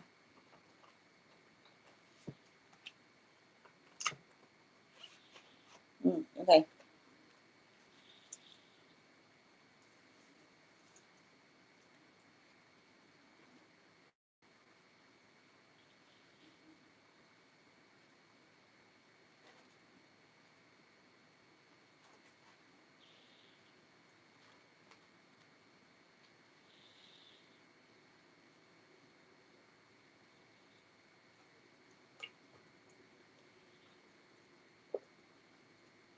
So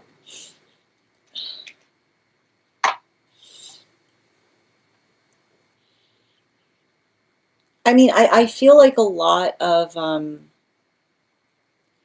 I feel like a lot of the energy that I'm picking up on here is coming towards you. It feels very connected to divine counterpart. And I want to, like, the thing I keep on seeing is I see somebody that is, like, I don't know why I feel like I see somebody going through a feeling about, like, something about feeling like they failed somebody, you know? But the thing I keep on getting, and this is why I feel like this person, like, I feel like I hear somebody saying, like, have you ever longed to talk to someone you haven't met? Is what I keep on hearing. Somebody literally going, have you ever longed to talk to someone that you haven't met? Because I feel like I see somebody who was trying to help somebody. They were trying to help somebody. I'm getting for years, you know? Like this is saying to me that they were trying to help somebody for years. And the minute, like the minute that, and that's why Strega was saying hello, right? Because I keep on hearing them say, like, you think you know somebody, is what I keep on seeing. Like I hear somebody saying, like, you think that you know somebody, but then just wait, like the energy by which, right? Like I almost feel like somebody's going through like some kind of feeling of deep, deep energetic betrayal.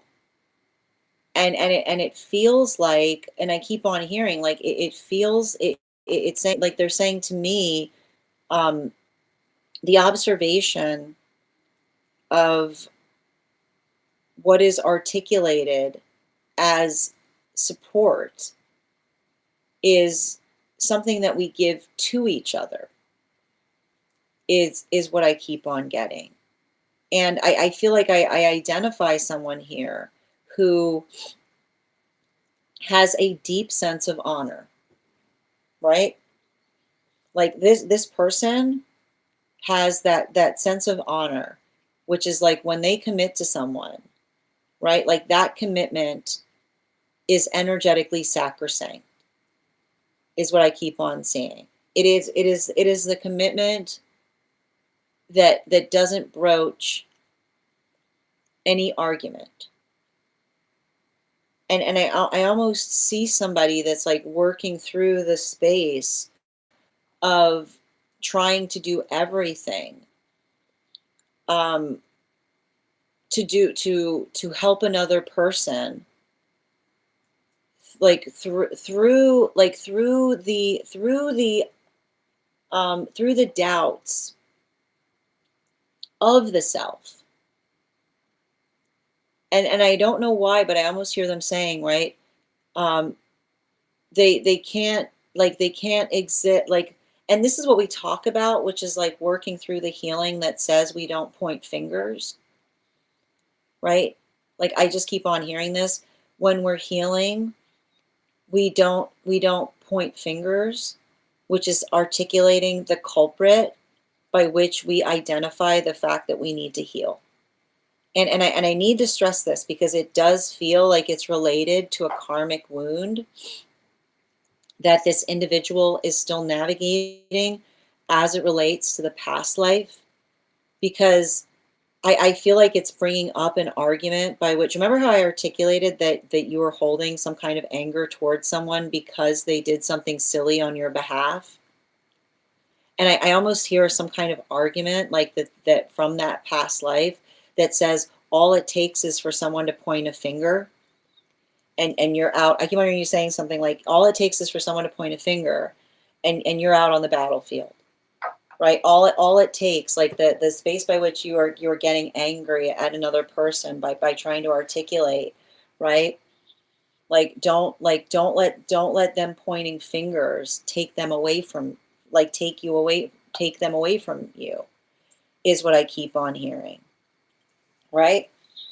And that's why I see somebody going through some level of betrayal, because I can see somebody articulating to someone that says, like, that tries to say, for years I did nothing but try to help them, right? For years I did nothing but give them everything.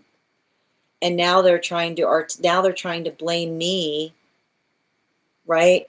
Like I see them going, now they're trying to blame me because they never, because they never overcame, like I can see them go, like I literally have someone saying, I was doing everything I could to help them, and now they're trying to blame me for that help, right? Like the space by which another person felt like there was everything, all they could do was everything. And then someone says, like, I could literally see someone saying, like, I give them everything to say what is the problem, and now they're saying that they're the problem, right? Like it's that type of weight, right? Like I keep on hearing the space by which they're saying, the finger, right? Like they were pointing the finger at themselves and now they're pointing it at me, but it's the space by which I keep on seeing, the space by which they're always looking, right? They're always looking for a reason not to instead of a reason to, right? Like the force of projection that's always looking for a culprit instead of pointing in the right direction. So I feel like I see somebody that's working through a lot of pain there, specifically and particularly because I can almost see them say they know, like I don't know what it is, but I almost feel like they know in their heart that's going to change again, but they're not giving they're not giving themselves the opportunity to stay for it, is what I keep on seeing.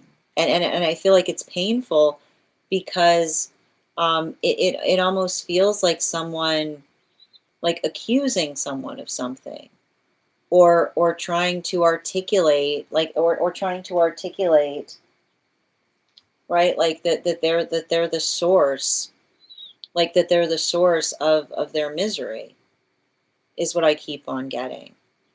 And I wouldn't be, I'll put it this way, I wouldn't be surprised, right?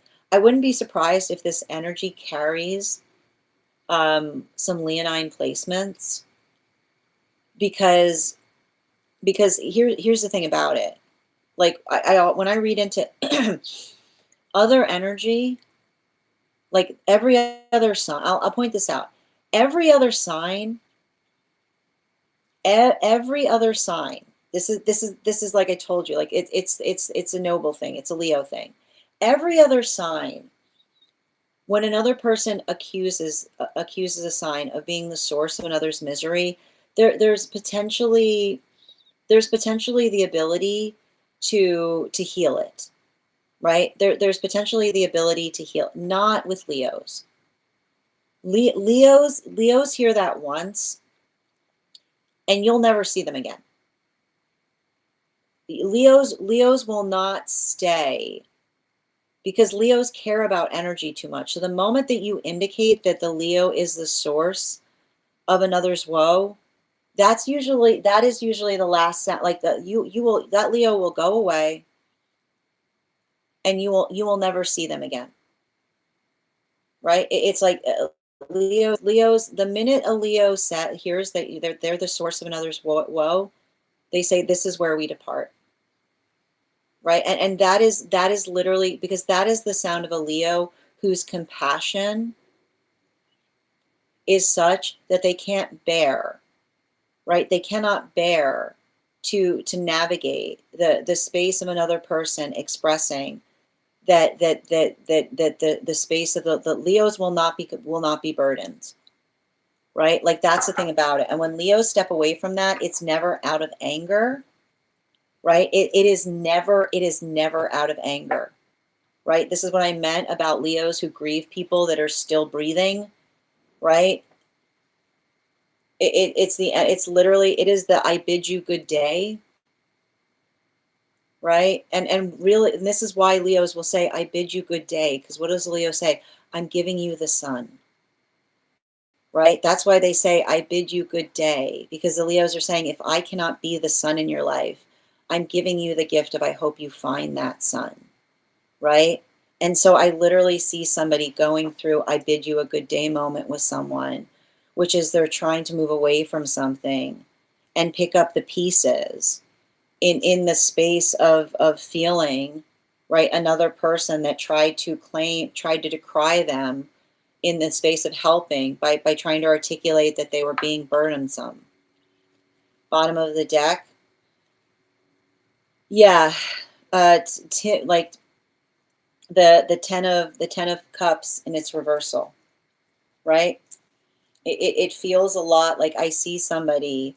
I feel like I see somebody going through a deep karmic closure, but I keep on getting the reason that there's a deep karmic closure there is and it feels like almost like a decade, right? Like this could be like somebody going through like a decade relationship in the space by which, like, I feel like they were trying to help, like they were trying to help somebody, and the space by which another, I keep on seeing like the space by which another person feels, right? Like I feel like this is them. Remember when I said the karmic closure that occurs in the space by which another person often, um like when I said it's very noble energy, or the space by which you effectively said to someone, um don't let somebody pointing the finger have you do something hasty. This is them closing the karmic loop on the past life experience as well, because they're recalling the fact that even at, like, they're going through a devastation point, but they're not letting themselves do anything volatile, specifically and particularly because, right? Because they're remembering. They're remembering what you said to them, right? They're remembering what you said to them in the past life, right? They're remembering what you said to them in the past life in relationality to being able to energetically articulate upon saying, like, I'm not going to be volatile if someone's trying to energetically provoke me, is what I keep on seeing. Thank you so much for having that reading with me, dear. And if this message connected to you as well, it's very common for those who need these messages to be here to experience them. We are doing personal readings right now. We've got 2 spots available before the list will be closed. 3 cards for a donation of $29 or more. 4 cards for a donation of $23 or more for my subscribers. Being semi-lio, please keep in mind there are 2 things I don't read for across these apps: pregnancy and medical. Happy to give insight on anything in private readings, and you can book private readings on my site.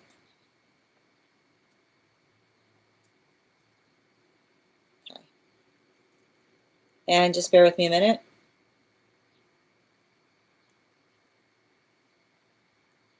And just reading over the comments that came through as I was reading.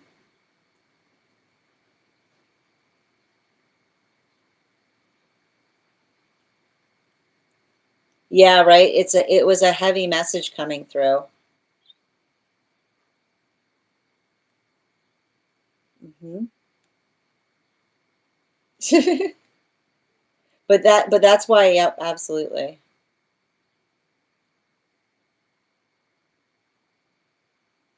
Yeah, I remember that. No, that's a very good point that you brought that up. Hmm. Yeah.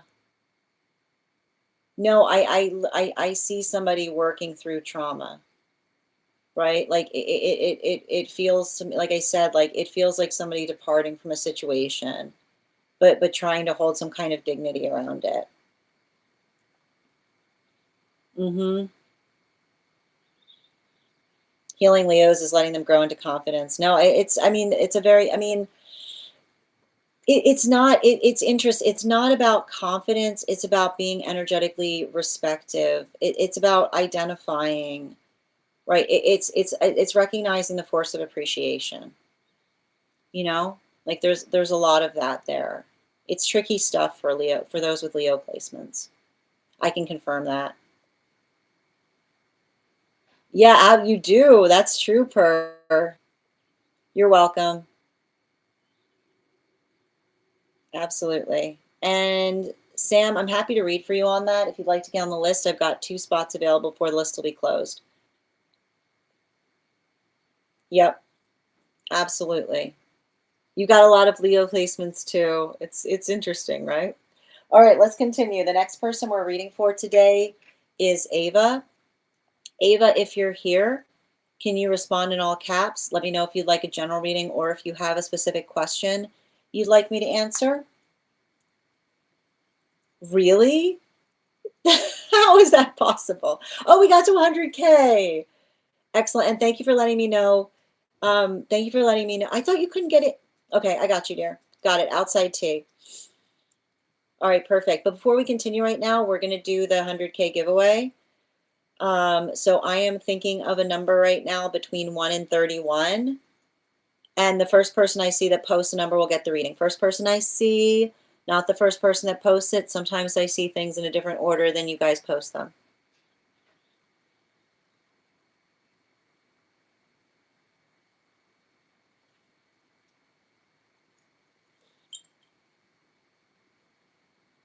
I just want to make sure I didn't miss it.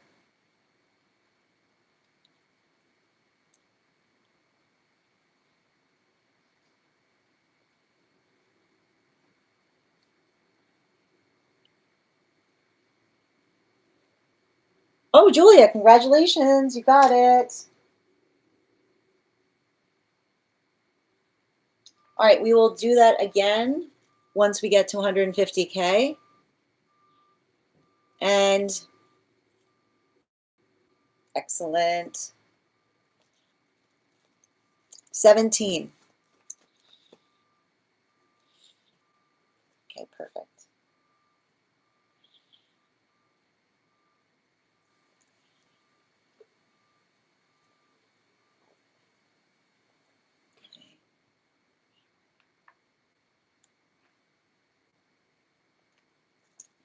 All right, and Ava, I'm going to go ahead and look over on the disco, and I'm also going to resolve that issue with you as well.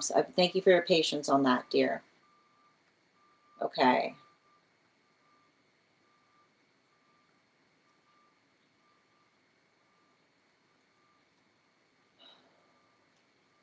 Yeah.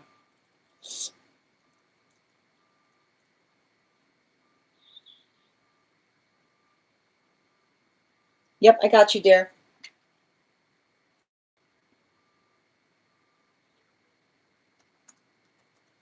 And so is this is this inside tea or outside tea?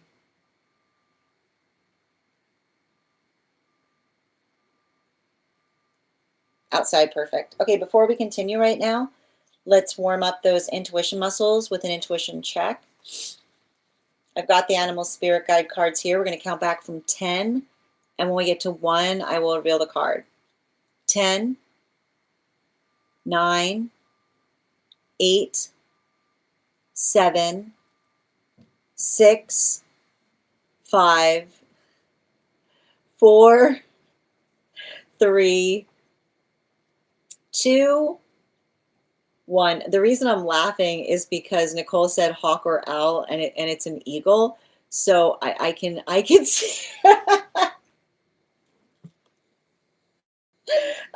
see I can see I can see that there. Okay, I can see that there. It's funny, right? Okay. Yeah, it's good. All right. And so in the meantime, I'm also going to yeah, it's the closest I've ever been. Okay.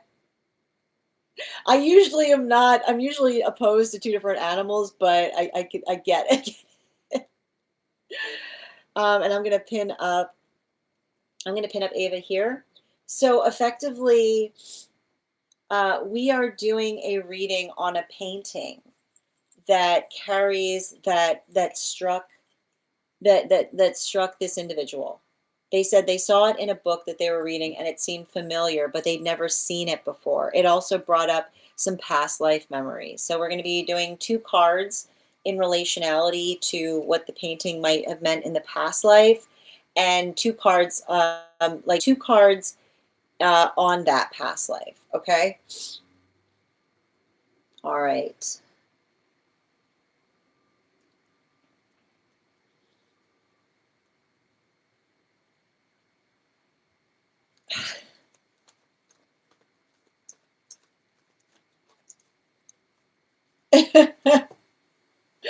Yep.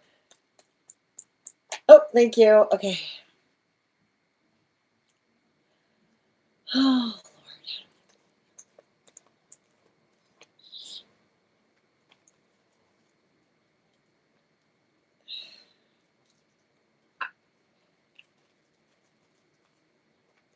and one more, please.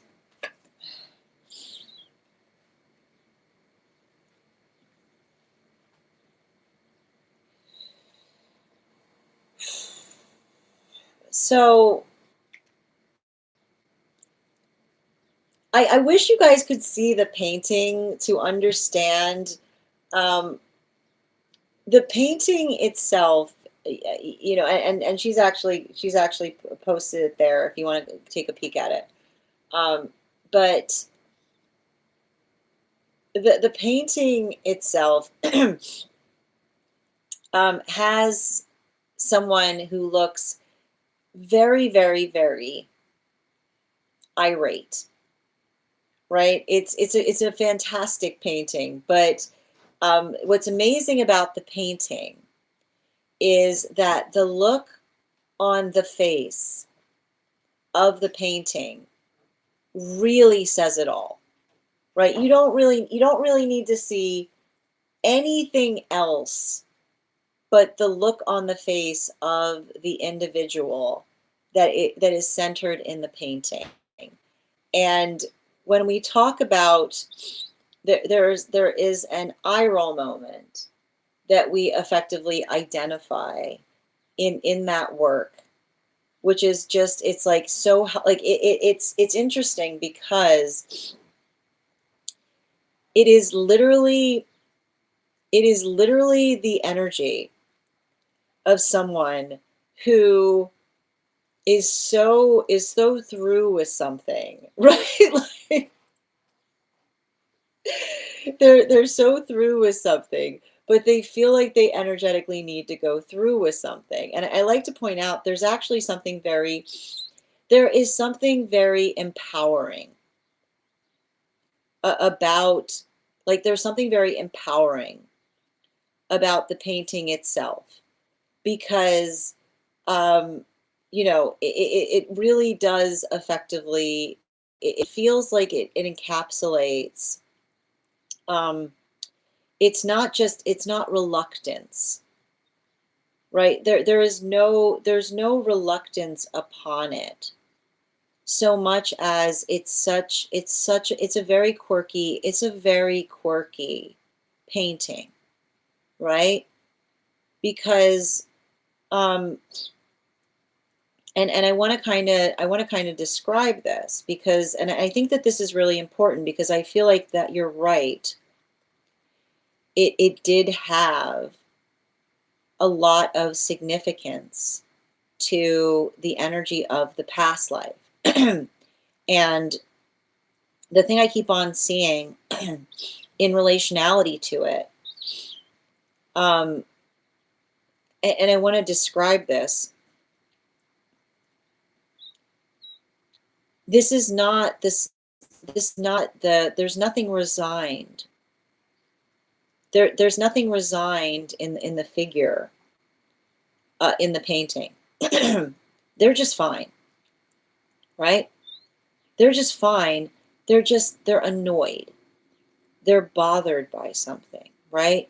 And what we effectively see is that they're bothered by the energetic constraints of the society around them, right? And that is what is so significant upon that, because we literally see, and I like to point this out, what do we see in the context of the painting, right? We see an individual, right? We see an individual that is surrounded by energy that is moving towards a celebratory state, right? And it's even, there's a conversation that we identify there that's rather beautiful, because you even see in the figure of the painting, there's a child that's putting on, like, they're putting on a laurel crown. So it's the observation of what others aspire for is is not often the same thing that we ourselves find that important, right? So what we effectively see is understanding, and this makes a lot of sense in relationality to what we saw or recognized or identified in some of the work that we've worked through, in terms of you coming into the determination point of some of the choices of that past life person, right? And I feel like, in a way, right, like, and it would be very interesting, because the space by which another person was working through societal constraints in relationality to navigating the energetic choices that they were making, right? We almost see, like, it's interesting, because I keep on getting that, um, I like to point this out, the space by which, right, like the space by which we see that they're looking up, right, is almost like, it's almost like a divine moment, right? It's like it's like the things I have to go through for you, right? Like, and I think it's interesting, because I want to point this out, and this is what's coming through with the past life. I literally see a past life by which you yourself, like, the past life was not someone that was ever married. In fact, I see someone who'd given their life over to something, right? They'd given themselves over to something because they energetically cared about it. But it was working through the reluctancy or the frustration upon something, right? Like the observation of feeling perpetually frustrated. And I keep on getting the fact that the reason that your past self, like, and I keep on, I like to point this out because I feel like it almost is showing the fact that there was something tongue-in-cheek. There was something very tongue-in-cheek about that past connection to self, because it's working. I feel like it was a conversation that you used to have with others in terms of talking about the marriage that you held, which is the marriage that you held by which you said, yeah, they get like, they get on my nerves sometimes. But like, that's what happens with every, like with every partnership, right? Like I see you saying to somebody, right, the observation, the energetic observation of working through frustration. And I think what's really beautiful there is it carried the painting itself carried a different meaning specifically to the past self, in the way by which, and I keep on seeing others would see it and they'd be like, that's very incongruous here. And them almost being like, no, I actually feel it's quite appropriate, is what I keep on seeing you say to somebody, like almost explaining to someone why it felt energetically appropriate, because it kind of, it helped, I feel like it helped convey, right? I feel like it almost helped convey, right, something about your own spiritual purpose, right? And I like to point this out, right? A good spiritual purpose. I like to point, like, a good spiritual purpose is often not one that you go like, yay! It's like, fine. Okay, fine, right? Fine. It's a lot like that. Bottom of the deck on this reading, you see the King of Wands, like is working through, like I feel like there's something like the King of Wands, right? And I keep on hearing there was some kind of humor, right? There was some kind of humor in the fact that this was connected to a past life, because I said that the articulation of the past life was the fact that others would say, but you're not married. And I'd see you saying to someone, no, I am, right? Because I feel like that was you articulating, right? It was you articulating the volatile relationship that you had as it relates to the work that you were doing, which is like the work by which you were trying to effectively, I feel like you were in a space by which you were trying to be energetically corrective, but also feeling frustrated by the context by which you were working through things. So I keep on getting that the painting conveyed a lot of deep meaning to you. But it was interesting because it wasn't the meaning that others would typically ascribe to it, right? This is how it had personal meaning to you. It was the reinterpretation that felt like you weren't looking at it. You weren't looking at it as a terrestrial marriage, but the marriage by which you felt in relationality to the work that you were doing is what I keep on seeing. And I feel like you would often, I feel like in a way, you would often point to it and explain that to others who would come to you, because I keep on seeing that others would come to you with their problems and say, like, like I feel like I see you like pointing to it and being like it's not about like, we're not here for sunshine and rainbows, right? We're not here for sunshine and rainbows. We're here to work through, right? We're here to work, we work through things together, right? Like it's like it's like the articulation of the energy that you are asking others to bring to things as it related to their own frustrations is what I keep on seeing. Thank you so much for having that reading with me. And if this message connected to you as well, it's very common for those who need these messages to be here to experience them. I'm going to come back here. Oh my gosh. Okay. I'm going to take a moment to read over some of the comments that came through as I was reading. Also, we are at 105K. When we get to 150K, I will be gifting a reading back to the collective, so make sure you're tapping that screen, and we'll get to 100K in no time.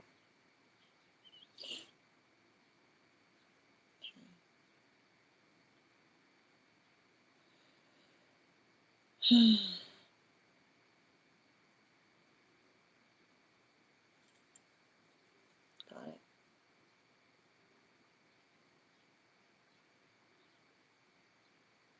Yeah, that's the closest I've ever been. Yep. See,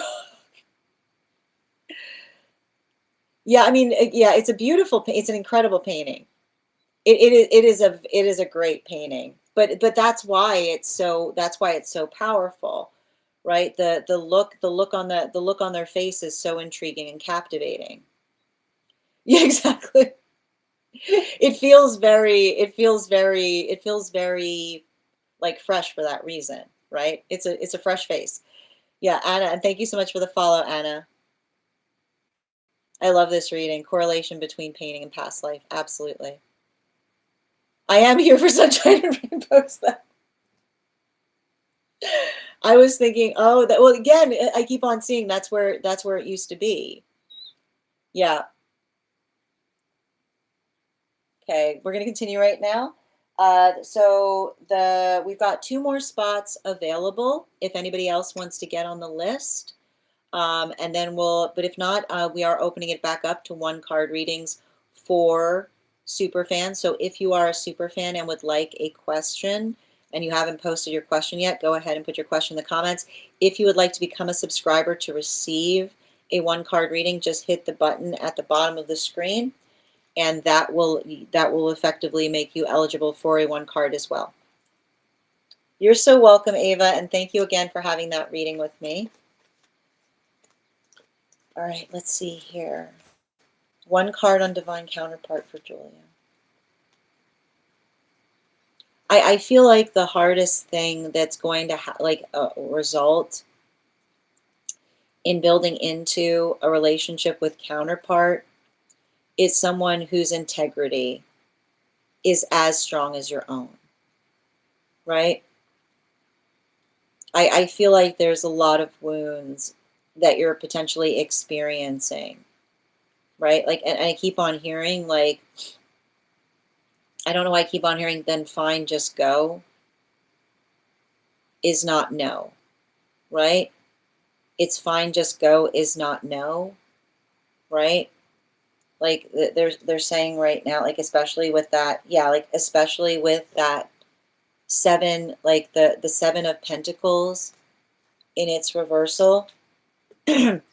This is how you and another person will be healing, right? The observation that wounds of integrity, right? When we're healing from wounds of integrity, they can do a lot of trauma to our nervous system, because the modality by which we say what we mean and we mean what we say, right? We don't say things and say like the space by which we say like, oh, I said it was fine, and can you believe them?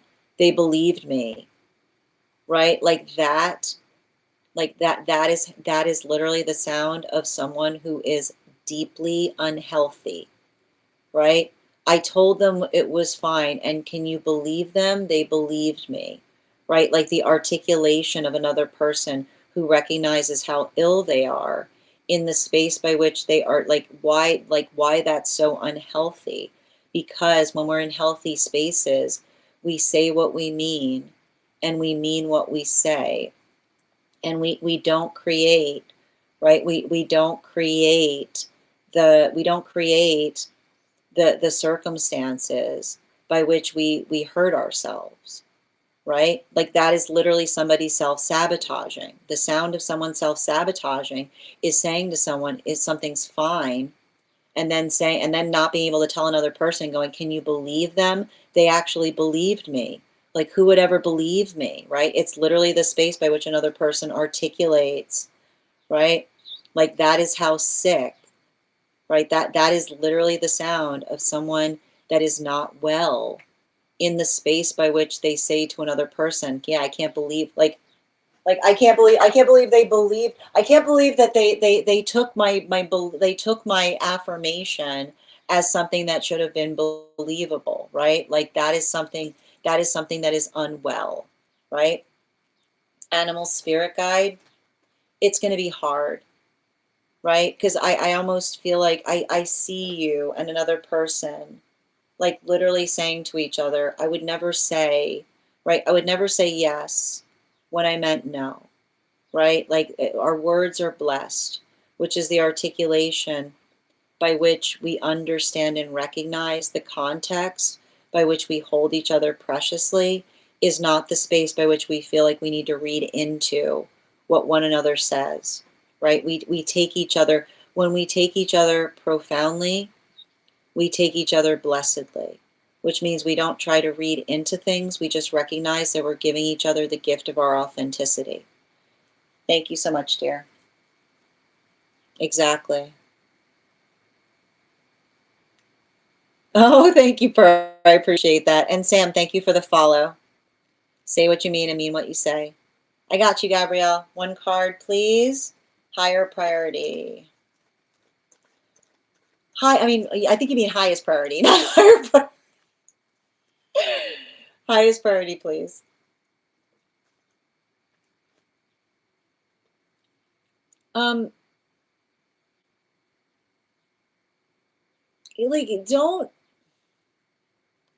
Like don't don't be inclined to like I need to point this out. Um Healthy energy, like the like I keep on like if you feel like the need that you need to get to the bottom of something with another person, let that be the closure, right? If there is a need to investigate or the feeling you need to investigate, like that is the closure, is what I keep on hearing. Bottom of the deck. Yeah, like that. Like that's what I keep on saying. Like the space by which, right?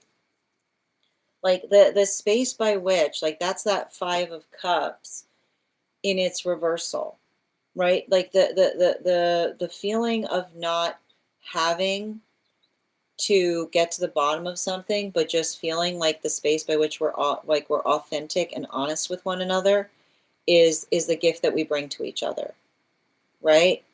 It's just it's that easy, right? And it's like when somebody if we ask a question, we receive an answer, right? Not the modality, like not the modality by which we work through not the modality by which we work through something in such a way by which we articulate or we speak upon something that feels like I keep on hearing like getting to the bottom of things is often already articulating that something has gone way beyond the pale because like animal spirit guide, right? The hawk energy, right? Like we should just be in our authenticity with one another, right? It's feeling the gift of the relationship that allows us to see how easy it can be when we're giving each other that clarity, right? So I feel like that is you identifying whether that's there, not trying to investigate why it's not, right? Sometimes being like, if it's not there, like that's the closure point. Absolutely. Thank you for those hashtags, dear Nicole. One card, please. Guided message for Per. It's back to that divine counterpart, and that's why I keep wondering. That's why I need to point this out. Like Strega almost never says hello when I'm live. That's the first time Strega's ever done that, right?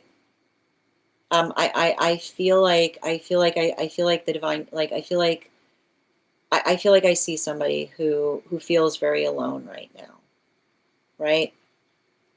But and I need to point this out because I want to point out, especially the fact that I identified that, especially the fact that I identified that Strega was articulating that. Hello also sounds a lot like alone, like I'm alone, right? So I feel like it was like, I feel like that's kind of the vibration that I see someone in right now, right? And I feel like it's interesting, and that's why I heard somebody say, have you ever had the desire to talk to someone who you haven't met yet? Because I keep on saying that is the feeling right now that's keeping someone going. Bottom of the deck. Yeah, right? Like they're following that feeling, right? And even in the space by which I almost feel like I told you, like they're returning back to a conversation that they're saying, this is crazy. I've never had this conversation with a person. Why is this conversation running through my head? Because it's a past life conversation, right? They're remembering a past life conversation, which was you yelling at them about not doing anything ridiculous when somebody's pointing a finger at you, right? So that conversation from the past life is literally saving them in the present. Yeah. Hold on, just reading over the comments. Mm-hmm.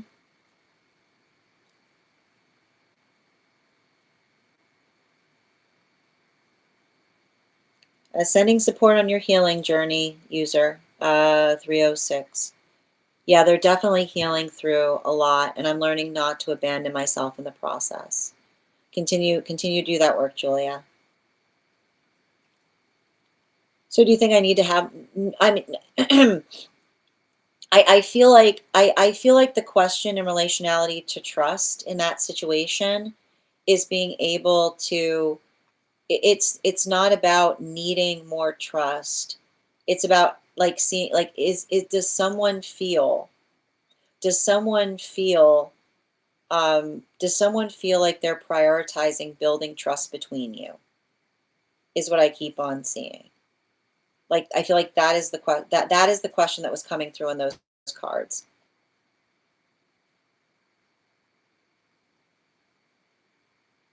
Um, I'm not sure, who you're speaking about in relationality to the second person, user 306. Just being, I want to point away, like, I need to stress, like, we identify and recognize what feels like it's energetically healing, right? Like the word, like the space, like, we don't walk away from things to fix situations, right? We recognize what is energetically, that's what we're talking about with healthy closure, right? We don't walk away to fix things. We walk away from things when we recognize what can't be healed, or what we are effectively working to heal from. You always, hold on a minute. You always tell us she says hello when you're not recording. I know. I do have the gun. We got her. She did it. She did it. But that's why I think it's so important. Like, I feel like it was like you, and it was funny. Like, I pointed out, you said, like, I see somebody that's working through, right? Like you said, the conversation that they never heard before, which is why she spoke, when we were going through the reading. Thank you as well, Ed. Excellent. Sending you support, per. One card on business. I got you, dear. Yeah, we've got the 10 of Swords in its reversal. So I feel like I feel like I see a lot of work. Like, it feels like, I feel like this is, like, it's interesting because it feels like it has to, like, I keep on hearing, like it would require restructuring, but like it almost feels like, I keep on hearing like restructuring, but I see you like shaking your head at it, right? Like some kind of, like, I keep on getting like logical restructuring, or something that you could think about doing in a different way. Like, it might take work, but it's like the work that feels like the time that you take, that would be like worthy of the work, as it were, animal spirit guide. Yeah, especially with the frog energy. Don't be, I keep wondering, don't rush it. Like, give it, like, this it's like, give yourself the time you need, but also, like, it feels to me like there's something about that I see you being like a little bit every day goes a long way, is what I keep on hearing. Absolutely. Well, I like to point this out. I don't think, I don't think, I don't think there should never be a circumstance or situation by which we're in a relationship and we feel like we're drowning without articulating to another that we feel that way, right? Like the space by which we communicate in a healthy fashion is how we fashion relationships that feel like they are supportive systems, right? There should never be a circumstance by which you're in a relationship by which you feel overwhelmed in that way, right? It's our responsibility to be able to communicate if that's what's happening. All right, let's continue right now. And I've got one card coming through for Grace. Hold on a moment.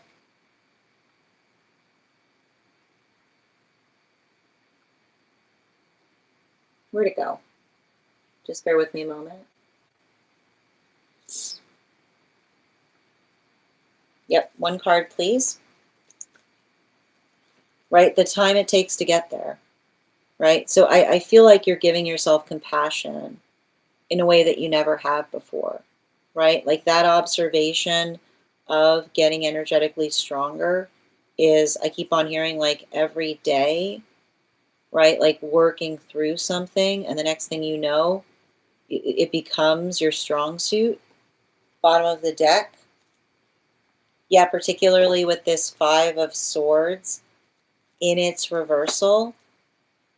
The Five of Swords in its reversal is the observation, right? It's the observation of working through, like not getting overly focused on what didn't work in the past, but allowing the past to inform the present is what I keep on seeing, right? A lot of that, I keep on hearing like a lot of that ability to be able to take present approaches to things. Animal spirit guide. Yeah, the wolf energy, right? I think that this is interesting too, because I feel like I see a situation by which you're working to navigate through others' projections, right? And it's the context by which I keep on hearing our healing journey. Like when we're working on healing, the sound we should hear is applause, right? It's like, I don't know why, but like it's especially saying like in the realm of, like, I keep on hearing, um, you know, there shouldn't be abandonment wounds when it comes to friendship, is what I keep on seeing. Like the space by which we feel, the space by which we celebrate each other's healthy choices, right? Should not be the space by which another person says like, I have a bad feeling about something, not because, like, I keep on hearing like, you recognize like the space by which another person says, I have a bad feeling that someone is healing. Like that sometimes can happen. Like, you know what I mean? Like, I have a bad feeling, and that bad feeling was someone was healing, right? The observation of the fact that sometimes when we see others going through healing journeys, it can be triggering to us, right? Which is why it's important. I keep on hearing the difference between intuition, right? The difference between intuition and delusion is the modality by which intuition always guides us to a miracle, right? There's always something beautiful on the other side of intuition, while delusion often points us to a mirror, right? It's the observation by which we see something in the context of how we're energetically experiencing it. And thank you for having that. Thank you, dear. I hope that helps. Excellent. All right, my friends, final call right now for anyone who has not had a one-card reading, who is a super fan. For anyone who became a super fan, anyone who became a super fan today, welcome. I would encourage you to head over to our Superfan Only Disco channel and introduce yourself to the collective. Our next, you'll find there in the perk section a special coupon code that will give you a discount to our tarot class subscription program. Our next class is going to be Thursday. It'll be Thursday, March 19th at Strega? No, 6 p.m. PST, absolutely not. 6 p.m. PST, 9 p.m. Eastern, no, hold on. Absolutely not. Love your life. Love your life. Okay, sorry. The next class we'll be holding is going to be on Thursday, March 19th at 6 p.m. PST, 9 p.m. Eastern. We're going to be continuing our studies into the tarot with a focus on the cup cards, the cup court cards. And if you'd like to become a part of that class program, all you need to do is head over to my stack and become a subscriber. If you would like a discount on that coupon code, but you're not a super fan, you can message me the word class and I'll be happy to send it to you. I'll be back on, so we're going to be off tomorrow. I will be keeping the collective notified as to when I'll be on again to honor one cards and personal readings. The next time we'll be returning back to our normal schedule will be on Monday. If you would like to get on the list for the next time on live, if you get on now, you'll have first priority before we begin the daily collective.